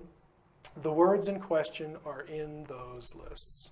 Sitchin's definitions are contradicted by the Sumerian scribes themselves. Does Akkadian Shamu come from Sitchin's Shu-mu? Does Sumerian even have a word that means that which is a mu? The answer is no. Mr. Sitchin's translation of Shumu presupposes that Shu is what's called in grammar a relative pronoun. The classification of pronouns in all languages that mean that which. Mr. Sitchin is apparently unaware of Sumerian grammar at this point because the Sumerian language does not have relative pronouns. One only need to consult a Sumerian grammar to find this out, such as John L. Hayes' Manual of Sumerian Grammar. By the way, if you're going to study Sumerian, this is a good one. Some of this is really dense. The result of this oversight on Sitchin's part is that the Sumerian phrase which he says is underlying Hebrew Shem does not exist in Sumerian. I'm not quibbling over his translation. I'm saying the word itself doesn't exist. It's made up. Shumu is completely fabricated. What about the Akkadian Shamu, then? That's a real word, but it refers to the heavens or a part of the heavens, not to an object in the heavens. Interestingly, the lexical lists tell us that the Sumerian word mu also means heavens. I don't know if you can see this, but this comes from Wayne Horowitz's published dissertation, Mesopotamian Cosmic Geography. This is a book that I refer to a lot because it takes every word for every part of Sumerian cosmology and studies it. This was his dissertation, so he has to account for every occurrence. He has Shamu here. Akkadian Shamu, unlike Sumerian An, which means heaven, is a plural noun. So again, the shape is heaven. The shape is plural. It's cognated the most common names for heaven in other Semitic languages. The cognate form, originally Ladumu, is by far the most common and is used, next page, in all genres and all periods. Although the origins of Shamu are unknown, a learned etymology is offered in the series Inan Gisharanki. That's a Sumerian term. The word Shamu means heaven. In the lexical lists, it means heaven. It can mean rain, something that comes from the heavens in terms of meteorology. Here's a lexical list. It's K2035. That's the name of it. It's in the British Museum. Here's the word mu on one hand, left hand. You'll notice, I know it's hard to read, Shamu. Mu and Shamu mean the same thing. They mean heaven or part of the heavens. Here's the word mu again. Here's the text. Again, you can look all these up and go consult English translations. It does not mean a rocket ship. How does Sitchin get the Hebrew word for the Shem from an Akkadian word for the heavens? Again, he concocts it from this form and then just essentially makes the rest of it up. He refers to the standard translation, Shem, make us a name, as nonsense. And I think I know why he didn't use the standard Akkadian dictionary. Again, CAD, Chicago Assyrian Dictionary, which has taken decades to compile. I have a blow-up of this. Here is the actual entry from the Chicago Assyrian Dictionary for Shamu. Let's blow this up a little bit, or Shumu, excuse me. It means name, fame, reputation. By the way, look at this. See this reference to tablets? Here's what they do in this dictionary. This is why it's taken 30, 40, 50 years to do. They give you the term and the meaning, and then they list every stinking tablet that it's in. Okay, this is not easy work. And they're not guessing. There are actually people who do this for a living. This dictionary, by the way, I don't own the set, but it's almost 30 volumes now. Another page. Again, Shumu. We'll blow this up a little bit. Name or reputation. Here are actual cuneiform tablets where the translation that Sitchin says is nonsense is clearly what the word means. Conclusion. That's the end of the situation. Back to my dilemma that I mentioned earlier. How do I make this digestible to people? Well, frankly, it's not easy. You've been brave to sit through it. It doesn't make for very good radio, as you might imagine. It's tough. I want to, on one hand, again, acknowledge that there's a knowledge filter. Acknowledge for you that, yes, you do have the right to be suspicious of academics, like myself, in certain regards, because the group of us tends to be very skeptical is not the right word. There are just people who just think this is an utter waste of time, and who just think that anyone who believes in this, anyone who's experienced anything outside of the material, natural world is just an idiot. They are totally naturalistic. There's no such thing as a non-physical reality. And for you to take any text seriously, that you actually believe what's in the biblical text, it's just a total waste of time. I just try to be fair with the material. Yes, I realize that there's some confrontation here, but I think you should care that a lot of what is being put forth, and not just in Zechariah Sitchin's book, so he's the name that keeps coming up, so that's the name I talk about, but there are a lot of other figures who parrot what he says and come out with aliens coming on this 12th planet world, coming through our solar system, making you and me, genetically manipulating it and creating us, and peddle that as the truth, and that's what the ancient languages and the ancient texts really say. No, it isn't. I mean, it just isn't. I'm not claiming to have all the answers, but I can tell you this, it ain't that. Okay. Well, today we're going to go through a short presentation on Ezekiel's heavenly chariot throne vision. And I should say, by virtue of the title, you may not have thought of it or heard it characterized in such a way. What Ezekiel saw is actually something that was known in his day and quite a bit before.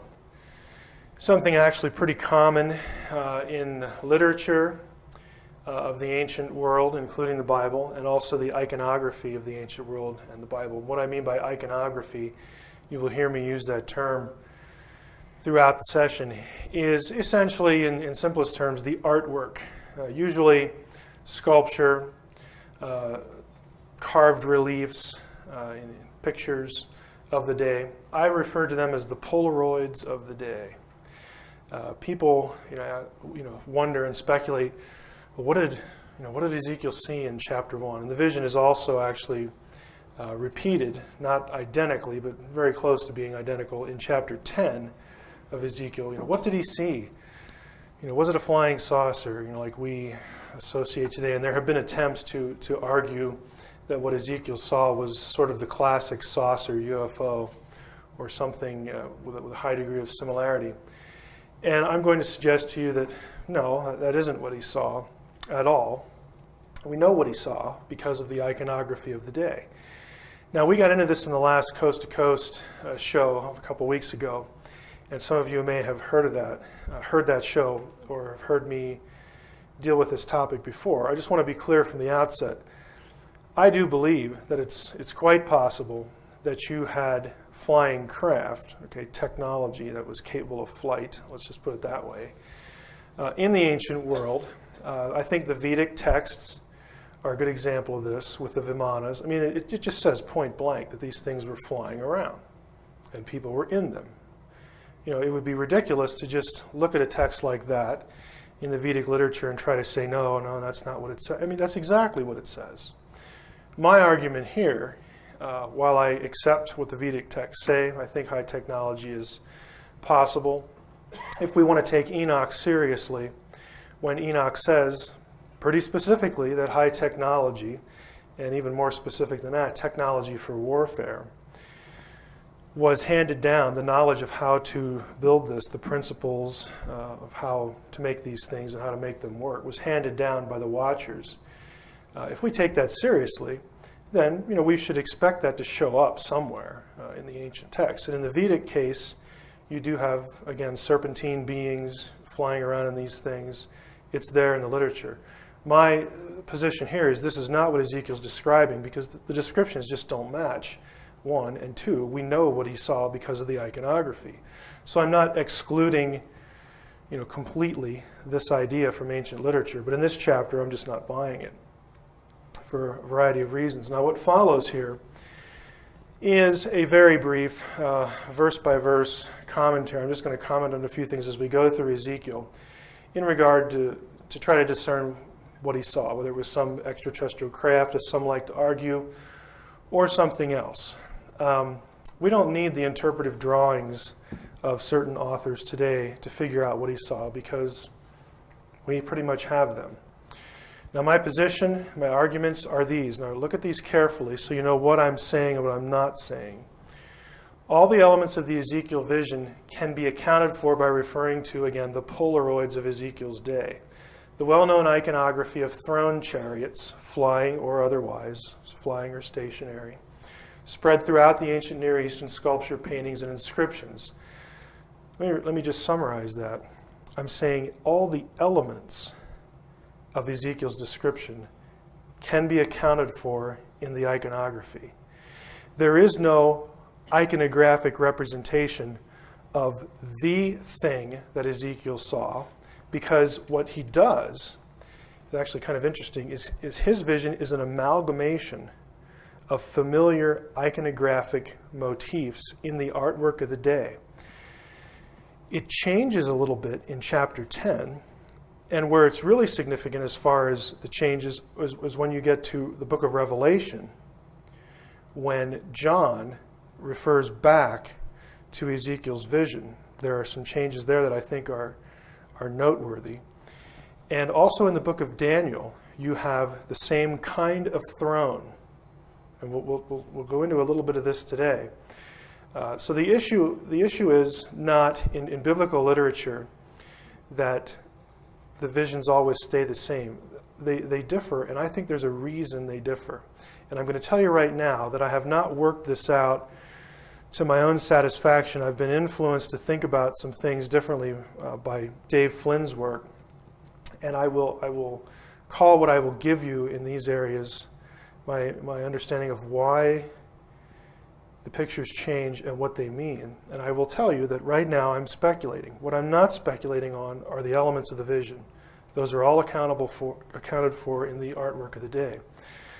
Now, novel translations, my second argument, offered by those who want a UFO in Ezekiel 1 and 10, can be shown to be linguistically and contextually flawed. Third, the UFO view is, I believe, simply unworkable in terms of the logical analysis of the text in English when assuming a technology so advanced to travel great distances in space. I'm not going to elaborate on that at the moment. When we get there, you will be able to discern what I mean more readily. Other comments. I think it's inconsistent to argue that the Bible is a borrowing of ancient Near Eastern literature on one hand, that it borrows the literature and culture and religion, and then ignore the thousands of depictions of throne chariot iconography from those cultures in Israel itself when interpreting Ezekiel's vision. What I mean by this is, on the one hand, you have people who, again, go to conferences like this and speak at conferences like this, and researchers who write books on the Bible and UFOs and Ezekiel's vision. And one of the arguments that they'll use is that there's a consistency, or at least a correlation, between the biblical description, the biblical text, the biblical stories, the biblical content, the biblical religion, and Mesopotamia and Egypt and so on and so forth. Everybody in the field knows that. Fine, I will give you that because it's affirming the obvious, but I'm saying it's inconsistent for you to affirm that and then reject the fact that Ezekiel's vision, the elements thereof, are in that material. That is just inconsistent. That's trying to have your way with the text and not being honest with the data. Second, using ancient Near Eastern images and literature for theologically polemic purposes was a common practice for biblical writers. I give you an example there with the Baal epic. What I mean by this is, if you've already thought while you're listening to me here, well, why would Ezekiel use imagery known to the Egyptians, to the Babylonians, to the Phoenicians, to the indigenous population of Canaan? Why would a biblical prophet bring this material into the Hebrew Bible and use it in some message? It's actually quite common. In some cases, the Bible does this word for word with ancient Near Eastern material. And the reason is always, 99% of the time, is polemic. And that is the prophet or the psalmist, it's usually the prophets of the Psalms where this happens, will bring in the material, for instance, in the Baal example here, where Baal will claim to be the one who rides the clouds, the one who controls the heavens, the one who brings rain, the one who brings, crops and all this stuff. And the biblical author will bring this material in from Canaanite literature, in the Baal case, into the Bible, put it actually into what he's writing, and then tweak it. He'll change the name from Baal to Yahweh. And the purpose is this: no, you dunderheads, it's not Baal who controls the heavens. It's the God of Israel. He's using material they know to make his theological point. We often do this in modern discourse as by way of illustration. So in Ezekiel 1:1, I'm not going to go through the whole vision. The introductory verses are setting the vision and in the precise time of the exile. If you go down to verse 4, the only thing I want to note in verse 3 is he's by the Kavar Canal, the river Kavar in some translations. So we'll come back to that a bit. But verse 4, he says, I looked, and lo, a stormy wind came sweeping out of the north, a huge cloud, and flashing fire surrounded by a radiance. And in the center of the fire, a gleam as of amber. Now note, we have to assume at this early point that Ezekiel saw a cloud glowing within, since Hebrew has a word for cloud, and it's used here, just a generic word for cloud. He could have said silver disk or silver circle, but he doesn't. Hebrew has words for silver, for disk, for round, for window, okay, even for little people in window. I mean, all of these things, a Hebrew writer in the 6th century could have just said it. They have the words. All you got to do is buy a Hebrew grammar and look at the index, and the words are there. Okay, buy a guide to Hebrew vocabulary. I mean, it's very simple. If you have a computer program, you can even do it faster. He has the words in his vocabulary, but does not use them. Doesn't use any of them, in fact, in the entire chapter. So people who want to put these elements into the vision are just doing that, exactly that. They're putting them in for Ezekiel. In the center of it, that is the cloud, were also the figures of 4 creatures. Now, these are identified as cherubim in Hebrew, in the vision in chapter 10. He doesn't identify them here, but he refers back to it in chapter 10. It's the same vision, but 13 months later. This was their appearance. They had figures of human beings. However, each had 4 faces, and each of them had 4 wings. The legs of each were fused into a single rigid leg, and the feet of each were like a single calf's hoof. And their sparkle was like the luster of burnished bronze. They had human hands below their wings. The 4 of them had their faces and their wings on their 4 sides. Each one's wings touched those of the other. They did not turn when they moved. Each could move in the direction of any of its faces. So whatever direction they moved, they all moved in unison. Each of them had a human face in front. Each of the 4 had the face of a lion on the right. Each of the 4 had the face of an ox on the left. And each of the 4 had the face of an eagle on the back. Such were their faces. As for their wings, they were separated above. Each had 2 touching those of the others, while the other 2 covered its body. Now to this point, we see the beings here, and here are the relevant features. They have a human or humanoid appearance, at least partially. 4 animal faces, 4 wings, 2 touching the others and 2 covering each of their bodies. Their legs were fused into a straight leg. The feet were like calf's feet. It was sparkling with bronze. Again, it's just, it had some kind of shiny material. And they had human hands. Now my question initially here is, do these creatures resemble any UFO occupants in the literature? Do they resemble any craft component? I think it's pretty obvious. The answer to both is no. Remember, for deep space travel and the necessary velocity and or hyperspace capability, we can't have the lunar module or flying animals for that matter. I've seen pictures of this and people drawing the lunar module. Well, I'm sorry, but the lunar module just will not do interstellar travel. Note, while Ezekiel does not use the word like, or does use the word like a lot, and he could therefore be searching for ways to describe what he sees, he does not say the creatures look like animals. He clearly identifies each animal face. So the old argument that, well, Ezekiel's just so overwhelmed with this alien, he can't, how do I describe this guy? Well, he's like this, he's like that. That's not what he does. He clearly says it was a cherubim. There were 4 of them.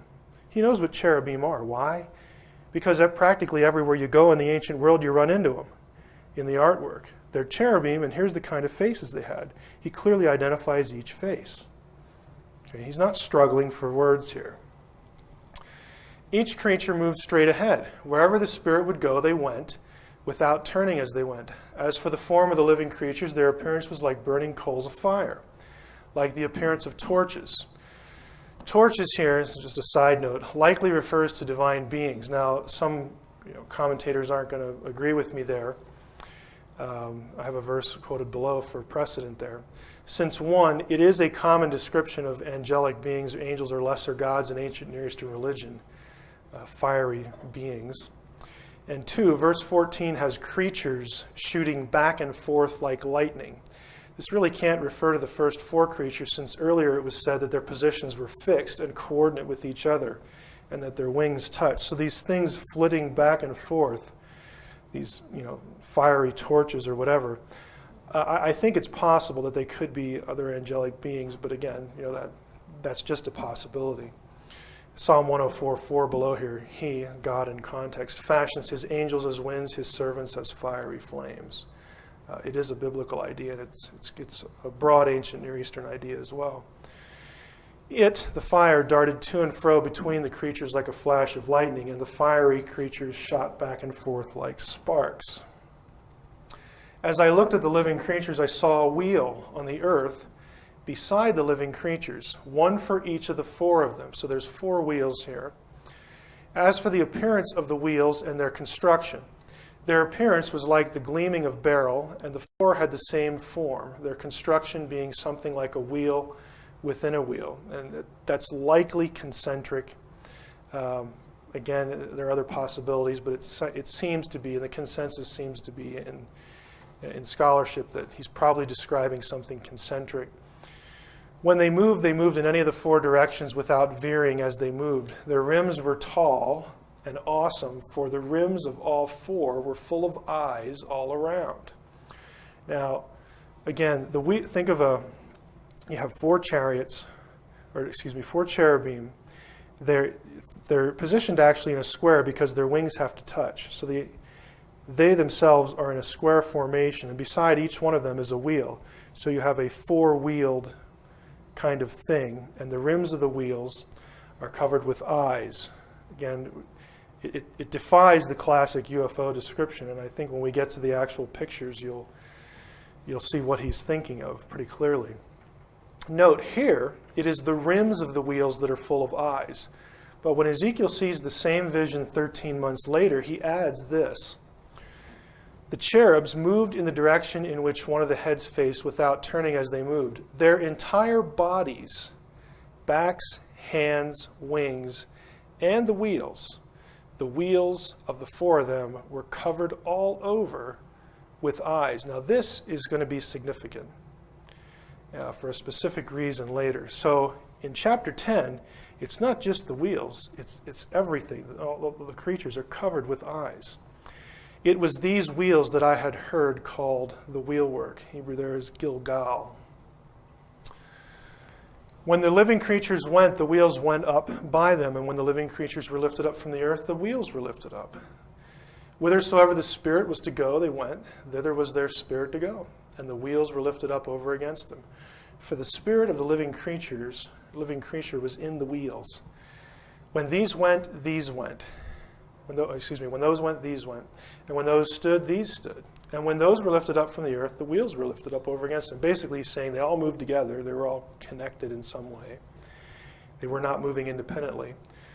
For the spirit of the living creature was in the wheels. Note, again, the wheels and the creatures, the cherubim, move in tandem. As the creatures go, so go the wheels. And remember again, store this away. The creatures and the wheels have lots of eyes on them. We'll talk about eyes in a bit.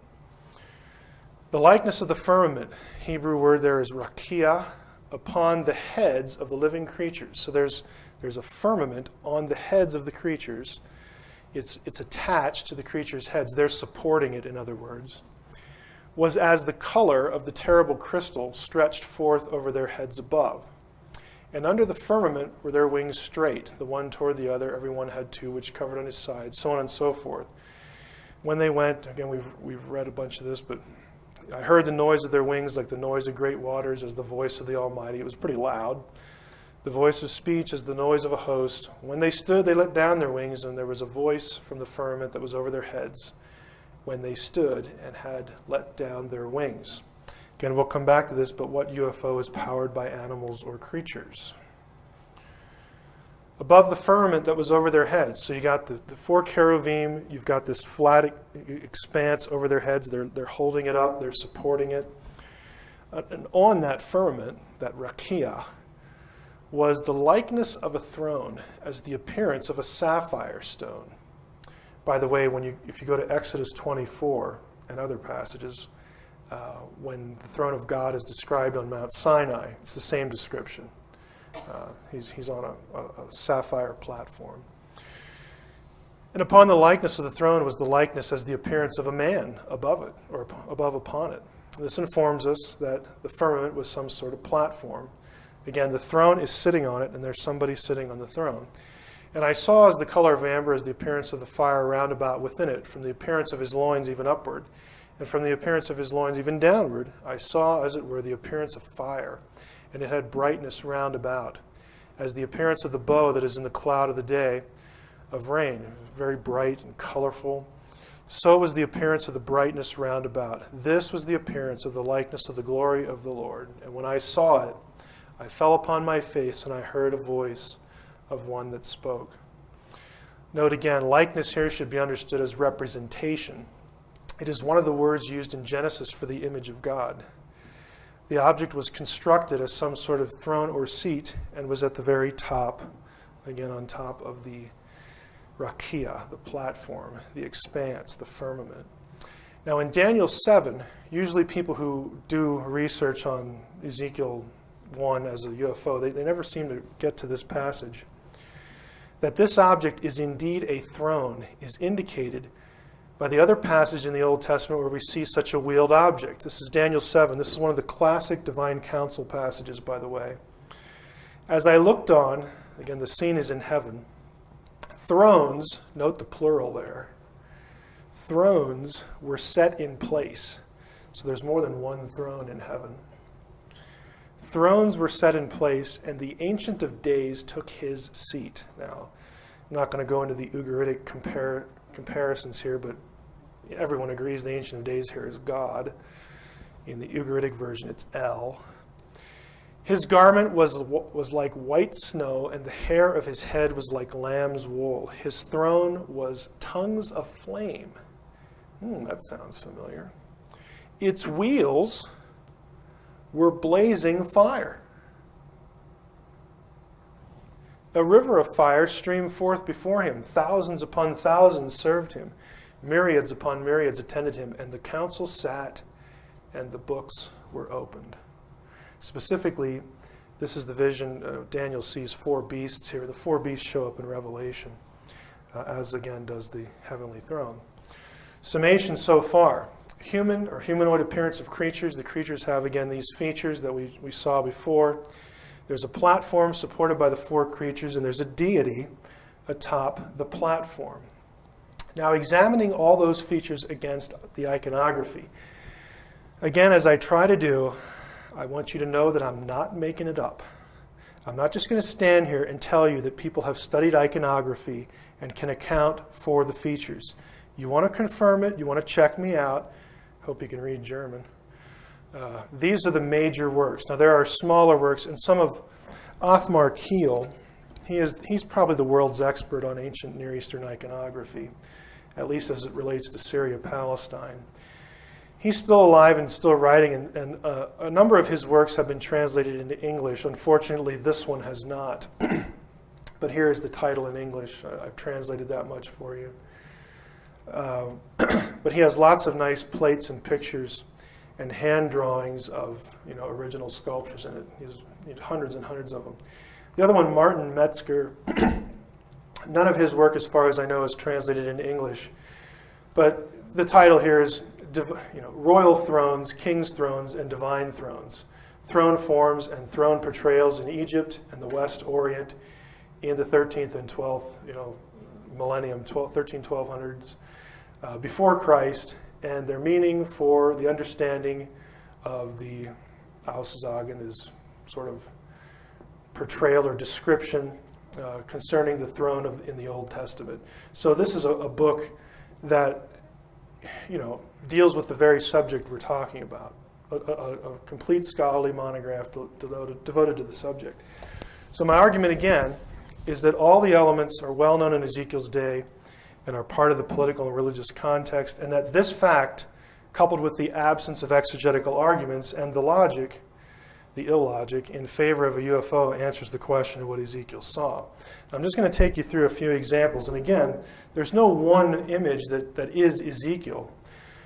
But again, the motifs are very common, and I literally could have put hundreds of these on here, but my laptop does not have much space, and frankly, we don't have that much time. So here is a four-faced deity. Obviously, you can't see the face on the other side. These are actually Mesopotamian cherubim, but if you look at the legs, the hooves, the sets of wings, okay? We'll come back to these guys in another presentation. This is part of a throne. Again, here you can see what's remains of the throne picture. Again, the four-winged cherubim with their wings touching. Underneath, the rakia, the platform, atop which is the throne. Here's a nice example of cherubim. Again, it's very common to have four in a circle like this. The rakia at the top, the platform, could be round. It often was. Sometimes it's square, sometimes it's round. Again, just cherubim that form a seat. Very, very common in the ancient world. Again, the deity or the king is seated upon the cherubim throne. Here's another example. This, by the way, I don't know if Dave Flynn here, this is from the coffin of Hiram of Tyre. We actually have his coffin. And there's an inscription on it that I had to translate for my preliminary exams in grad school, but it gives you a nice idea. And Hiram, if you remember, was the one who Solomon went to design the temple. The throne of Yahweh, cherubim seat. Okay. Again, we're getting into some wheels here. It was common to have wheels underneath the feet of the cherubim. Here's just a wheel, a throne with a wheel. This is a four-faced cherubim, okay, a body of an ox in this case. This is Egyptian. Four wings, four faces. Again, four faces with the wings. This only has two, but again, the ox feet. I really like this one because this almost has every element in it. You'll notice carefully here, if you look at this, you've got cherubim, there's the wings touching. They have faces and multiple faces pointing in different directions. The legs are fused into one. They're actually hooves of a calf with wheels. This is a throne platform, again, Syria-Palestine. Deity it's obviously a phallic deity, but we've got the four-winged cherubim, again, with eyes covering it. What I'm going to give you here is the standard view, but I'm going to disagree with part of this, but with the iconography. Again, all I'm saying is that all the elements are available, and I've only given you a dozen or so pictures from the sources that I gave you. If you want to go, look them up, loan them from a library, you're, of course, free to do that. Might be worth your time. But what about the logic of the UFO and Ezekiel hypothesis? What do I mean by that? Simply that if we assume Ezekiel is describing a flying saucer from another world, the narrative itself undermines the idea. Does it make any sense to have a craft from space powered by animals? The description of fire and flames is often presented as evidence that we are dealing with a flying alien craft. Flame indicates a combustion engine. No physicist, no matter how charitable their attitude toward alien life, would defend the idea that a combustion engine could navigate the expanses of space, attaining the necessary speed, or succeed in utilizing and surviving a wormhole if that were even possible. Nobody is going to say that because it is, in terms of physics, absurd.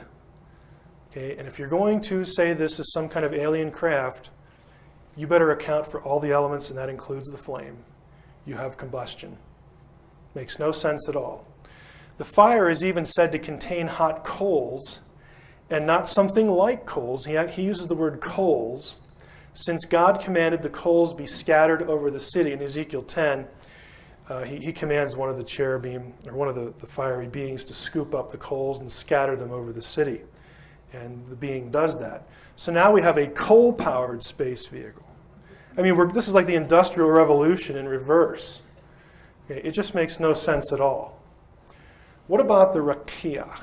Okay, I think that, do I want to do this or not? I may come back to this. What I actually did, let me just summarize what people are saying about the Rakiach.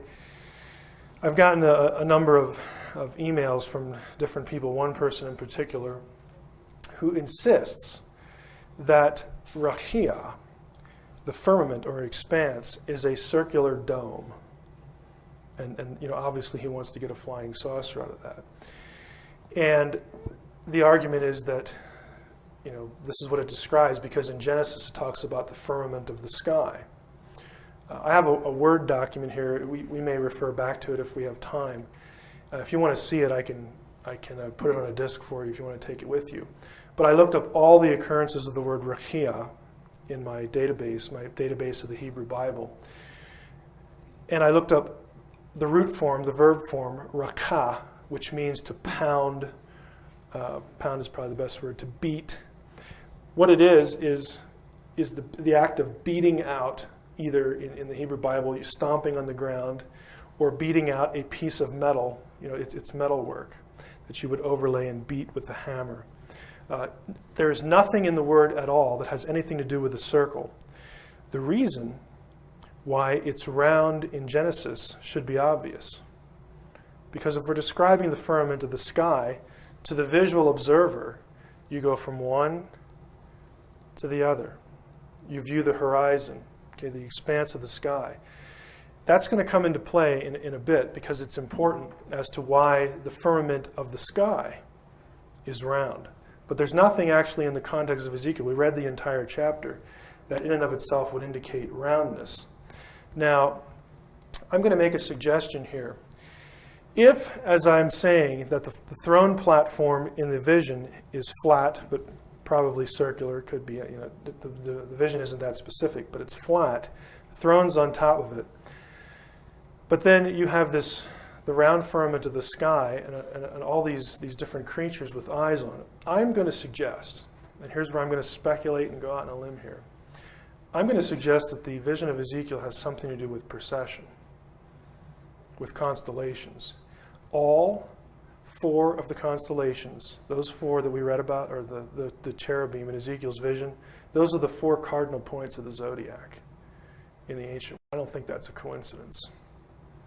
They are the four cardinal points. And again, if I'm wrong here, I'm going to blame Flynn. So but let's take a look at some other passages, and you'll see where I'm going here. 1 Chronicles 28, King David rose to his feet and said, "Hear me, my brothers, my people. I wanted to build a resting place for the ark of the covenant of the Lord, for the footstool of our God. And I laid aside material for building." Now, if you remember the ark of the covenant, the 2 foot, essentially 2 foot by 3 foot, roughly box that the Israelites toted around in the Old Testament, it had a lid with 2 cherubim on top. Their wings, they were facing each other, and their wings were facing each other.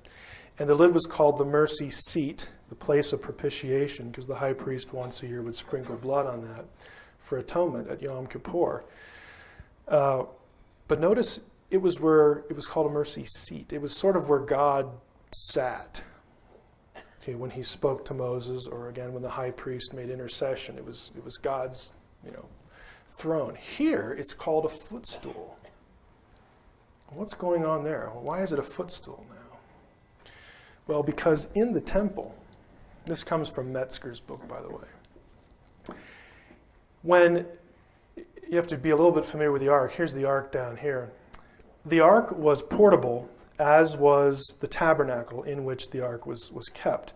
The Israelites would move from place to place. They'd set this thing up, do their thing, conduct worship, whatever, and then they would move on when they were directed to do so. When the temple was built, obviously a stationary building, inside the Holy of Holies, Solomon was instructed to build 2 cherubim, to put 2 giant cherubim in here, their wings touching. I tend to think that these 2 wings might have been flat, but we'll go with Metzger's drawing because if I drew one myself, it would really be stupid looking. Because this, now in the temple, was the seat where God sat and his feet rested on the ark. That's why the ark was called the footstool. Okay, the ark was actually inserted between the cherubim. We know this from descriptions of the temple that are given in the Bible. Now take that image and go to this. Thus said the Lord, the heaven is my throne, and the earth is my footstool. Where could you build a house for me? What place could serve as my abode? Interesting image. Keep that in mind. This is the ancient Near Eastern conception of the world. In the ancient Near East, including Israel, I know I'm going to offend maybe some literal 24-hour day creation people, but oh well. You had the earth was viewed as flat, and again, perhaps round, but flat. Over the earth, you had the rakia, the firmament, the dome. The view was that the cosmography, the cosmic geography, as it were, of the ancient world, thought that the ancient person thought that the sky you saw was actually a dome to which were affixed the stars. And they could see the stars move, the constellations, in regular cycles. And they thought that everything was encased in a dome, so that the waters, you have these phrases in the Bible, the waters above and the waters below the firmament. They believe there was water out here, water below, waters below the earth, and then you had waters really below, beneath the other waters of the earth. This was Hades, the netherworld or hell. Of course, the heaven or the highest heaven. The reason this is kind of significant is when God says, the earth is my footstool. There are verses in the prophets that have God sitting above the heavens, looking down upon the earth. Now here's my suggestion. Is it possible that Ezekiel's vision, if we superimpose Ezekiel's vision on here, you would have wheels on the sides, and I think the reason there are 4 is because of the 4 cardinal points, but that would mean that you have wheels rotating in this direction if the wheels in fact were set right here. I think it could be an ancient Israelite description of precession. And why precession? There are the wheels. Because again, in the vision, man and cherub, it's man in chapter 1, cherub in chapter 10. Cherub, as we have seen, is a humanoid being. These are the 4 cardinal points of the ancient Near Eastern zodiac. They correspond again to the cherubim in Ezekiel. Notice that in 10, the eyes were in the creatures and also the wheels. In the ancient world, eyes, the word eyes, was often used as a description or a euphemism for guess what? Stars. Now, you go back here again to these guys. Again, this is again sort of the humanoid appearance. The man and cherub again taken together. But that's my suggestion. So to conclude, what I think is going on here is not a UFO, but I think it really could be the key to linking the processional idea that is very common in classical literature, in the Greek world, in the Hellenistic world, to the Bible. I mean, to a vision, and especially a Flynn's suggestion that essentially when the ancients looked at the universe, and they thought essentially it was a clock, it was a chronometer, the universe as chronometer.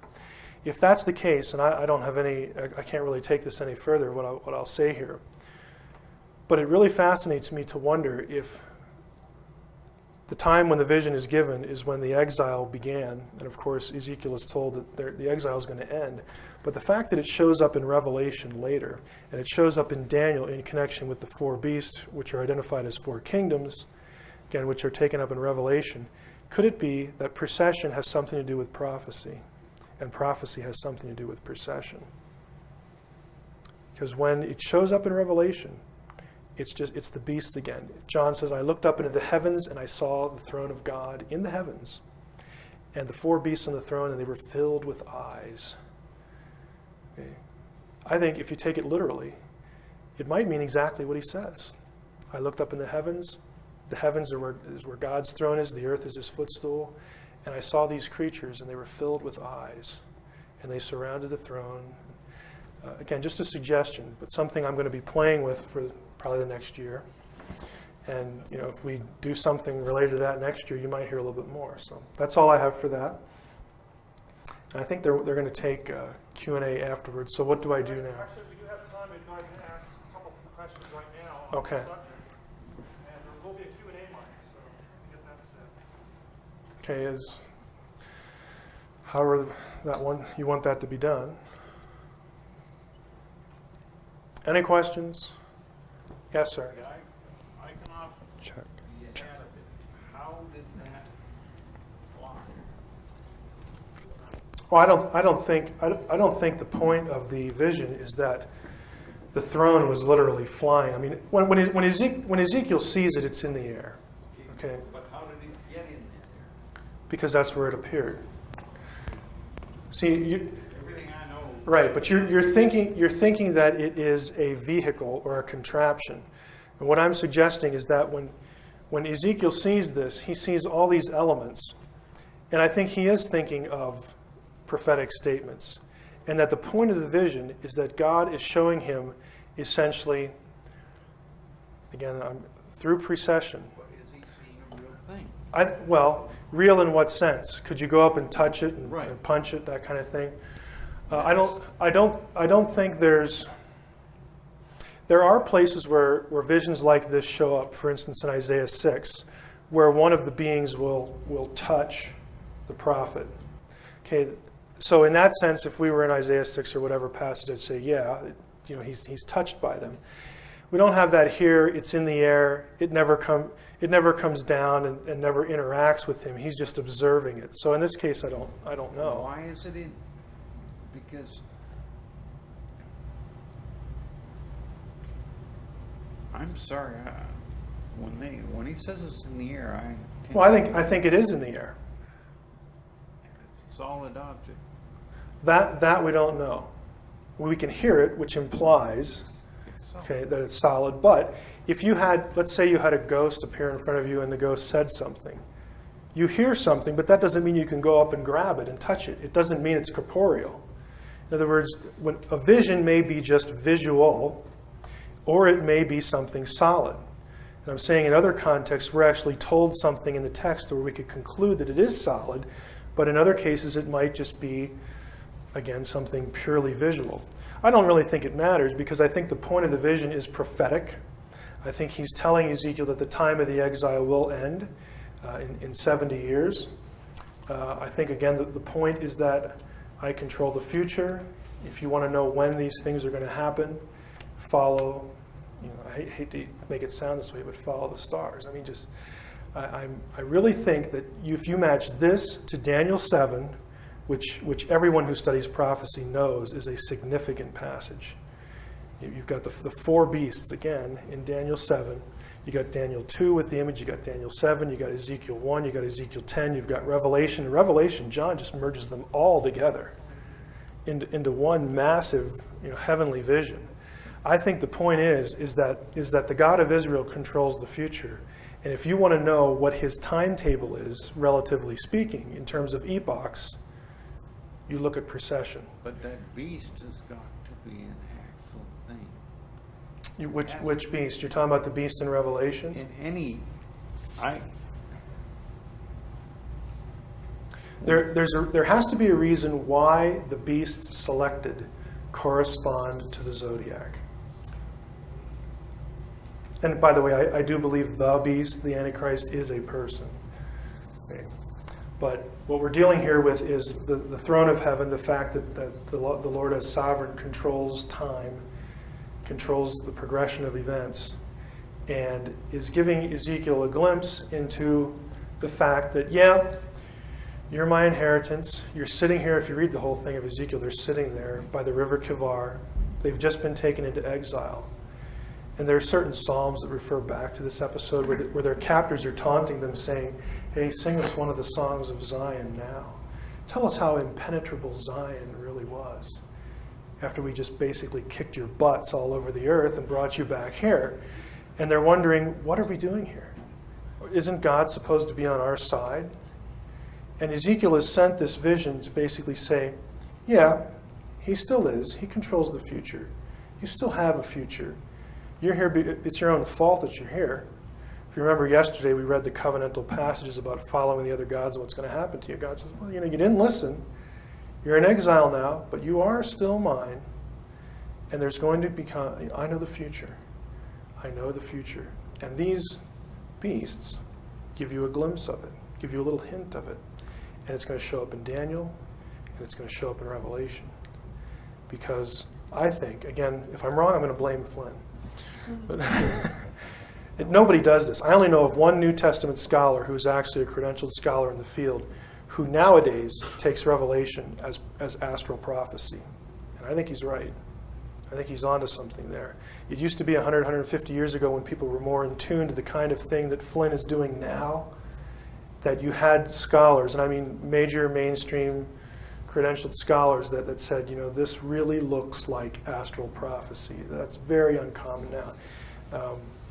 It's very hard to find material to help you here because it's essentially been forgotten. And astrology has gotten a bad name, and I don't want to give it a good name, like you should go out and do your horoscope. That's not what I'm talking about. I'm talking about something entirely different, but you had a question. That's basically what I was going to ask you. You're using astrology here simply as a measurement of time. Mm-hmm. Is that correct? Right. Certainly not the astrology of reading your horoscope. No. Right. I mean, it's clearly forbidden in the scriptures. But here's the interesting thing: the ancients. I have an acquaintance. I wouldn't call him a friend, but I have an acquaintance. His name is Lester Ness, and you can look him up on Amazon because you can actually get his work now. But he did his dissertation a fair amount of time ago now under Edwin Yamauchi, who is a Christian Gnostic scholar. He teaches at the University of Miami at Ohio. He did his dissertation on zodiac mosaics in Jewish synagogues. Mm-hmm. And there's a lot of them. Exactly. And not only that, but in the early church, the early church fathers, and the villain or hero here, depending on your perspective, is Origen, yes. Origen. Really looked at Revelation as astral prophecy, because what they were doing, what the rabbis were doing, is they're saying, look, God created the universe, it has order, it is his map of the heavens, it is a chronometer. The glory belongs to him. We're not sitting there, who should I date, who should I marry, and what day should I have my bar mitzvah, or something like that. They're looking at it as a map of where God is going in human history. That's why they did it. And it was a very ancient and honored practice. But again, as astrology started to get a bad name in the ancient world because of frankly, the silliness of it. Right. And also, I think as the knowledge of the divine council was either lost or stamped out because of the whole divine plurality problem. And again, the guy here is Augustine. Mm-hmm. Augustine, when he became a convert to Christianity, he linked up with the Manichees and had a bad relationship with them eventually. They held the Book of Enoch in esteem. And when he split from the Manichees, this isn't my guess, there's a lot of scholarly literature on this. When he split from the Manichees, he said, I want nothing to do with Enoch, I want nothing to do with this council stuff.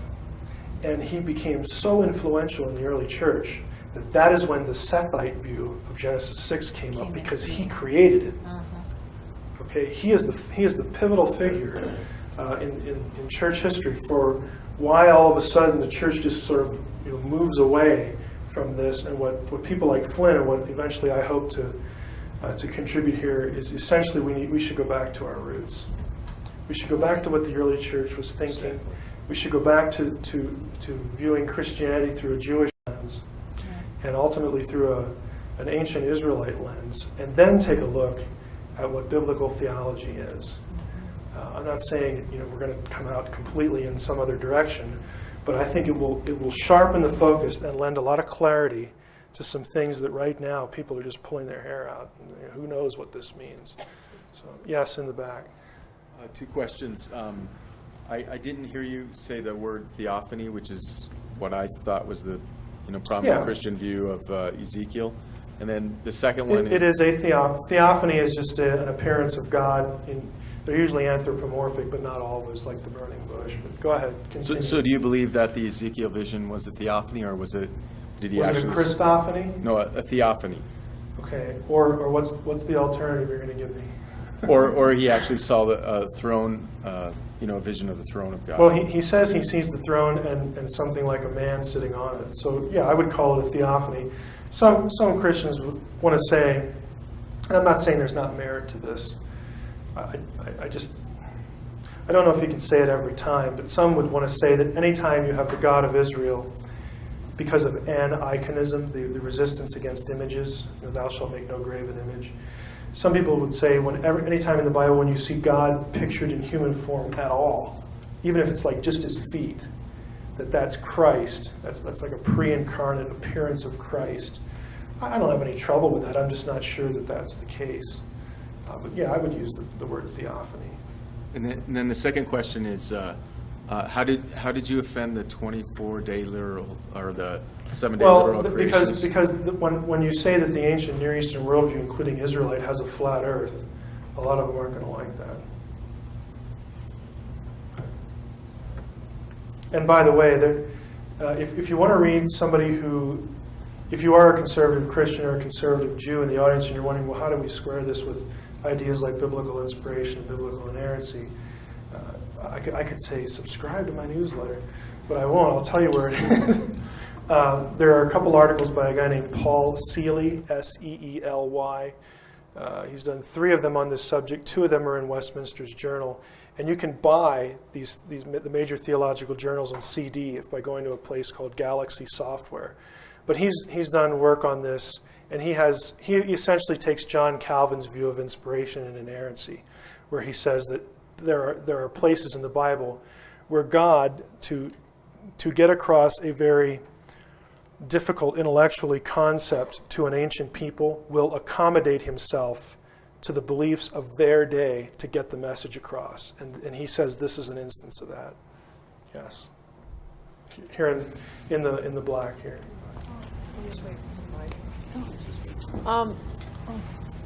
In the Bible, Jesus said, you're going to become fishers of men. And this was told to me, and as well as what I'm seeing here and what you're saying about this probably being the procession of time, a description of the procession of time. I'm seeing this as, this is that code, a way of describing things in code because of not only they didn't want people, such as the Gentiles, to understand what it was that they were talking about, but also to prevent the works or their words being misconstrued by those that don't understand it, to be used against them also. That they spoke in code to prevent themselves from being understood by those that were not of their teachings. It's certainly true in the early church for obvious reasons, for persecution reasons, that things had to be cloaked a bit. So I'm wondering if this is just simply the wording was chosen on the basis of cloaking this, and that it is basically symbolic. And being that this is symbolic, isn't that leading one to believe that a lot of things in the Bible might also be symbolic? Some of this question goes to the issue of hermeneutical schools in the ancient world, and there were certainly schools that developed in the New Testament era, and even before that, in the rabbinic, I shouldn't say rabbinic, in the Second Temple era, where methods of exegesis approach the text just like you're saying, that it was metaphor. and that it was allegory, that kind of thing. Without discounting that, I think what we need to do is I'll just speak personally here. I accept that that may be the case, but what I need is I need some sort of check and balance system so that I don't just go to the text and say, well, this symbolizes this and this symbolizes that. I mean, I just see so much of this, and because there's no controls. Anything can symbolize anything else. So what I think what we need to do to honor that idea, because I do think that idea is there in exegesis and in history, is look for what, in terms of their world, where the symbology lines up, the commonly accepted symbology. What I mean by that is, in a case like this, again, it's very obvious that you're dealing with the cardinal points of the zodiac. Well, that comes from somewhere, and it means something. So in those symbols, I'm going to look for correlations and treat them symbolically. By the way, symbolically doesn't mean that it's not going to play out on Earth. It refers to what plays out on Earth, what exactly is going to happen. But I will look then for, okay, what did the symbols mean in Babylonia and in Canaanite religion, in Israelite religion? Because I know Israelite religion uses so much of this. So that is the check and balance system. Only look for symbology where symbology is apparent cross-culturally and where the prophets themselves are treating what they're doing as a symbol. Usually they'll tell you. Sometimes they don't, which is the frustrating part. So I'm just wary, while I accept what you're saying, I'm wary of just letting people run with it, including myself, because there are just no checks and balances. It's kind of like where, I don't know if you're familiar with the concept of typology. A typology is, there's two kinds of prophecy. There's oral prophecy where the prophet says, thus says the Lord, this and that's going to happen, then he lays it out. There's unspoken prophecy, and those are called types. People, institutions, events in the Old Testament prefigure something that will happen later. For instance, we're told by Paul in 1 Corinthians 10 that the Passover lamb of the Old Testament prefigured the crucifixion of Christ. It was an unspoken prophecy. It depicted something, a reality that would happen later. Now, people have seen this, Bible scholars have seized upon this, and so now there's a tendency among some people to see a type everywhere. Everything's a type of something else. And what I'm saying is, no, let's stick with what the New Testament actually says is a type in the Old and just leave it there. In other words, I don't want to set myself up as the authority to determine for you or anybody else what a type is. I'm going to go with the ones where they actually use the system, and I can see that they're using it because of something that appears in the Old, what they do with it in the New. Relating to you, the Jews in the intertestamental period would use stuff like this, and they understood it astrally, especially at Qumran. And when John does the same thing in Revelation, I'm thinking, okay, there's a stream of tradition there, okay, that I should follow. I'm not going to make up any of my own, but I'll follow this one. Okay, and that's the check and balance that I think we need. But are we ready to do something else? Or I guess I should do something else here. Okay, I'm gonna have to get it up here.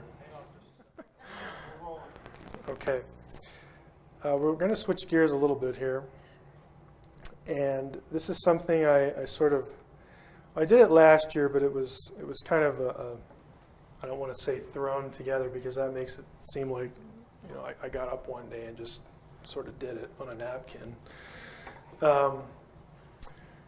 But I talked about this last year, and a guy wanted me to do it again this year.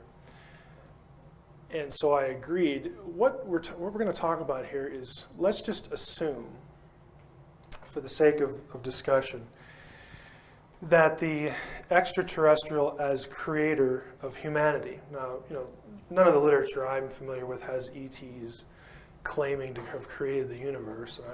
I don't know anybody that says that. But they do often want to position the extraterrestrial or whatever entity, whatever channeled message they receive. There's often this talk of how extraterrestrials created humanity. And so what we're going to do here is essentially say, okay, if this is true, if that's true, that we were actually created by extraterrestrials who are now essentially abducting people and experimenting on them, and if it's true that Zecharia Sitchin's views are correct, and of course you know that I don't think that, but again, if it is, if the Mesopotamian text actually describes some extraterrestrial race creating us, what would that mean? Okay, how would that work out in terms of a worldview? And is that something to get really enthused about? Okay, and we're going to go through and just sort of follow the logic. This session's not going to take that long. We're going to follow the logic and compare the traditional theistic creator paradigm, whether you're a Muslim, Jew, or Christian, doesn't matter, but just that there's a God, a personal God who creates, and sort of note the comparisons. And I'm going to suggest that this reveals the dark side of believing that the design of us, the design of our civilization at the hands of ETs is a dark thing. It's not a very optimistic thing. So, for the sake of the session, let's presume for a moment, if this teaching is indeed correct, we'll presume that humanity was created by ETs who came to Earth long ago. We'll presume that these ETs and their creation of humanity is described in ancient Mesopotamian texts, whose content is often mirrored in the Bible, and that these ETs are therefore the God or gods that humanity has become accustomed to thinking about. If the ET creator view is true, then where would that leave us? Is that something to celebrate or get enthused about? Should we, as they did in Independence Day, go up to the top of buildings? Oh, you're wonderful. You're finally back to bless us. Let me suggest several implications that logically extend from those assumptions. First, if this is true, then you, as a member of the human race, have no inherent dignity. This conclusion extends from the fact that if ETs are the gods of the ancient creation stories, then we were created as slaves by the Mesopotamian ET gods, the Anunnaki, because that's what the texts say. Okay? It's point blank what they say. This is Atrahasis, Tablet 1. When the gods, instead of man, did the work and bore the loads, the gods' load was too great, the work was too hard, the trouble too much. Right there, that should tell you that the conception of a god in Mesopotamia is quite different from the conception in the Israelite religion. God doesn't need a lunch break, or much less a slave race to do work. The great Anunnaki made the Igigi carry the workload sevenfold. Anu, their father, was king. Their counselor, warrior, Elil. Their chamberlain was Ninurta. Their canal controller, Anugi. They took the box of lots, cast the lots. The gods made the division. Anu went up to the sky, and Elil took the earth for his people. The bolt which bars the sea was assigned to far-sighted Anki, so on and so forth. The last line, the Anunnaki of the sky made the Igigi bear the workload. The gods, pity them, had to dig out canals, had to clear channels, the lifelines of the land, so on and so forth. For 3,600 years they bore the excess. Hard work, night and day. They groaned and blamed each other, grumbled over the masses of excavated soil. And then they decide, let us confront our chamberlain and get him to relieve us of our hard work. Come, let us carry the Lord. Let us carry the Lord, the counselor of the gods, the warrior, from his dwelling. And let's go and grab him, take him out of his house. And made his voice heard and spoke to the gods, his brothers. Why are we blaming them? Their work was too hard. Their trouble was too much. I'm abbreviating this with ellipses. They said, let's go get that God. And then they go and confront him, and then listens to their complaint and says, well, I guess we can't blame them. Their work was hard. Their trouble was too much. Every day the earth resounded. The warning signal was loud enough. We kept hearing the noise. There is, and the text breaks off there. And so they go to the creatress. Belet Ili, the womb goddess, is present. Let her create a mortal man so that he may bear the yoke, so that he may bear the yoke, the work of Elil. Let man bear the load of the gods. Nintu shall mix the clay with his flesh and blood. Then a god and a man will be mixed together in clay. They answered yes in the assembly, the great Anunnaki who assign the fates. Now, if this is the case, you are all owed reparations by the gods. I mean, that's essentially what you've got. You are a slave, your father was a slave, and so on and so forth, all the way. We're all slaves. In other words, we have no inherent dignity. We are the low end of the totem pole in a divinely ordained caste system. That's what we are. We are chattel, if this is true. Now, this divine image idea, which is biblical, aren't we created in the image of the gods? Again, it's a biblical theistic concept. It is not part of the Mesopotamian concept. If we go back here, let her create a mortal man so that he may bear the yoke, the work of Elil. Let men bear the load of the gods. Zechariah Sitchin tries to, and it's kind of amazing again, he tries to take these phrases, bear the yoke, bear the load, and he tries to argue that yoke, and load here actually refers to the image of God. Of course, the problem is that the biblical word for image is tselem, Akkadian is tsalmu, and that is not the word used in any of those three lines in that text. So contrary to what he says, this is not a creation that has the gods, the Anunnaki, creating humanity in their image. No, the text actually means what it says, that we were created, in their view, as slaves. We are strapped with their burden. Well, that's not what the alien who abducted me told me. Well, if you were told about how special you were, think again. Or abandon the Sitchin worldview, which you could do and still retain, an extraterrestrial worldview. 2 questions. How do you know his message, the ET, can be trusted? How do you know that? Doesn't he know what his ancient offspring wrote about him? Okay, again, we're presuming that this is true, that the extraterrestrial gods created us. Well, doesn't the ET who abducted you know what the ancient Mesopotamians wrote about him long ago when he supposedly created you? Did he forget that? The bottom line is that in the ET creator view, we were created as slaves, and our makers wanted it that way. In contrast, the theistic creator worldview has every man, woman, child, unborn, born, whatever, every person has inherent worth as God's imagers. Life is sacred because we are the receptacles of God's life and share certain of his attributes. Humans are Yahweh in effigy. That is, we are his representatives. We're not gods, but we are placed upon the earth, as I said before in another session. We are God's representatives. We are to rule and steward, take care of the world, not to rape and pillage it. We are to take care of the world, steward it as though God were here. We aren't, as the Old Testament teaches, God's representatives on earth if the ET view is correct. Also, if it's correct, there's no higher purpose for your life, since there's no concept of eternal reward in a personal heaven from a personal loving God. That idea is completely foreign in Mesopotamia.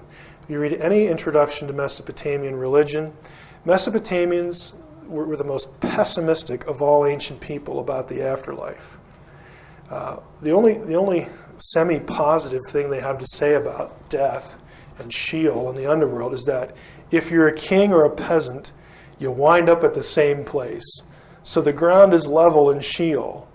But everyone in Sheol endures what the best description I've ever seen of this is, I think it's from Jean Bottero, who's an expert in Mesopotamian religion. He referred to it as a cadaverous existence that never ends. Ooh, I can't wait. This is not a good place. But if this view is true, you don't have anything waiting for you. In other words, you can serve the gods all you want, be their slave, and what do you get at the end? You get to live as a cadaver. That's just wonderful. The conclusion follows again from the fact that if ET is God, then his status as a created being himself means that all in the universe that is real is the material. There's no spiritual reality beyond the material, and again, the Mesopotamians weren't looking forward to anything beyond that anyway.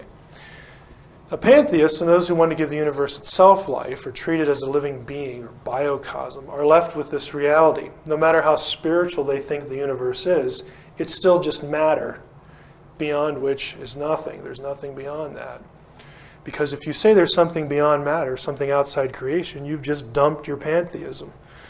Typically, those who speak of the universe as its own creator do so to avoid the idea of a personal deity that transcends creation, because that idea comes from religion or the Bible. And they want to avoid the personal accountability that the biblical worldview entails. No matter how badly you want to deny the theistic creator view and yet keep a feeling of personal destiny beyond the material, these two ideas are contradictory in terms of philosophy. If matter is all there is, then matter is all that is. Okay? If something is beyond matter, that thing can't be material. The Big Bang doesn't create itself. It's a result, not a cause. If there's no higher purpose for your life because there is no immaterial, non-physical, non-material place that you go when you die, there's no higher purpose, so you have nothing to look forward to. You are simply a higher form of animal. You might be lesser than the aliens who made you, whose only purpose was to have you serve them. And if you imagine that there are multiple races of aliens, some who want to aid us in achieving our high potential, then some questions follow. You might say, well, maybe only the bad guys treat us as slaves. What about the good ones? How can you tell the taskmaster alien from the benefactor alien? And if you read the abduction literature, this is not, that is a legitimate question.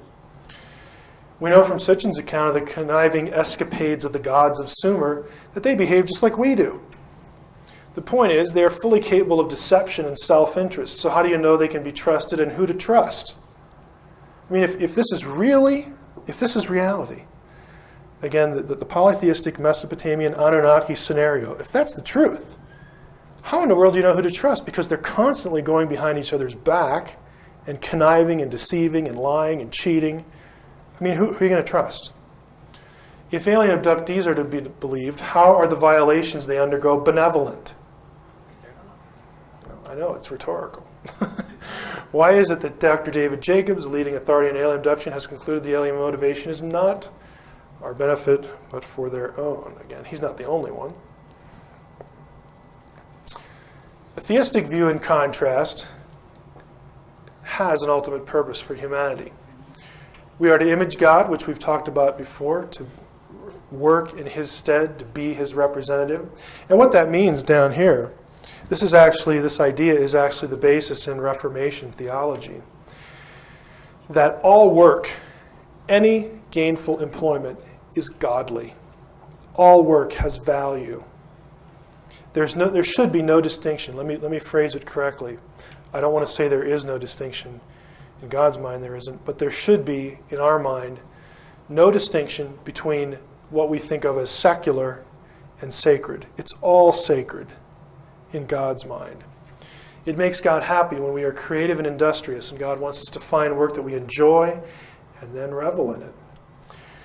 We are to put our trust in him for our eternal destiny by obeying his plan for our salvation, so that the practice and that's a typo there. So the practice of our lives is, as the Westminster Confession puts it, to love God and enjoy him forever. That is the point of why we're here in God's mind, the biblical God, not the Anunnaki gods. The outcome of this is eternal sonship or eternal childship, to become the sons of God, the children of God, to replace what has been lost through the progression of evil. This is what John says, point blank. See what love the Father has given us, that we should be called children of God, and that is what we are. The reason the world does not know us is that it did not know him. Beloved, we are God's children now. What we will be has not yet been revealed. What we do know is this: when he is revealed, we will be like him, for we will see him as he is. Question: what is the destiny? What is your destiny at the hands of E.T.? to be ramped up into the collective consciousness? Okay, what proof do you have that E.T. has changed from the self-interested taskmaster he was in the days of Mesopotamia? The third logical implication to the E.T. creator view, we've talked about 1 and 2, and number 3, is the idea of racial superiority and inequality is true. It's absolutely true. This conclusion logically extends from the Mesopotamian texts that tell us that the gods created kingship for humankind. If you read Sitchin closely, he will refer to 2 creative acts with respect to humanity. One, is prior to the flood, where a primitive form of humankind is created again as slaves. But then one of the gods, Anki, comes back and sort of ramps up or genetically tinkers again with the humanoid thing, and specifically does that, adds more divine blood to him, because we are going to make them this particular line. And you actually have 2 lines emerge in Mesopotamian thinking again. We're going to make certain of these individuals more like us, because we're going to give kingship to them. We're going to put kingship in their hands. So if this is the case, then certain bloodlines are inherently superior because they're royal. And I want to say this, if you read Lawrence Gardner, this is Lawrence Gardner. Okay, bloodline, the Holy Grail, the whole bit, the Jesus bloodline mythology, going back to this, you have to believe this. If this is what you think the texts say, then this is the conclusion. Certain bloodlines are superior because they have more of the Anunnaki blood. See, we all people who would latch onto this, what Gardner's saying, they read it and think, that's me. That's me. I'm one of the superior ones. Well, maybe not. Questions that naturally follow. Are you among the elite? Are you as racially gifted by the gods as other people? Do you suppose that African Americans and Jews are in the royal bloodline? Hispanics, put any other race other than white Anglo-Saxons in there. If the idea of racial supremacy is true, should we defend it?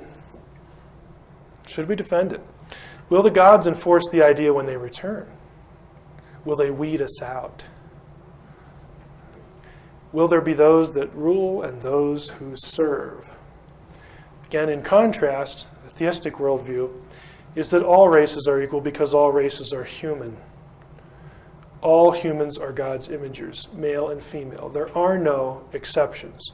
Now, I know that the church, in some of its more wonderfully dunder-headed moments, and I'm including in this century, has propped up the idea of racial superiority through pseudo-exegesis of passages like the curse of Canaan and Ham.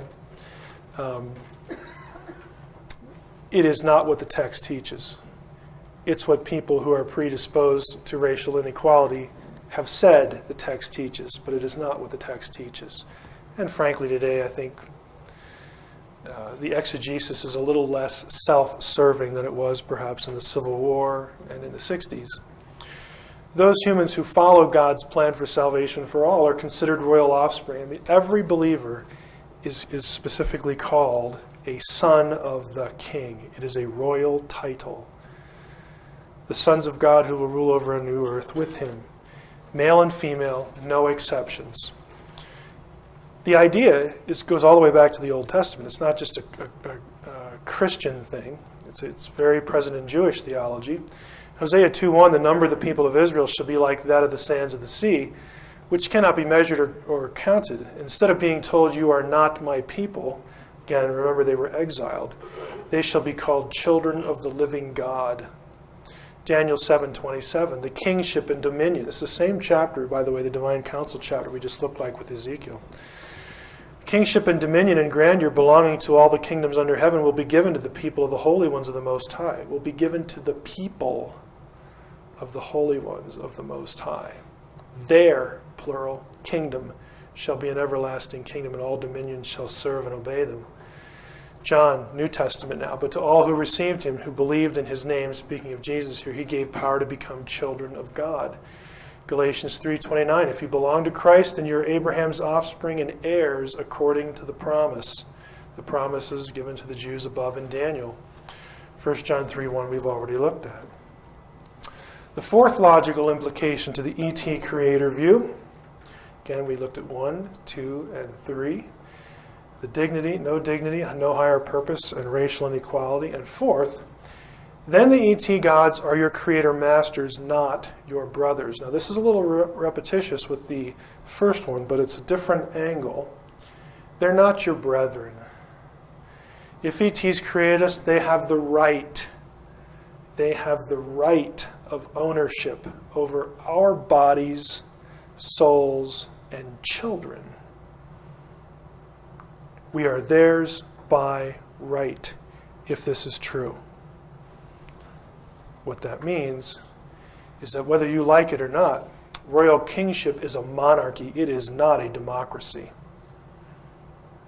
You have no right to complain or gripe about what happened to you in your experience. You got to take the whole package, in other words. The elite command, the rest of us submit or suffer. Don't complain then that you have been abducted and abused. You have no right to demand justice, for the alien has legal claim over you. Period. The theistic creator worldview, again in contrast. As noted already, in a biblical worldview, we are all destined to be kings under God's sovereignty. The image, the sonship, the rulership is democratized. It is not kept for a select few or for a certain bloodline. It's not even kept for beings in heaven. As Paul said, don't you know, 1 Corinthians 6, that you'll rule over angels. Think of the council. God of Israel, sons of God, angels. Paul says, don't you know you're going to rule over angels? You're the middle slot. You are the royal household of God. You will command them, not the other way around. This is the biblical worldview. Jesus, as incarnate God and Redeemer, is our brother, not our owner. Now, I realize that Christ is Lord in Christian theology, but that's not where it ends. He is also our brother, as Hebrews 2 says very, very plainly. What are human beings that you are mindful of them, or mortals that you care for them? You have made them for a little while lower than the angels. You have crowned them with glory and honor, subjecting all things under their feet. Now, in subjecting all things to them, God left nothing outside their control. As it is, we do not yet see everything in subjection to them, but we do see Jesus, who for a little while was made lower than the angels. He was made human. Now crowned with glory and honor because of the suffering of death, so that by the grace of God he might taste death for everyone. It was fitting that God, for whom and through whom all things exist, in bringing many children to glory, should make the pioneer of their salvation perfect through sufferings.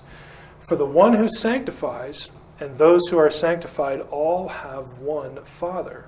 For this reason, Jesus is not ashamed to call them brothers and sisters, saying, I will proclaim your name to my brothers and sisters.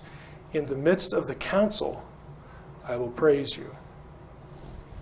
It's not all about ownership. Concluding focus, two summative questions. I'd like to ask you, does E.T. love you? And how do you know? Pretty simple. Well, they tell me so. They tell me I'm specially chosen. They want humanity to survive in the future and to evolve toward a greater self-enlightenment. Really? If the stories about the gods in ancient texts are true, why are those stories so different than those messages? Can these beings be trusted? What kind of love do they feel for you? Is it a sacrificial love? The kind of love you would have for a puppy or a car or your favorite thing at home? At what level is the emotional attachment that you think they have for you? To use an illustration, as your creator, do your E.T. gods love you as a child? Do they really? If E.T. loves you, then why create you as a slave? Why create you and leave? Why create you or hide? The fact is, at best, we're an experiment. not a loved child. The God of the Bible has an emotional investment in us, and I want to ask, where is E.T.'s emotional investment? The truth is, there is no emotional investment from E.T. It's a scientific curiosity at best, and a pretty detached one at that. At best, E.T. is an absentee parent. At worst, he is a cold, detached researcher. Is this the way you love your children? Is this how you want your children to remember their childhood? Probably not. There really is something better. And I would suggest to you, and that's the end of the session here, I would suggest to you that the theistic worldview is favorable, is more favorable, is better. And it's in your interest to consider it. And that's part of what the conference, as we, as in my cases, I've contributed to it, but as Guy has constructed it, to try to bring, create a bridge between what we look at seriously as paranormal stuff and perhaps spiritual stuff, whatever the intersection is. One of the goals is to get you to consider that if you opt out of a Christian view of this stuff and you embrace the other side, what it really means. Have you thought through it to the end conclusion? Or have you not? Perhaps not. Okay. Switching gears yet again. The last session that I'll do, and please hold your applause at the last session, has to do with serpentine beings, watchers, and the netherworld in the religion of ancient Israel, Judaism, and Mesopotamia. The subtitle, kind of misleading here, but sort of to the point. What Zecharia Sitchin isn't telling you about the Anunnaki. Now, I'm going to have to translate this a little bit for you. What I'm going to do in this session is I want to go through some passages in the Hebrew Bible that deal with serpentine beings, also known as watchers, mostly in the literature of Middle Judaism, and also the netherworld, and then sort of create a description of who these beings are, what they do, where they live, that kind of thing. And then ask the question, is there any evidence, is there any suggestion that the Anunnaki of Mesopotamian texts match this description? I can preview it this much for you. There are a number of overlaps. They're not, there are some gaps, let's put it that way, but there are a number of overlaps. So this is just kind of an exploratory session just to compel your thinking a little bit in this direction. Because, frankly, when it comes to the Anunnaki, there are things that Sitchin does not go into that I think robs you, the reader, and the thinker, the researcher, of the complete picture. Let's see. So some preliminary thoughts. Again, as the title suggests, there's more to this than you might have heard. I'm not going to worry about dealing with some errors that Sitchin makes in some of his statements. That is the Sitchin overview session. So we're not going to worry too much about that. Rather, the third point here, the focus is discerning several noteworthy overlaps between the watchers of biblical theology and later Judaism and the Anunnaki. And again, I'm admitting that there are differences between the groups, but there are some pretty noteworthy similarities too. Now, toward drawing attention to these, this is the order I'm going to follow, and hopefully it will be coherent for you. We want to actually review, since most of you have probably heard my session on Genesis 3 and Genesis 6, where we talked about the Nachash, the serpent, a little bit, but we'll go through that. Then we'll take a look at serpentine beings elsewhere in the Hebrew Bible. Again, note the sons of God and the watchers, the relationship between Genesis 3 and 6, and descriptions of the Anunnaki. Now, this session obviously has some overlap with other sessions, but again, to get it all in one session is our strategy here, is the goal. Again, Genesis 3 is the biblical account of the fall. Now, the serpent, ha-Nachash in Hebrew, the Nachash is the terminology I'm going to use, was the shrewdest of all the wild beasts that the Lord God had made. He says to the woman, did God really say you should not eat of any tree of the garden? The woman replied to the Nachash, We may eat of the fruit of the other trees of the garden. It's only the tree of life in the middle of the garden that God said, you shall not eat of it or touch it, lest you die. Which is kind of ironic, because elsewhere in the Old Testament, God wants humanity to have eternal life. But here, it's clear that he doesn't want them to do certain things and so on and so forth. There's this debate about, is God being mean here or whatever. We're not necessarily going to rabbit trail into that, but both ideas are actually present in the Old Testament. But restricting ourselves to this passage for the moment. Then Nakash said to the woman, you're not going to die, but God knows that as soon as you eat of it, your eyes will be opened. You will be like divine beings who know good and evil, or good and bad. The Lord God said to the woman, what is this you have done? This is after she eats. The woman replied, the Nakash duped me, and I ate. Then the Lord God said to the Nakash, because you did this, you're going to be cursed more than all the cattle, beasts, and so on and so forth. And then he says in verse 15, I will put enmity between you and the woman, between your offspring, or your seed, and her offspring, or her seed. And I made the comment before that you can take this as a personal he, third masculine, or impersonal it will strike at your head, and you shall strike at his or its heel. And that depends upon how you think the prophecy gets played out in the New Testament. Observations. You can probably tell, again, by this time that I don't think the Nakash was a snake. There's no indication that animals had the gift of speech in Eden. The fact that Eve was not surprised when the Nakash spoke to her must be explained exegetically, not by speculation. I've read all sorts of things here that we have some sort of weird animal then that we don't have now, and it had legs and it stood upright and it talked, or animals could talk back then. The text doesn't say any of that. The two parallel passages, as we shall see momentarily, to the fall in the Garden of Eden require, that's a strong word, but I'm going to use it, require that the Nakash be viewed as a divine being and not a snake.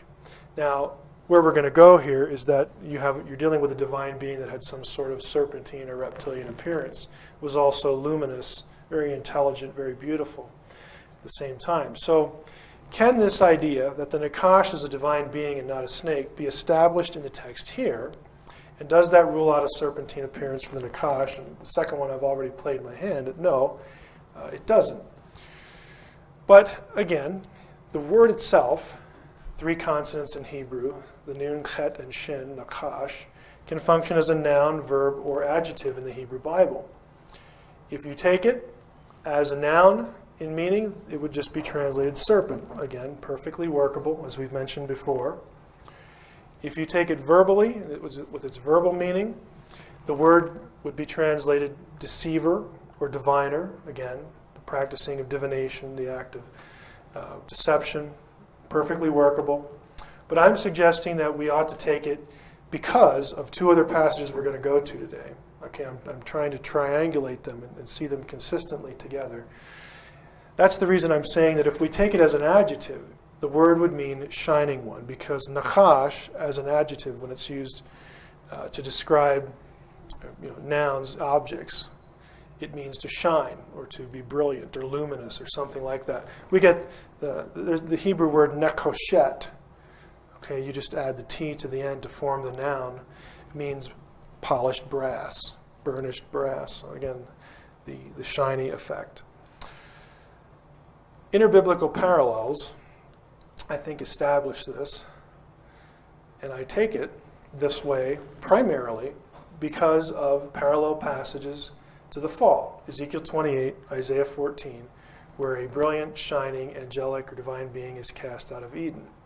Neither of these passages have a snake in the story, and the context of each passage with Genesis 3 is the meeting place of the divine council. What I'm saying here is that Genesis 3, Isaiah 14, Ezekiel 28, these are the 3 passages in the Old Testament that deal with what happened in Eden. All 3 of them take place in the location where the divine council meets, and there are certain motifs that we're going to go into today that establish that fact. And also all 3 of those passages need to, in my mind anyway, need to cohere together, and 2 of them don't have a snake, and I'm suggesting the one that appears to, we might want to just translate that word as shining one instead of serpent. to, again, make them fit together, to have them cohere. So first, considering the context of the three passages before getting into the specific parallels. Again, the divine counsel, if this is new to you, in as brief a definition as possible, is a concept known throughout the ancient Near East. For instance, it's mentioned in Enuma Elish and Atrahasis with the Anunnaki. It very plainly said the Anunnaki of the Great Divine Assembly said this and that. 4 or 5 times in that story that the divine council, the divine assembly is mentioned. It is the high god or gods and their bureaucratic entourage, the heavenly host of which angels are merely one member category. In all ancient Mediterranean religions, including Israel, the council met at specific places, usually the abode of the high god. And although there are council parallels between the Hebrew Bible and cuneiform sources, the most explicit parallels are between the Hebrew Bible and its closest geographical and linguistic neighbor, ancient Ugarit, which is ancient Syria. Ugaritic, by the way, if you like languages, if you want to study these someday, Ugaritic is the closest language linguistically to Biblical Hebrew. There are a number of words in the Hebrew Bible. They're called hapax legomena. That's a fancy way of saying words that only show up one time. And you've heard me saying that meaning is determined by context. Well, if you only have a word that shows up one time, how do you really know what it means? Because you don't have anything to compare it to. Well, when the Ugaritic tablets were discovered, a lot of those words that only show up one time in the Hebrew Bible were in that language, consonant for consonant. And so Semitic linguists looked at that and said, boy, this will really give us some help here, because there's such a close language overlap here between the two. So it's been very useful. And it's especially useful in parallels of this kind. So the second thought here, the relationships are actually so close between the two literatures and their religions that one of the names of the God of Israel, El, that's from the Hebrew Bible, was also the name of the high god of Ugarit. They were both El. El's vizier, or his vice-regent, who was called the ruler of the gods, was Baal. That's a title he gets. This proximity and terminology was one reason why Baal was the chief nemesis of Israel's prophets. Israel also had a second power in heaven, a second god, if you will, a second vizier in the Old Testament. I don't want to rabbit trail too much, but this is my dissertation, and I like to talk about my dissertation, even though it was such a point of suffering in my life for so many years. But it actually has value. No, what happened was, in Israelite religion, in the Israelite version of the council, you can't have Yahweh and another god separate from Yahweh ruling the cosmos. So what the Israelites did, which was really kind of neat, kind of clever, was they said the second person is Yahweh's essence manifested in a different form. So you don't have Yahweh competing with another god. You have Yahweh and then his essence manifested differently. There are some real plain examples. The name, that word, the phrase, the name. There are passages in the Old Testament where the name does this, the name does that, the name goes out to battle.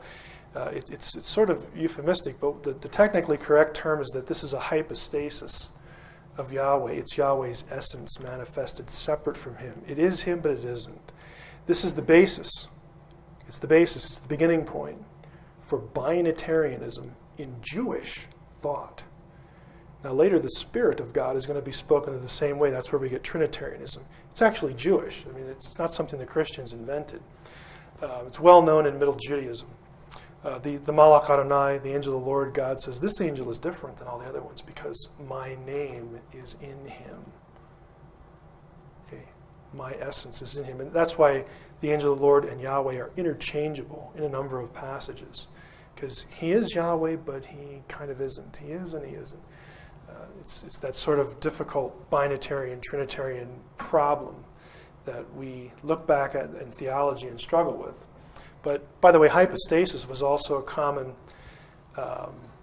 institution in other religions of the ancient Near East, Mesopotamia, Egypt. Each god had one or a couple hypostases. But in Israel, it was the consistent pattern in the council. But anyway, let's take a look at the Council of El to get an idea of how close the council's ideas are between the two religions, because this is the point today.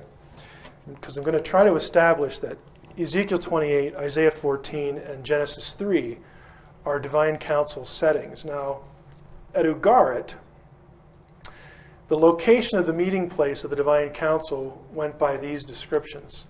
At the source of the two rivers, in the midst of the double deep fountain. These are the places where heaven and earth meet. Mount Safanu, that was Baal's mountain. The Mount of Assembled Council, and again, there were a variety of sacred mountains that are mentioned as where the council shows up and has a meeting. Now, you'll notice Safanu and this Puchru Moed. If you go to the biblical side, you have some conceptual parallels here, and here you have direct linguistic parallels. Zion and Eden are well watered. You might think, well, there's 4 rivers in the description of the Garden of Eden. What you should do is you should go back and get a good exegetical commentary there, because it can be coherently argued that the names are interchanged there and you actually only have 2, but I'm not going to rabbit trail there. Zion and Eden, again, where God lives, is Mount Zion, where the temple was, are described as well watered. And you get this watery language here in these passages. Let's go down here. Mount Sinai, Mount Zion. Again, God lives on a mountain in Israelite religion. It's very familiar. And Eden is called the mountain of God and the garden of God in Ezekiel 28. You actually have Eden called a mountain. But back here, Zion is called the heights of Tzaphon in Isaiah 40 or Psalm 48:2 and Isaiah 14. It's exactly the same term, Tzaphon, Tzaphanu. The vowels are different because Ugaritic's a different language. They use different vowels.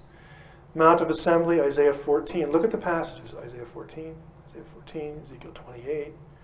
Okay. The Har Moed, the Mount of Assembly. By the way, this is free. I wish I would have put this up here in the PowerPoint itself. If you were to you see this little kind of backward parentheses here? That is a letter in Hebrew that we don't have in English. It's a r. That's how you pronounce it. The Greeks didn't have it either. They don't know what a r is. So what they did was, what's the closest letter to that? It's a Hebrew term, and when it was a Hebrew term, they would just transliterate it. They just put the letters in. And they decided, well, a G, duh, sounds like ugh. And so like Gomorrah is spelled with one of these in the front. It's actually Gomorrah. Okay, so the Greeks put a G, Gomorrah. Well, why do I say this? Because if you put a G here, you have H, take the vowels out, H, R, M, G, D. Okay? You go to the book of Revelation, when the word Armageddon is used, John specifically says, this is in the Hebrew tongue, Armageddon. In the Hebrew, that would be Har Moed. The N is actually a place name consonant that is very common for geographical words.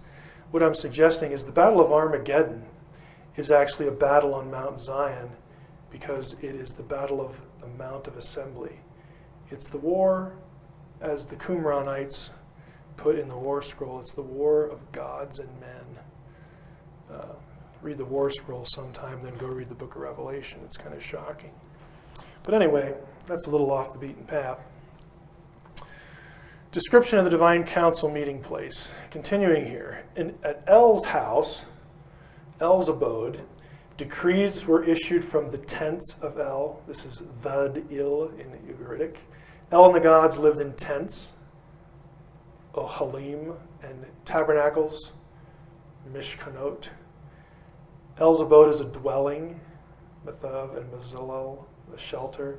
El and the council meet in a house, temple. Baal's palace had paved bricks and a court and stones like lapis lazuli. If you look over here, the parallels are just kind of amazing. Yahweh lives in a tent, same consonants. Okay, the tent of meeting, the tabernacle, it's the same thing. The pavilion, the dwelling, again, the conceptual parallel. These are exact terms. The beit, the house, the heichal, the hakalim. Okay, in Exodus 24, Yahweh's abode is described with a courtyard, Same word, katser, made of bricks, levanot. And if you actually read Exodus 24, the pavement was like sapphire. Okay. Same thing here. The language is very tight. Now, I showed you that as preparatory to this. When you look at these three passages, what you've got going on are divine council scenes. So what happens is something happens in the council, some sort of event or rebellion associated with the fall of a divine being and also the corruption of humanity. So both passages in these two, we'll go back to Genesis 3 in a moment, are not about divine beings per se, but about evil tyrant kings. You'll read this in commentaries, and that's true. What's going on here is that the prophets are railing against, in one case, the king of Tyre, in another case, the king of Babylon, and they're just going off on them, telling them how bad they are. And they both get the idea, I'll show you how bad you are. I'm going to compare you, foreign king, you wicked king, to a tale about a divine being who fell from paradise in rebellion against God. I'm going to illustrate your arrogance by comparing you to this being.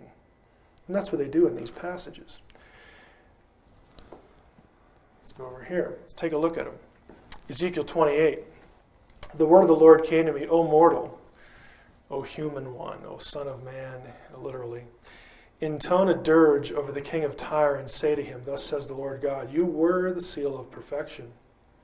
You were full of wisdom and flawless in beauty. You were in Eden. Now we know the king of Tyre was not in Eden, so he's describing the king of Tyre in light of this story for the sake of illustrating his arrogance. You were in Eden, the garden of God. Every precious stone was your adornment, and he lists them. I created you as a cherub with outstretched shielding wings, and you resided on God's holy mountain. So he's in Eden, God's holy mountain. You walked among stones of fire. You were blameless in your ways from the day you were created until wrongdoing was found in you. By your far-flung commerce, you were filled with lawlessness, and you sinned. He starts going off on him again.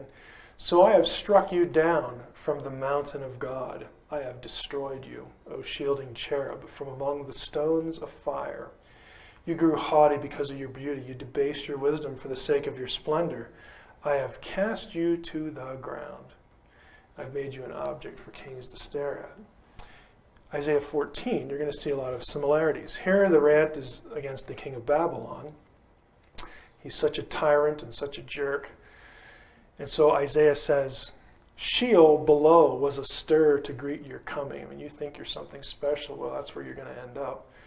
Rousing for you the Rephaim of all earth's chieftains, raising from their thrones. The Rephaim are on thrones in Sheol. Remember that. Raising from your thrones all the kings, Hebrew, the Melech, M-L-K-M. It's not Mal-Akim, angels. It's different spelling there. There's no Aleph here. All speak up and say to you, so you have been stricken as we were. You've become like one of us. Your pomp is brought down to Sheol. And the strains of your lutes, worms are to be your bed and maggots your blanket. By the way, that's a real good description of the Mesopotamian underworld. How are you fallen from heaven, O shining one, son of the dawn, shining one, son of the dawn? How are you cast down to earth, O vanquisher of nations? Once you thought in your heart, I will mount to the heavens. I will mount to the heavens. Higher than the stars of God will I set my throne. I will sit in the mount of assembly, on the summit of Zaphon. Your English Bibles will say north. North is Zaphon. Why? Because that's where the mountain of El was in the north, the geographic north. I will mount the back of a cloud. Yahweh's title, Baal's title, the cloud rider. I will match the Most High. Instead, you are brought down to Sheol, to the bottom of the pit. Now, parallels. Let's take a look at some of this in a parallel structure. Genesis 3, I'm suggesting Nakash means shining one. Shining one's in the Garden of Eden, where God walked. Okay. Here we have descriptions of the being. He's described with luminous, brilliant stones, brightness. Again, these stones are the same things that describe the brightness of God's throne, so it's pretty bright. we have here again this description as the anointed cherub. Now that assumes that the word anointed is the correct translation of the Hebrew Mashach. Now that's possible. It's a common term. We get Messiah from it. Mashiach, the anointed one. However, if you remember back to English class, and please don't shudder, remember what a homonym is. Semitic languages have homonyms too, words that are spelled the same but mean something different. There is also a Hebrew mashach, which means, guess what? To shine. So this could very well be translated, and I'm suggesting it should be, I created you as a shining cherub. Shining cherub, shining one, and here it's point blank. Isaiah 14, O shining one. The Hebrew is Hallel ben Shachar. This is where, by the way, we get our word Lucifer from, because when the text was translated into Latin, the word for shining one, Hallel, in Latin is Lucifer. Okay, shining one just means something luminous. Nakash here, again, can still carry its other two meanings, as serpentine and deceiver. And I think serpentine is important because here, this is really kind of interesting. You had this odd phrase back in Ezekiel 28, you were the seal of perfection. And commentators usually say, well, that just means, it's kind of a sort of a description, an embellishment to show how wonderful and beautiful this king thought he was. And I'm not saying that's not possible, but what's really interesting is if you transliterate the Hebrew for seal of perfection, chotem tachnit, if you put it into transliterated letters, this is an interesting term because at times in Semitic languages the M here is silent, like we have silent E. And if that's the case here, what you have here is that this phrase, exact same phrase, means skillful serpent, because this word, chet vav tav, with silent M, means serpent in Canaanite. It's just one of the generic words for serpent. So you could have, I created you as a shining cherub and a skillful serpent, a shining serpentine being. Some more. Genesis 3. He was in Eden. He knew that when Adam and Eve ate, they would become like, that should be one of the gods. And again, Eden was the place of the council. You go over to Ezekiel 28, it's point blank, Eden is the mountain of God and a garden as well. He walks among the stones of fire, but was thrown out of heaven, the place of the stars. Now that is interesting. He gets thrown out of heaven, and that helps inform us what stones of fire are. Stones of fire are considered by experts in ancient Israelite and Near Eastern religion to be either planets or stars, which of course for the sake of this conference is really interesting, really cool. And divine beings were considered celestial objects, or perhaps, it goes either way. Stars to the ancient person were either divine beings themselves or they were inhabited by divine beings. It varies, but you'll see both. The stars of God, in Isaiah 14:13, and at Ugarit, and in Job 38, the stars of God, anybody remember Job 38 from a night or two ago? Where were you, Job, when I set the foundations of the earth? When the stars of heaven, the stars of God, the sons of God shouted for joy, the morning stars. Stars of God are divine beings. They're members of the council. They're Elohim. They're the B'nai Elohim in Job 38. Again, we have the shining one here. He wanted to set his throne on the mountain of God. Mountain, Eden is a mountain here. On the mountain of assembly, the place where the council meets, above the stars of God. What he's saying is, I want to be supreme, and I'm going to be supreme in council. I'm going to kick El off the throne, and I am going to subsume that position. I will be like the Most High. I will be above all other gods, above the stars of El. I will supervise the Mount of Assembly. I, and so on and so forth. And again, this phrase, the mountain of God, is the summit of Tzaphon, which we've already seen as parallels for the divine council. Nakash, again, serpentine, seal of perfection, whatnot up here.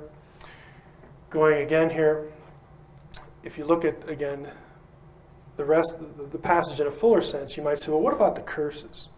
You know, I get this question a lot, frankly, where, you know, how can you take the serpent in Genesis 3 as a divine being? I mean, after all, he gets punished, you know, he's made to crawl in his belly, and that sure looks like you have an animal that now, you know, his legs are taken away and he becomes a snake and so on and so forth. Okay, here's my suggestion to you. Interpret this curse by virtue of these two. Now watch, we're going to start with these two. I have struck you down from the mountain of God, destroyed you. Among the stones of fire, I've kicked you out of the council, kicked you out of heaven. I have cast you to the ground. It's a critical word. It's arts in Ugaritic. Notice the consonants. There's that parentheses, the R, and then the S with a dot. We would say arts in Ugaritic, eretz in Hebrew. It's a generic word in the Hebrew Bible for earth or ground. In Canaanite dialects, though, it means the netherworld. The aretz is Sheol. It's a synonym for Sheol. It's the place of the dead. I have made you an object for kings to stare at. So in Ezekiel 28, the divine being gets kicked out of the council. He gets kicked out of heaven, so to speak, the place where the gods meet, the realm of the gods. Let's put it that way. He gets kicked out of the realm of the gods, and he gets sent to the lower realm, the realm of the dead, the realm in Sheol, the netherworld, the aretz. Isaiah 14, Sheol below was astir to greet you as you're coming. I mean, right, point blank, that's where he ends up. Rousing for you the Rephaim who, quote unquote, live there. You're brought down to Sheol. How are you fallen from heaven, O shining one, son of the dawn? You're cast down to the earth, to the arts. It's the same word in the text. You're brought down to Sheol, to the bottom of the pit, and they peer at you closely. As a side here, Job 26 says, the Rephaim tremble beneath the waters and their denizens. Sheol is naked before him. Abaddon has no cover. Rephaim, Sheol, Abaddon. We're going to come back to these terms.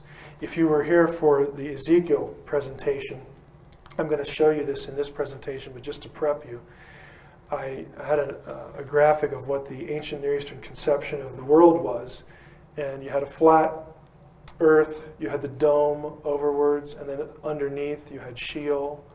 Okay, Lucifer, the shining one, starts up here.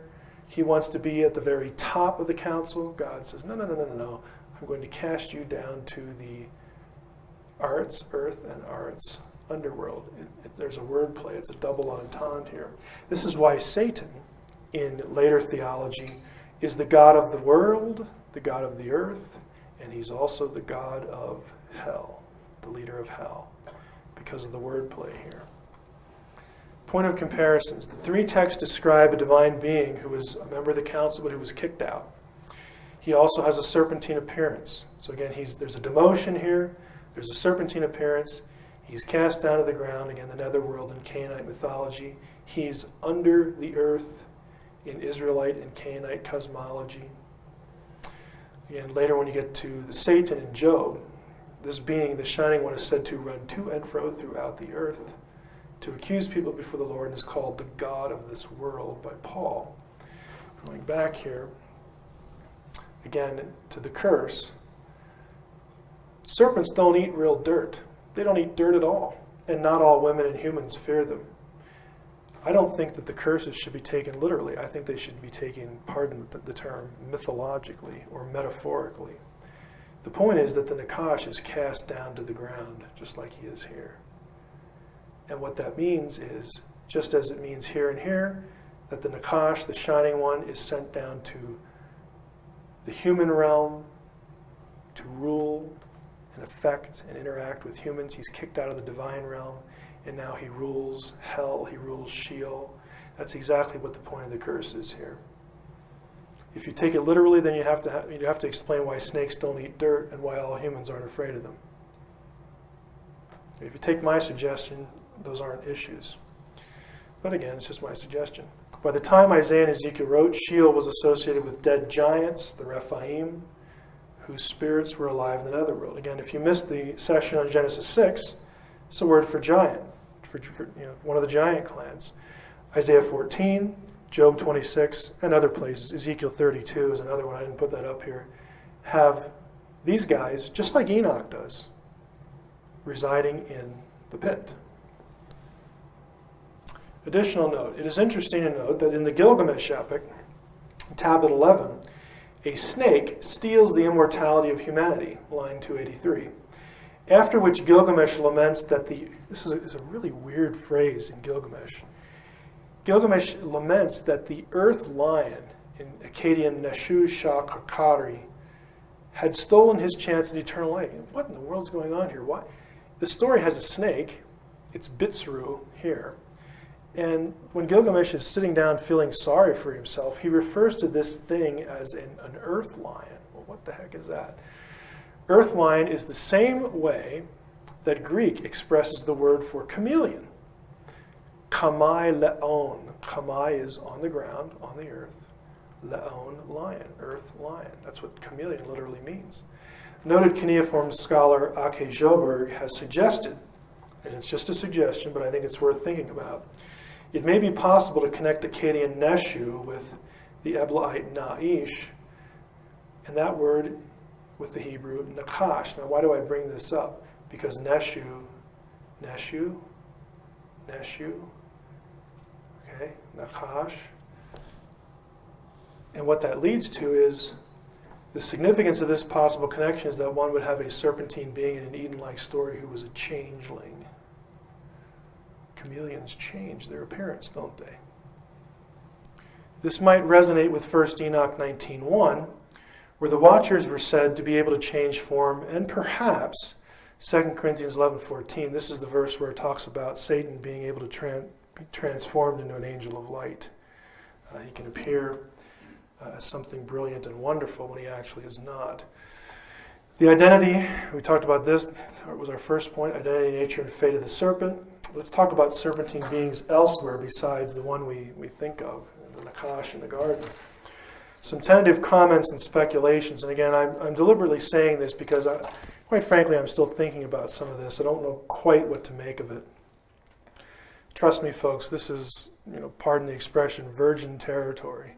It's not like I can go look up a commentary or go ask some scholar to think in these terms. It's not going to happen.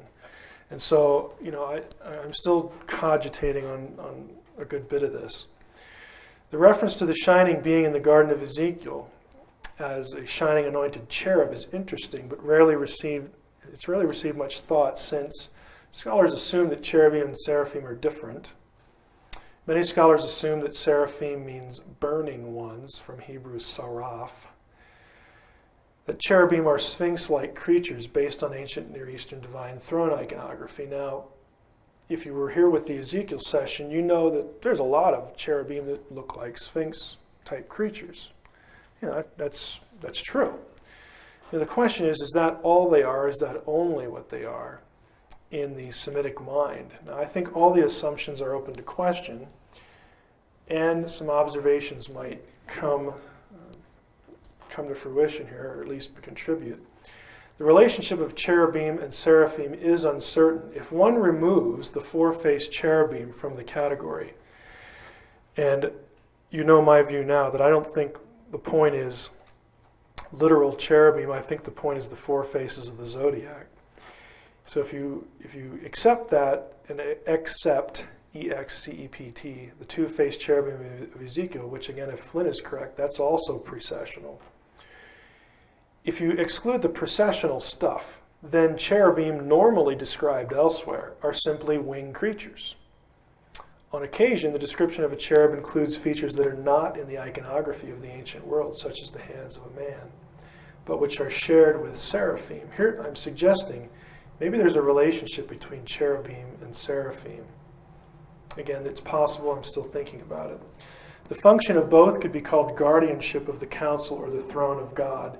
Seraphim, of course, are the ones that guard the throne in Isaiah 6. Genesis 3:24, after Adam is driven out of the garden, God places a flaming a seraphim, there at the entrance to the garden. And then, of course, Ezekiel 28, taking Mashach, again, as shining. You might have one there, too. So seraphim are quite likely serpentine. The term seraph is interchanged with nakash, same word, serpent in the garden, the shining one, in the account of Moses and the serpents that bite the Israelites in Numbers 21. But what I'm just going through is what we do know here. In this story, in Numbers 21, the children of Israel are going through the desert and to punish them, again, for grumbling and murmuring after they've been delivered at the Red Sea and a few other kind of amazing deliverances. God says, the people are grumbling, again, despite the fact that I've done these amazing things for them. And he sends serpents that bite the Israelites. The serpents in that account are called both. They go by both terms. They're called nakash and seraph. These are synonyms. Okay, we know what this is. It can mean a serpentine thing. But most scholars say that this just means burning one. Well, guess what? While there is a root seraph that means to burn in Hebrew, it is equally true that there is seraph right here in Numbers 21. That's just a serpent. So what I'm suggesting here is that a seraphim might be a serpentine being. That might be what they look like. Okay, again, still thinking about this. In Egypt, seraph, Egypt actually combines the features. A seraph in Egypt is a shining or flaming serpent. So they sort of dovetail both possibilities in Egyptian literature and Egyptian iconography. So we've talked a little bit about both of these, identity, nature, fate, and possible serpentine beings elsewhere. Sons of God and the Watchers, again, by this time you should be familiar with Genesis 6. I'm not going to read this whole thing to you, but sons of God with the daughters of men, bearing the Nephilim. Again, sons of God are often called watchers in later Jewish literature. I've had these passages up before, but again, they are distinct. The watchers come down to the earth and teach the sons of men, and they end up committing sins with the daughters of men because they began to mingle themselves with the daughters of men so that they might be polluted. Again, we're familiar with all this. Watcher is not just a later Jewish term. It does show up in the Bible. So don't leave here and get the mistaken notion that watcher is just an Enochian term. It actually does show up in Daniel. And it's always accompanied with the phrase Holy One. So a watcher is a Holy One, which means by this time in Daniel, in Israelite history and theology, you have good watchers. Okay, it's not the point is not that they're all evil. The ones in Genesis 6 are viewed as evil, but here you have three examples where they're good guys.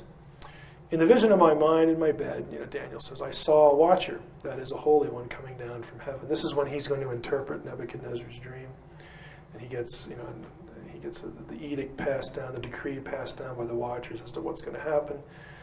The watcher, that is the holy one whom the king saw descend from the heavens, saying, so on and so forth. Here's the phrase, watcher, holy one.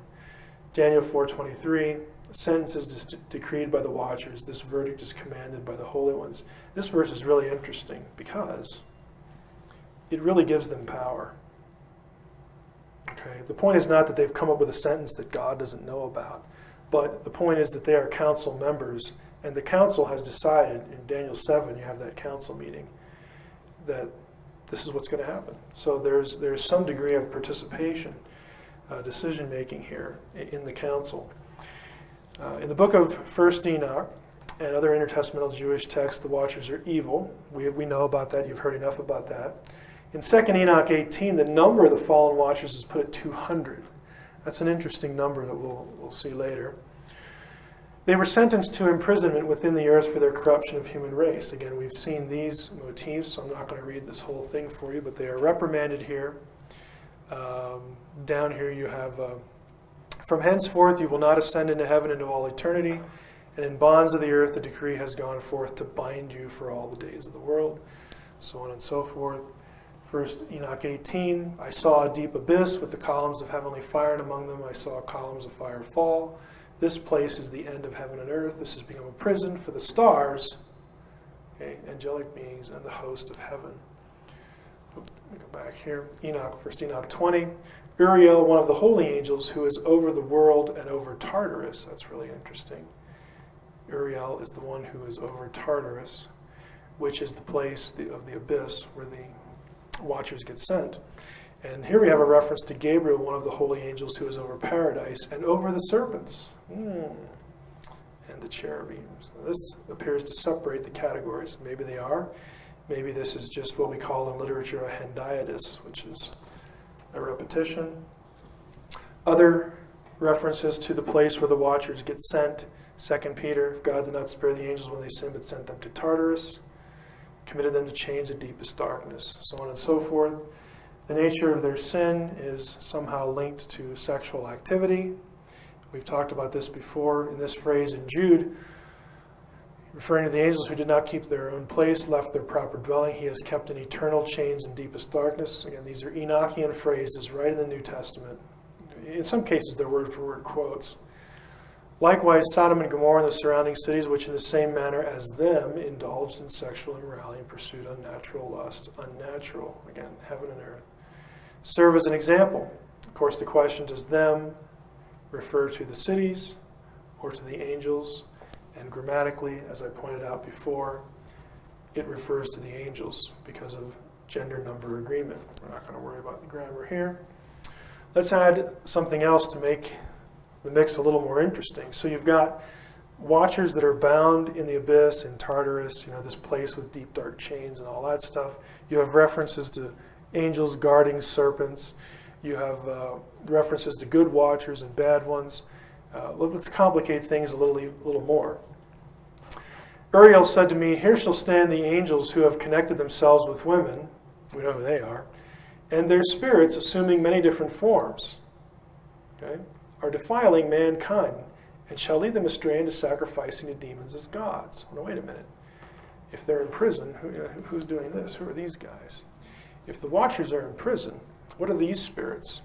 How can the spirits of the watchers plague humanity again when they're in prison? They're either bound or not. The punishment was pretty ineffective. Again, we're going to muddy the waters even more, and then we'll try to sort this out.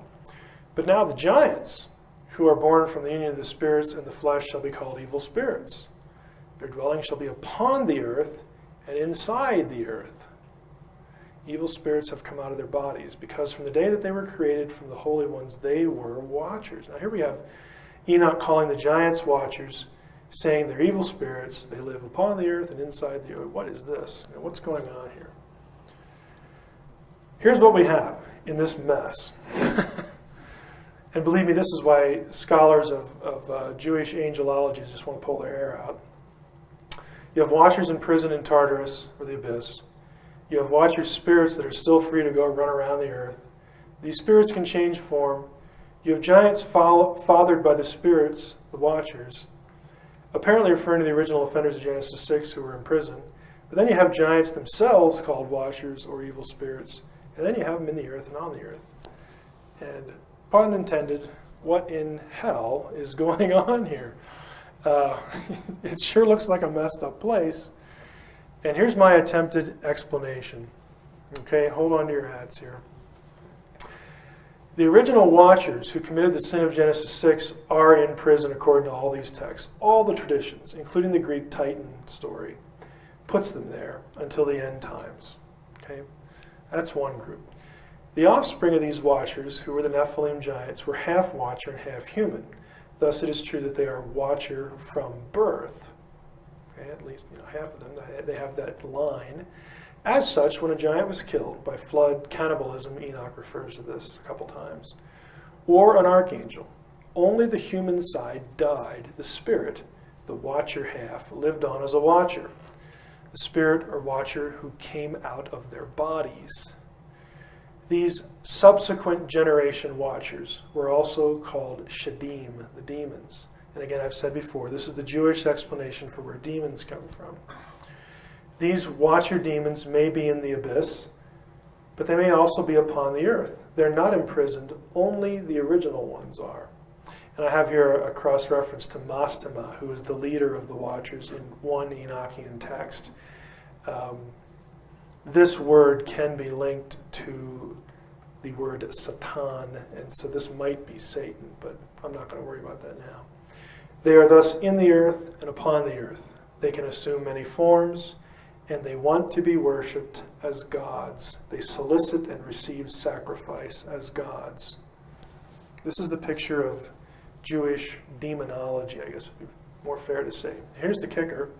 Again, one fragmentary text from Qumran, 4Q Amram, manuscript B, tells us that watchers had a serpentine appearance. Now here's the text. This is fragmentary. I'm sorry this isn't very clear. I couldn't find a way. Well, actually, didn't have access to a good photocopier when I needed to do this, but could have enlarged it. This line here, this is the scroll from Qumran. It's Aramaic. You see the edge here where it was rolled up. This line here, the text is describing watchers. And let me just give you the context. Amram, who is the father of Moses. Now, we don't know from the text whether this is the father of Moses or just another guy named Amram. He sees two watchers fighting, essentially, over his body, over his person, whether either before death or after death, or this is part of the death process. Like, where are you going to go? Who's going to rule over you? And he has two watchers, and one of them says to him, who do you want? Which one of us do you want to rule over you? That's significant because in the New Testament, there's actually a passage where Satan and Michael are fighting over the body of Moses. Okay, it's a different situation there. People have wondered if this relates to that passage, that odd passage. But this line says that one of the watchers, his appearance was fearsome like a serpent. And this line down here says, again, in his appearance, he was, let me read it here, he was like an asp. An asp, of course, is a different kind of serpent. This is the text transliterated here, but we're not going to take the time to go through it. This book, by the way, the most accessible place you can find this text is in a book by Michael Wise and Robert Eisenman called The Dead Sea Scrolls Uncovered. Okay, it has a nice little couple paragraph write-up on it. Problems. If watchers can be and still are good, are even the good ones serpentine naturally? I mean, is that just what they look like? Keep in mind the watchers are the sons of God. I still have questions about this. What's the relationship between the watchers and the sons of God and the seraphim? And the texts just aren't clear on this. And if not, what's with the serpentine thing? 1 Enoch 20 distinguishes the original watchers in the abyss or Tartarus from the serpents. We saw this text. Okay, so there may be a distinction here. However, it's obvious that the fallen Nakash is serpentine and that he rules in the earth, the arts, where the watcher demons operate. So moving on, again, I realize we're covering this rapidly. Discuss a little bit between the relationship of Genesis 3 and Genesis 6. Again, the issue is the seed of the Nakash. Are the seed of the Nakash literally the watchers in Genesis 6? We talked about this in my Genesis 6 presentation. Since we have a fall in Genesis 3 initiated by a divine being, another fall from grace initiated by divine beings in Genesis 6, are they related? The problem is the biblical text never explicitly says that, but Jewish writers did connect them after at a certain point in their time. Jewish writers disagree, but let's just go through this as quickly as we can. Up until the 1st century AD, the events were unrelated by Jewish writers. In fact, most Jewish writers saw Genesis 6, not Genesis 3, as the introduction of evil into the human race. They didn't have a concept of a fall. By the way, if you're familiar with the Old Testament, I think it's noteworthy that if this is really a fall into moral guilt, if that's really the point of the passage, I'd like to know why Genesis 3 is never brought up again in the Hebrew Bible. I mean, nobody ever refers to it, but this idea, really picked up speed in Jewish circles. We're dealing with a loss of immortality. Again, that's my own position rather than moral guilt. It's really apart from what we're doing here to talk about what constitutes the need of atonement, the need of redemption, and we can talk about that later. But again, there's a lack of an explicit connection. You do have some relationships here. Let's just describe a few. In 1 Enoch 69, that text describes one of the angels this way. The third angel was named Gadriel. He it is who showed the children of men all the blows of death and led astray Eve. Now, wait a minute. Led astray Eve. This Enoch names this one who led astray Eve Gadriel. What's with that? Showed them weapons of death, so on and so forth. Elsewhere in the book of Enoch, the angel who taught humankind warfare was Azazel, and he has nothing to do with Eve. So the Jewish texts are going to disagree. They're just as confused about the connection as we still are today. There's just no certainty here. The discrepancy is an indication of the nature of the book of Enoch. Enoch itself is a composite text, so is there a direct relationship or not? We don't necessarily know that. However, we could say this. You could argue this way. Since this text is the first to link the being who deceived Eve with the Genesis 6 episode, that text in Enoch, it's the first time you see them definitely linked. You have these two named Gadriel, Azazel, the well-known leader of the Watchers to the Jewish readers, is put back into the garden as though he were the Nakash. So what they're doing here is they're looking at the Watcher's story, and they're obviously, in Jewish thinking, are evil. And they think, well, surely, these guys are so bad. You could say maybe they're serpentine. In the Jewish mind, the mind of the people at Qumran, people in the intertestamental period, they thought, well, surely one of these guys, maybe the leader of the Watchers, was probably the being who caused Eve to fall. They're frankly just guessing here. But this is what they're believing. This is what they're saying. And in creating that link, the later writers also link the sexual sin of Genesis 6 with what happened between Eve and the serpent. I point this out because of people like Gardner. There's a reason why later rabbis came up with this idea that Eve fell. She's in a perfect environment. She's sinless. She fell, though, or she committed some atrocity. And they say the only way to explain this is to have this third person, this third being, the serpent, the Nakash, whatever. They began to argue and speculate, and soon their speculation became doctrine in some Jewish circles, that Eve and the serpent had sex, cohabited, and then that was the fall. The text never says that. You never actually find a text that does, but again, they're trying to understand, they're trying to link the two chapters. And Gardner and other Gnosticism has this view in its classic form. I've already been through this thing about Gardner, so I'm going to skip this here. He tries to prove that the Bible actually teaches this by quoting Genesis 4:1, which he quotes as saying, I have gotten a man from the Lord. Hava is Eve. Of course, the problem with that is he deletes 2/3 of the verse for his readers. He only quotes from here over. This part says, and she said, I have conceived a man. I have obtained a man, which Gardner wants to translate with the Lord, she's having sex with the Lord. So not only does he delete the first 2/3 of the verse, but he also assumes that Yahweh here, the Lord, is the serpent, is Satan. Again, he's thinking in purely Gnostic terms here. Which is the arrow is pointing to, is a particle. And it can mean with, but most of the time it's silent. It marks the direct object in a sentence and is not even translated. But you have to tell by context. And unfortunate for you, if you're reading Gardner, he deletes the context for you. Here's the part of the verse he deletes. Now Adam knew Eve, his wife, and she conceived and bore Cain. And she said, I have acquired a man from the Lord, not with the Lord, like you're having sex with the Lord, but she's saying, God's given me a son. It's very clear. The text is very clear. Adam is knowing Eve, very common sexual euphemism in the Hebrew Bible. So Gardner just deliberately misquotes the verse. But anyway, you have two options as far as the relationship of the seed of the Nakash. Remember, I will put enmity between your seed and the seed of the woman in Genesis 3, and the sons of God. You can either have direct lineal children, direct genetic link, or a representative. And you know from my other session that I don't think the biblical text takes the first view. There's no text that says the serpent, the Nakash, actually fathered anything or anyone or any being.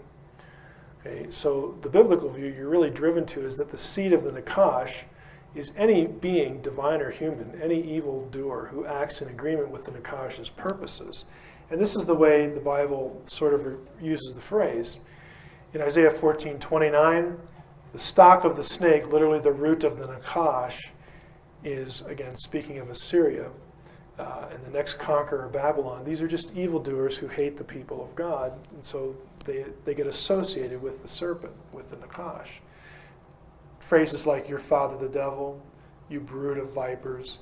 This is the way the biblical text uses the idea. And so the seed of the Nakash, I think, are just evildoers who oppose God's plan. Now in Genesis 6, you have the attempted corruption of the Messianic line. The seed of the Nakash trying to do that. Remember the text in Jubilees that we quoted that specifically says, again, this isn't a Christian idea, this is a Jewish idea. The text in Jubilees that I had in Jubilees 5 specifically said that the reason that the Watchers came down and cohabited with human women was to pollute them. Okay, just point blank. And that was the way that the Jews understood it. So again, recalling our discussion of the Nakash and the judgment of the rebellious divine being in Ezekiel 28 and Isaiah 14, one text in Enoch that may link that being to Genesis 6's Watchers thematically, is that Jubilee text. Now, here's kind of a summary of where we're at. Both the Nakash and the original Watchers inhabit the abyss. Inhabit's kind of a generous word because they're imprisoned there. Both had humanity targeted for destruction. Both the Nakash and the second generation Watchers are described as serpentine. Both the Nakash and the second generation Watchers are free to roam the earth. If Watcher refers to throne guardians, both are spoken of in those terms too. Both have transformative powers in terms of being able to change their appearance. And again, an even tighter summary, the sons of God and Watchers are the sons of the high God and have high standing in the council, but they become evil prior to the flood. There were 200 of them according to Enoch, at least one text. They father giants who are divine human hybrids. They inhabit the netherworld and they're serpentine. Now the question is, what about the Anunnaki? Are any of those things associated with the Anunnaki? Is there a correlation between them and the Watchers, the sons of God? The name Anunnaki, let's start here. Contrary to what Sitchin says, the word Anunnaki does not mean they who from heaven came. He's in the ballpark, but he wants the came part because he has the Anunnaki as ET gods from another planet. Rather, the word means the gods on high or princely offspring or seed. Now, I'm going to show you this. Again, I try to do this because I want you to know I'm not making it up. This is the most current Sumerian dictionary. Unfortunately, only the first 3 volumes are published. It's still in process. You ain't going to see it anytime soon. Because as I showed you with the other Chicago Assyrian dictionary, these people must just be on something. Okay? Because they literally, when they construct a dictionary, they want to give you the word meaning, the possible word meanings, and they literally want to list every blasted tablet that the word occurs in. And that takes a lot of time. So I wish they wouldn't be so exacting, but I guess in some regards I'm glad it is, that they are that way. This is the Sumerian dictionary from the University of Pennsylvania. I went here for one of my degrees, and the project had been started by that time. This is the entry for Anunnaki. Now, Anunnaki, if you can make this out, generally means princely seed. Okay, and it's used of people, royal seed. So it just means, the offspring of someone who's a king or kingly or royal. But it also does mean down here a group of gods. So it can mean either. But it doesn't mean they who from heaven came, i.e. in spaceships. Recall from the Nephilim lecture that the biblical sons of God are also the sons of the Most High. Biblical sons of God are over the nations. They're called princes. Now, in their high estate, the Anunnaki acted as judges. They decree the fates. If you were here for the panspermia lecture, I quoted Atrahasis. Those who administer fates administer destinies. The Anunnaki, then, are divine judges. This is parallel to Psalm 82, where the sons of God were criticized for being bad judges. Same role. Okay, so there's a point of correlation. In the Babylonian primeval epic of Atrahasis, all the gods of the divine council are referred to as the sons of Anu. Now, Anu was the high god, so they're the sons of the high god, sons of the Most High. Again, this is a correlation between the biblical sons of God and the Anunnaki. There are strong parallels here. As a sidebar, since the Anunnaki are the sons of Anu, the high god, they are completely divine in Mesopotamian religion. They are not hybrids. They are not the Nephilim. I don't know why, well, I do know why Sitchin does this, but it's just so, I mean, it's just a blunder. That's the only way I can describe it. He just wants this equation because he thinks this is, coming down in rockets or something. So he's wrong on linguistic grounds not only, but he's also wrong in Mesopotamia. They're completely divine. They're not hybrids, but that's a minor point. The Anunnaki, curiously enough, are demoted in Mesopotamian religion. In Mesopotamian text, you actually have conflicting descriptions of the Anunnaki. Some texts have the Anunnaki as being gods of the highest rank. Under Anu, they're his sons. At the very beginning of Atrahasis, they're the gods who make the other gods, the Igigi, work in forced labor. This is all the more significant when you understand, again, Mesopotamian cosmography. And the main English source here is Horowitz, Mesopotamian Cosmic Geography. It's a great resource. He covers every term in every text in cuneiform that has to do with any part of the heavens or anything like that. It's just a wonderful source. There are 3 levels, different abodes, on high, earth, and the abyss. But in the Mesopotamian version, there were also 3 levels in heaven. Anu reigned in the highest level. The next tier down was the seat of Marduk, who was surrounded by the celestial gods. Part of this comes from Batero, religion in ancient Mesopotamia. The Igigi. So the Anunnaki would have ranked higher than the Igigi with their father Anu. The lowest heaven was for the stars and the constellations. Now, at some point in Mesopotamian religion, and we are not told why, the Anunnaki were demoted. Eventually, they were consigned to the netherworld, believe it or not. Jean Batero, an expert in Mesopotamian religion, puts it this way. The Anunnaki were the most powerful, the most eminent, in some way the upper class and chiefs of others.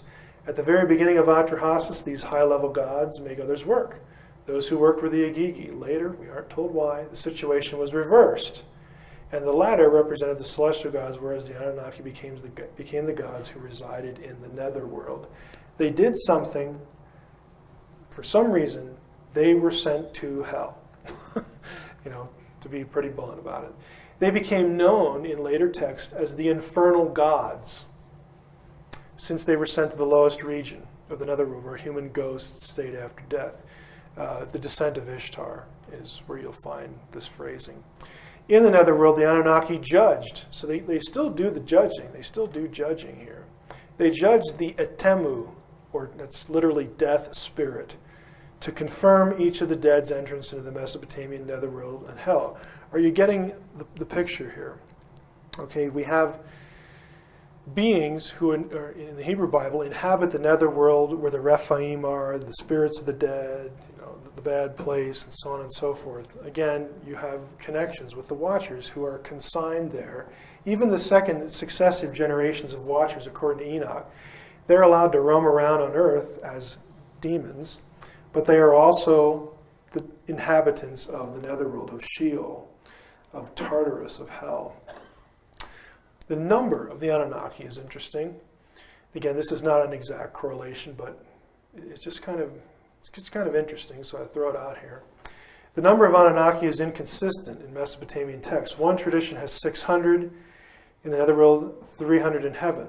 There's the reference. So like the Watchers, there are fallen and unfallen Anunnaki.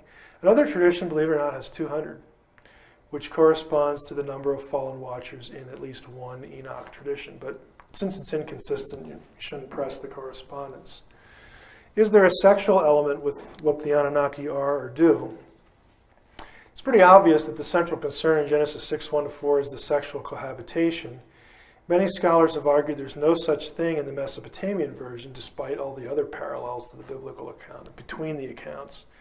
But one cuneiform scholar has recently put forth a challenge to this idea. This is 2002, so this is a new article from the Scandinavian Journal of the Old Testament. Kronvig argues, and she also has produced a major work on the roots of apocalyptic and specifically apocalyptic literature in Enoch to Mesopotamia. So she's certainly in the ballpark here with the kind of things we're thinking about. In the Atrahasis account of human creation, there's emphasis placed on the antediluvian, that means before the flood. The antediluvian humans brought about by a divine conception. Now, the divine conception here, you actually have the phrase, the sons of Anki. These beings, the sons of Anki, are considered a fusion of divine flesh and blood with clay. In Anki's speech just prior to the creation of these people or beings, he utters a line that includes his, Anki's, interpretation of what's going to happen. He says, both God and man, let them be mixed together in clay. The very first line of Atrahasis has this theme as well, when the gods were human. It's a controversial phrase. Some scholars, not everybody, I'm going to be honest with you, says that the point of this phrase is this, that God and man are mixed, that they're sort of interchanged. Although the Anunnaki are not the ones running the mixer in Atrahasis, they're not the ones who actually, again, I don't know why Sitchin says that they're the ones who do the genetic engineering. It's very clear that Nintu is doing this. The Anunnaki are just standing there watching. But Atrahasis has them approving the process and watching the outcome. The points. Atrahasis does in fact have hybridized human beings. Note the Nephilim are called men in Genesis, but they are half men, half divine. Created by a god, so Atrahasis has hybridized human beings created by a god, in this case Nintu, with the approval of the sons of God, the sons of Anu. This action, since it results in a huge population increase, Genesis 6:1 also points to that, precipitates the flood. While the correlation is not complete, it is analogous at least. And finally, what about the serpentine features? Unfortunately, there's no direct evidence that the Anunnaki were serpentine in appearance. Some Sitchin supporters use the Ubaid figurines as proof of this, and here's one of them. These were found at El Ubaid. You can look this up in a book on Mesopotamian art, which is where I got this picture here. It has some reptilian features to it, serpentine perhaps. Unfortunately, and you by now you know that I would think it would be really neat if the Anunnaki were described as serpentine, but unfortunately none of these figurines have any inscriptions on them at all. We have no idea who the artist was depicting. He doesn't tell us. And there's no text that makes a serpentine connection with the Anunnaki. So it's just purely speculation or a guess to say, well, this is what the Anunnaki look like. Well, that's nice, prove it. There's just nothing that says that. But then again, the biblical sons of God and watchers prior to judgment aren't described that way either. We might take 4Q Amram as saying this is what the second generation watchers look like, but that's only speculation as well.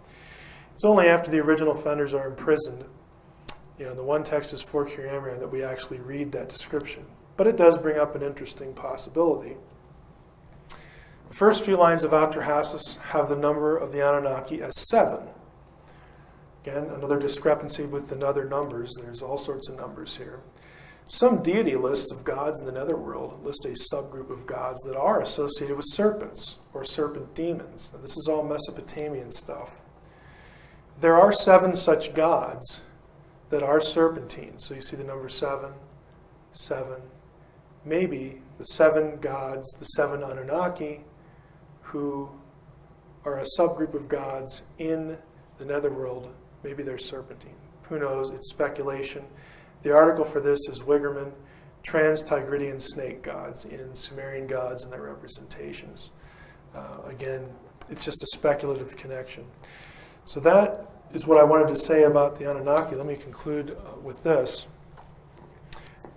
I think what we can say with security is that it is very possible.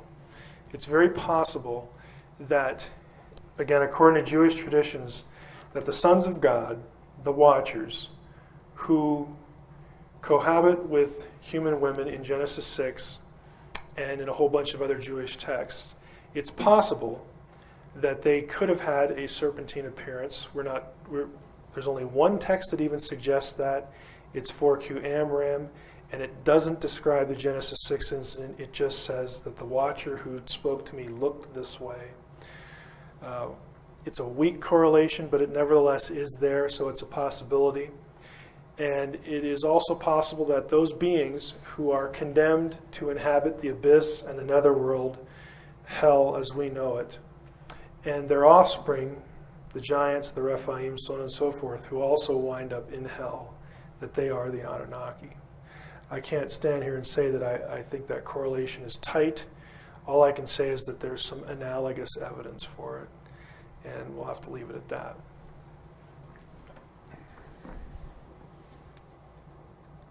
Let me close this. Are we going to take any Q&A, or are we going to quit? What was that? It's totally up to you. They can ready for the panel discussion tomorrow. What time is it? 12 o'clock. Is Daryl here? Yeah, Okay. My druthers is to quit. Okay, so write up your questions because I have a meeting with that guy right there. Thanks a lot.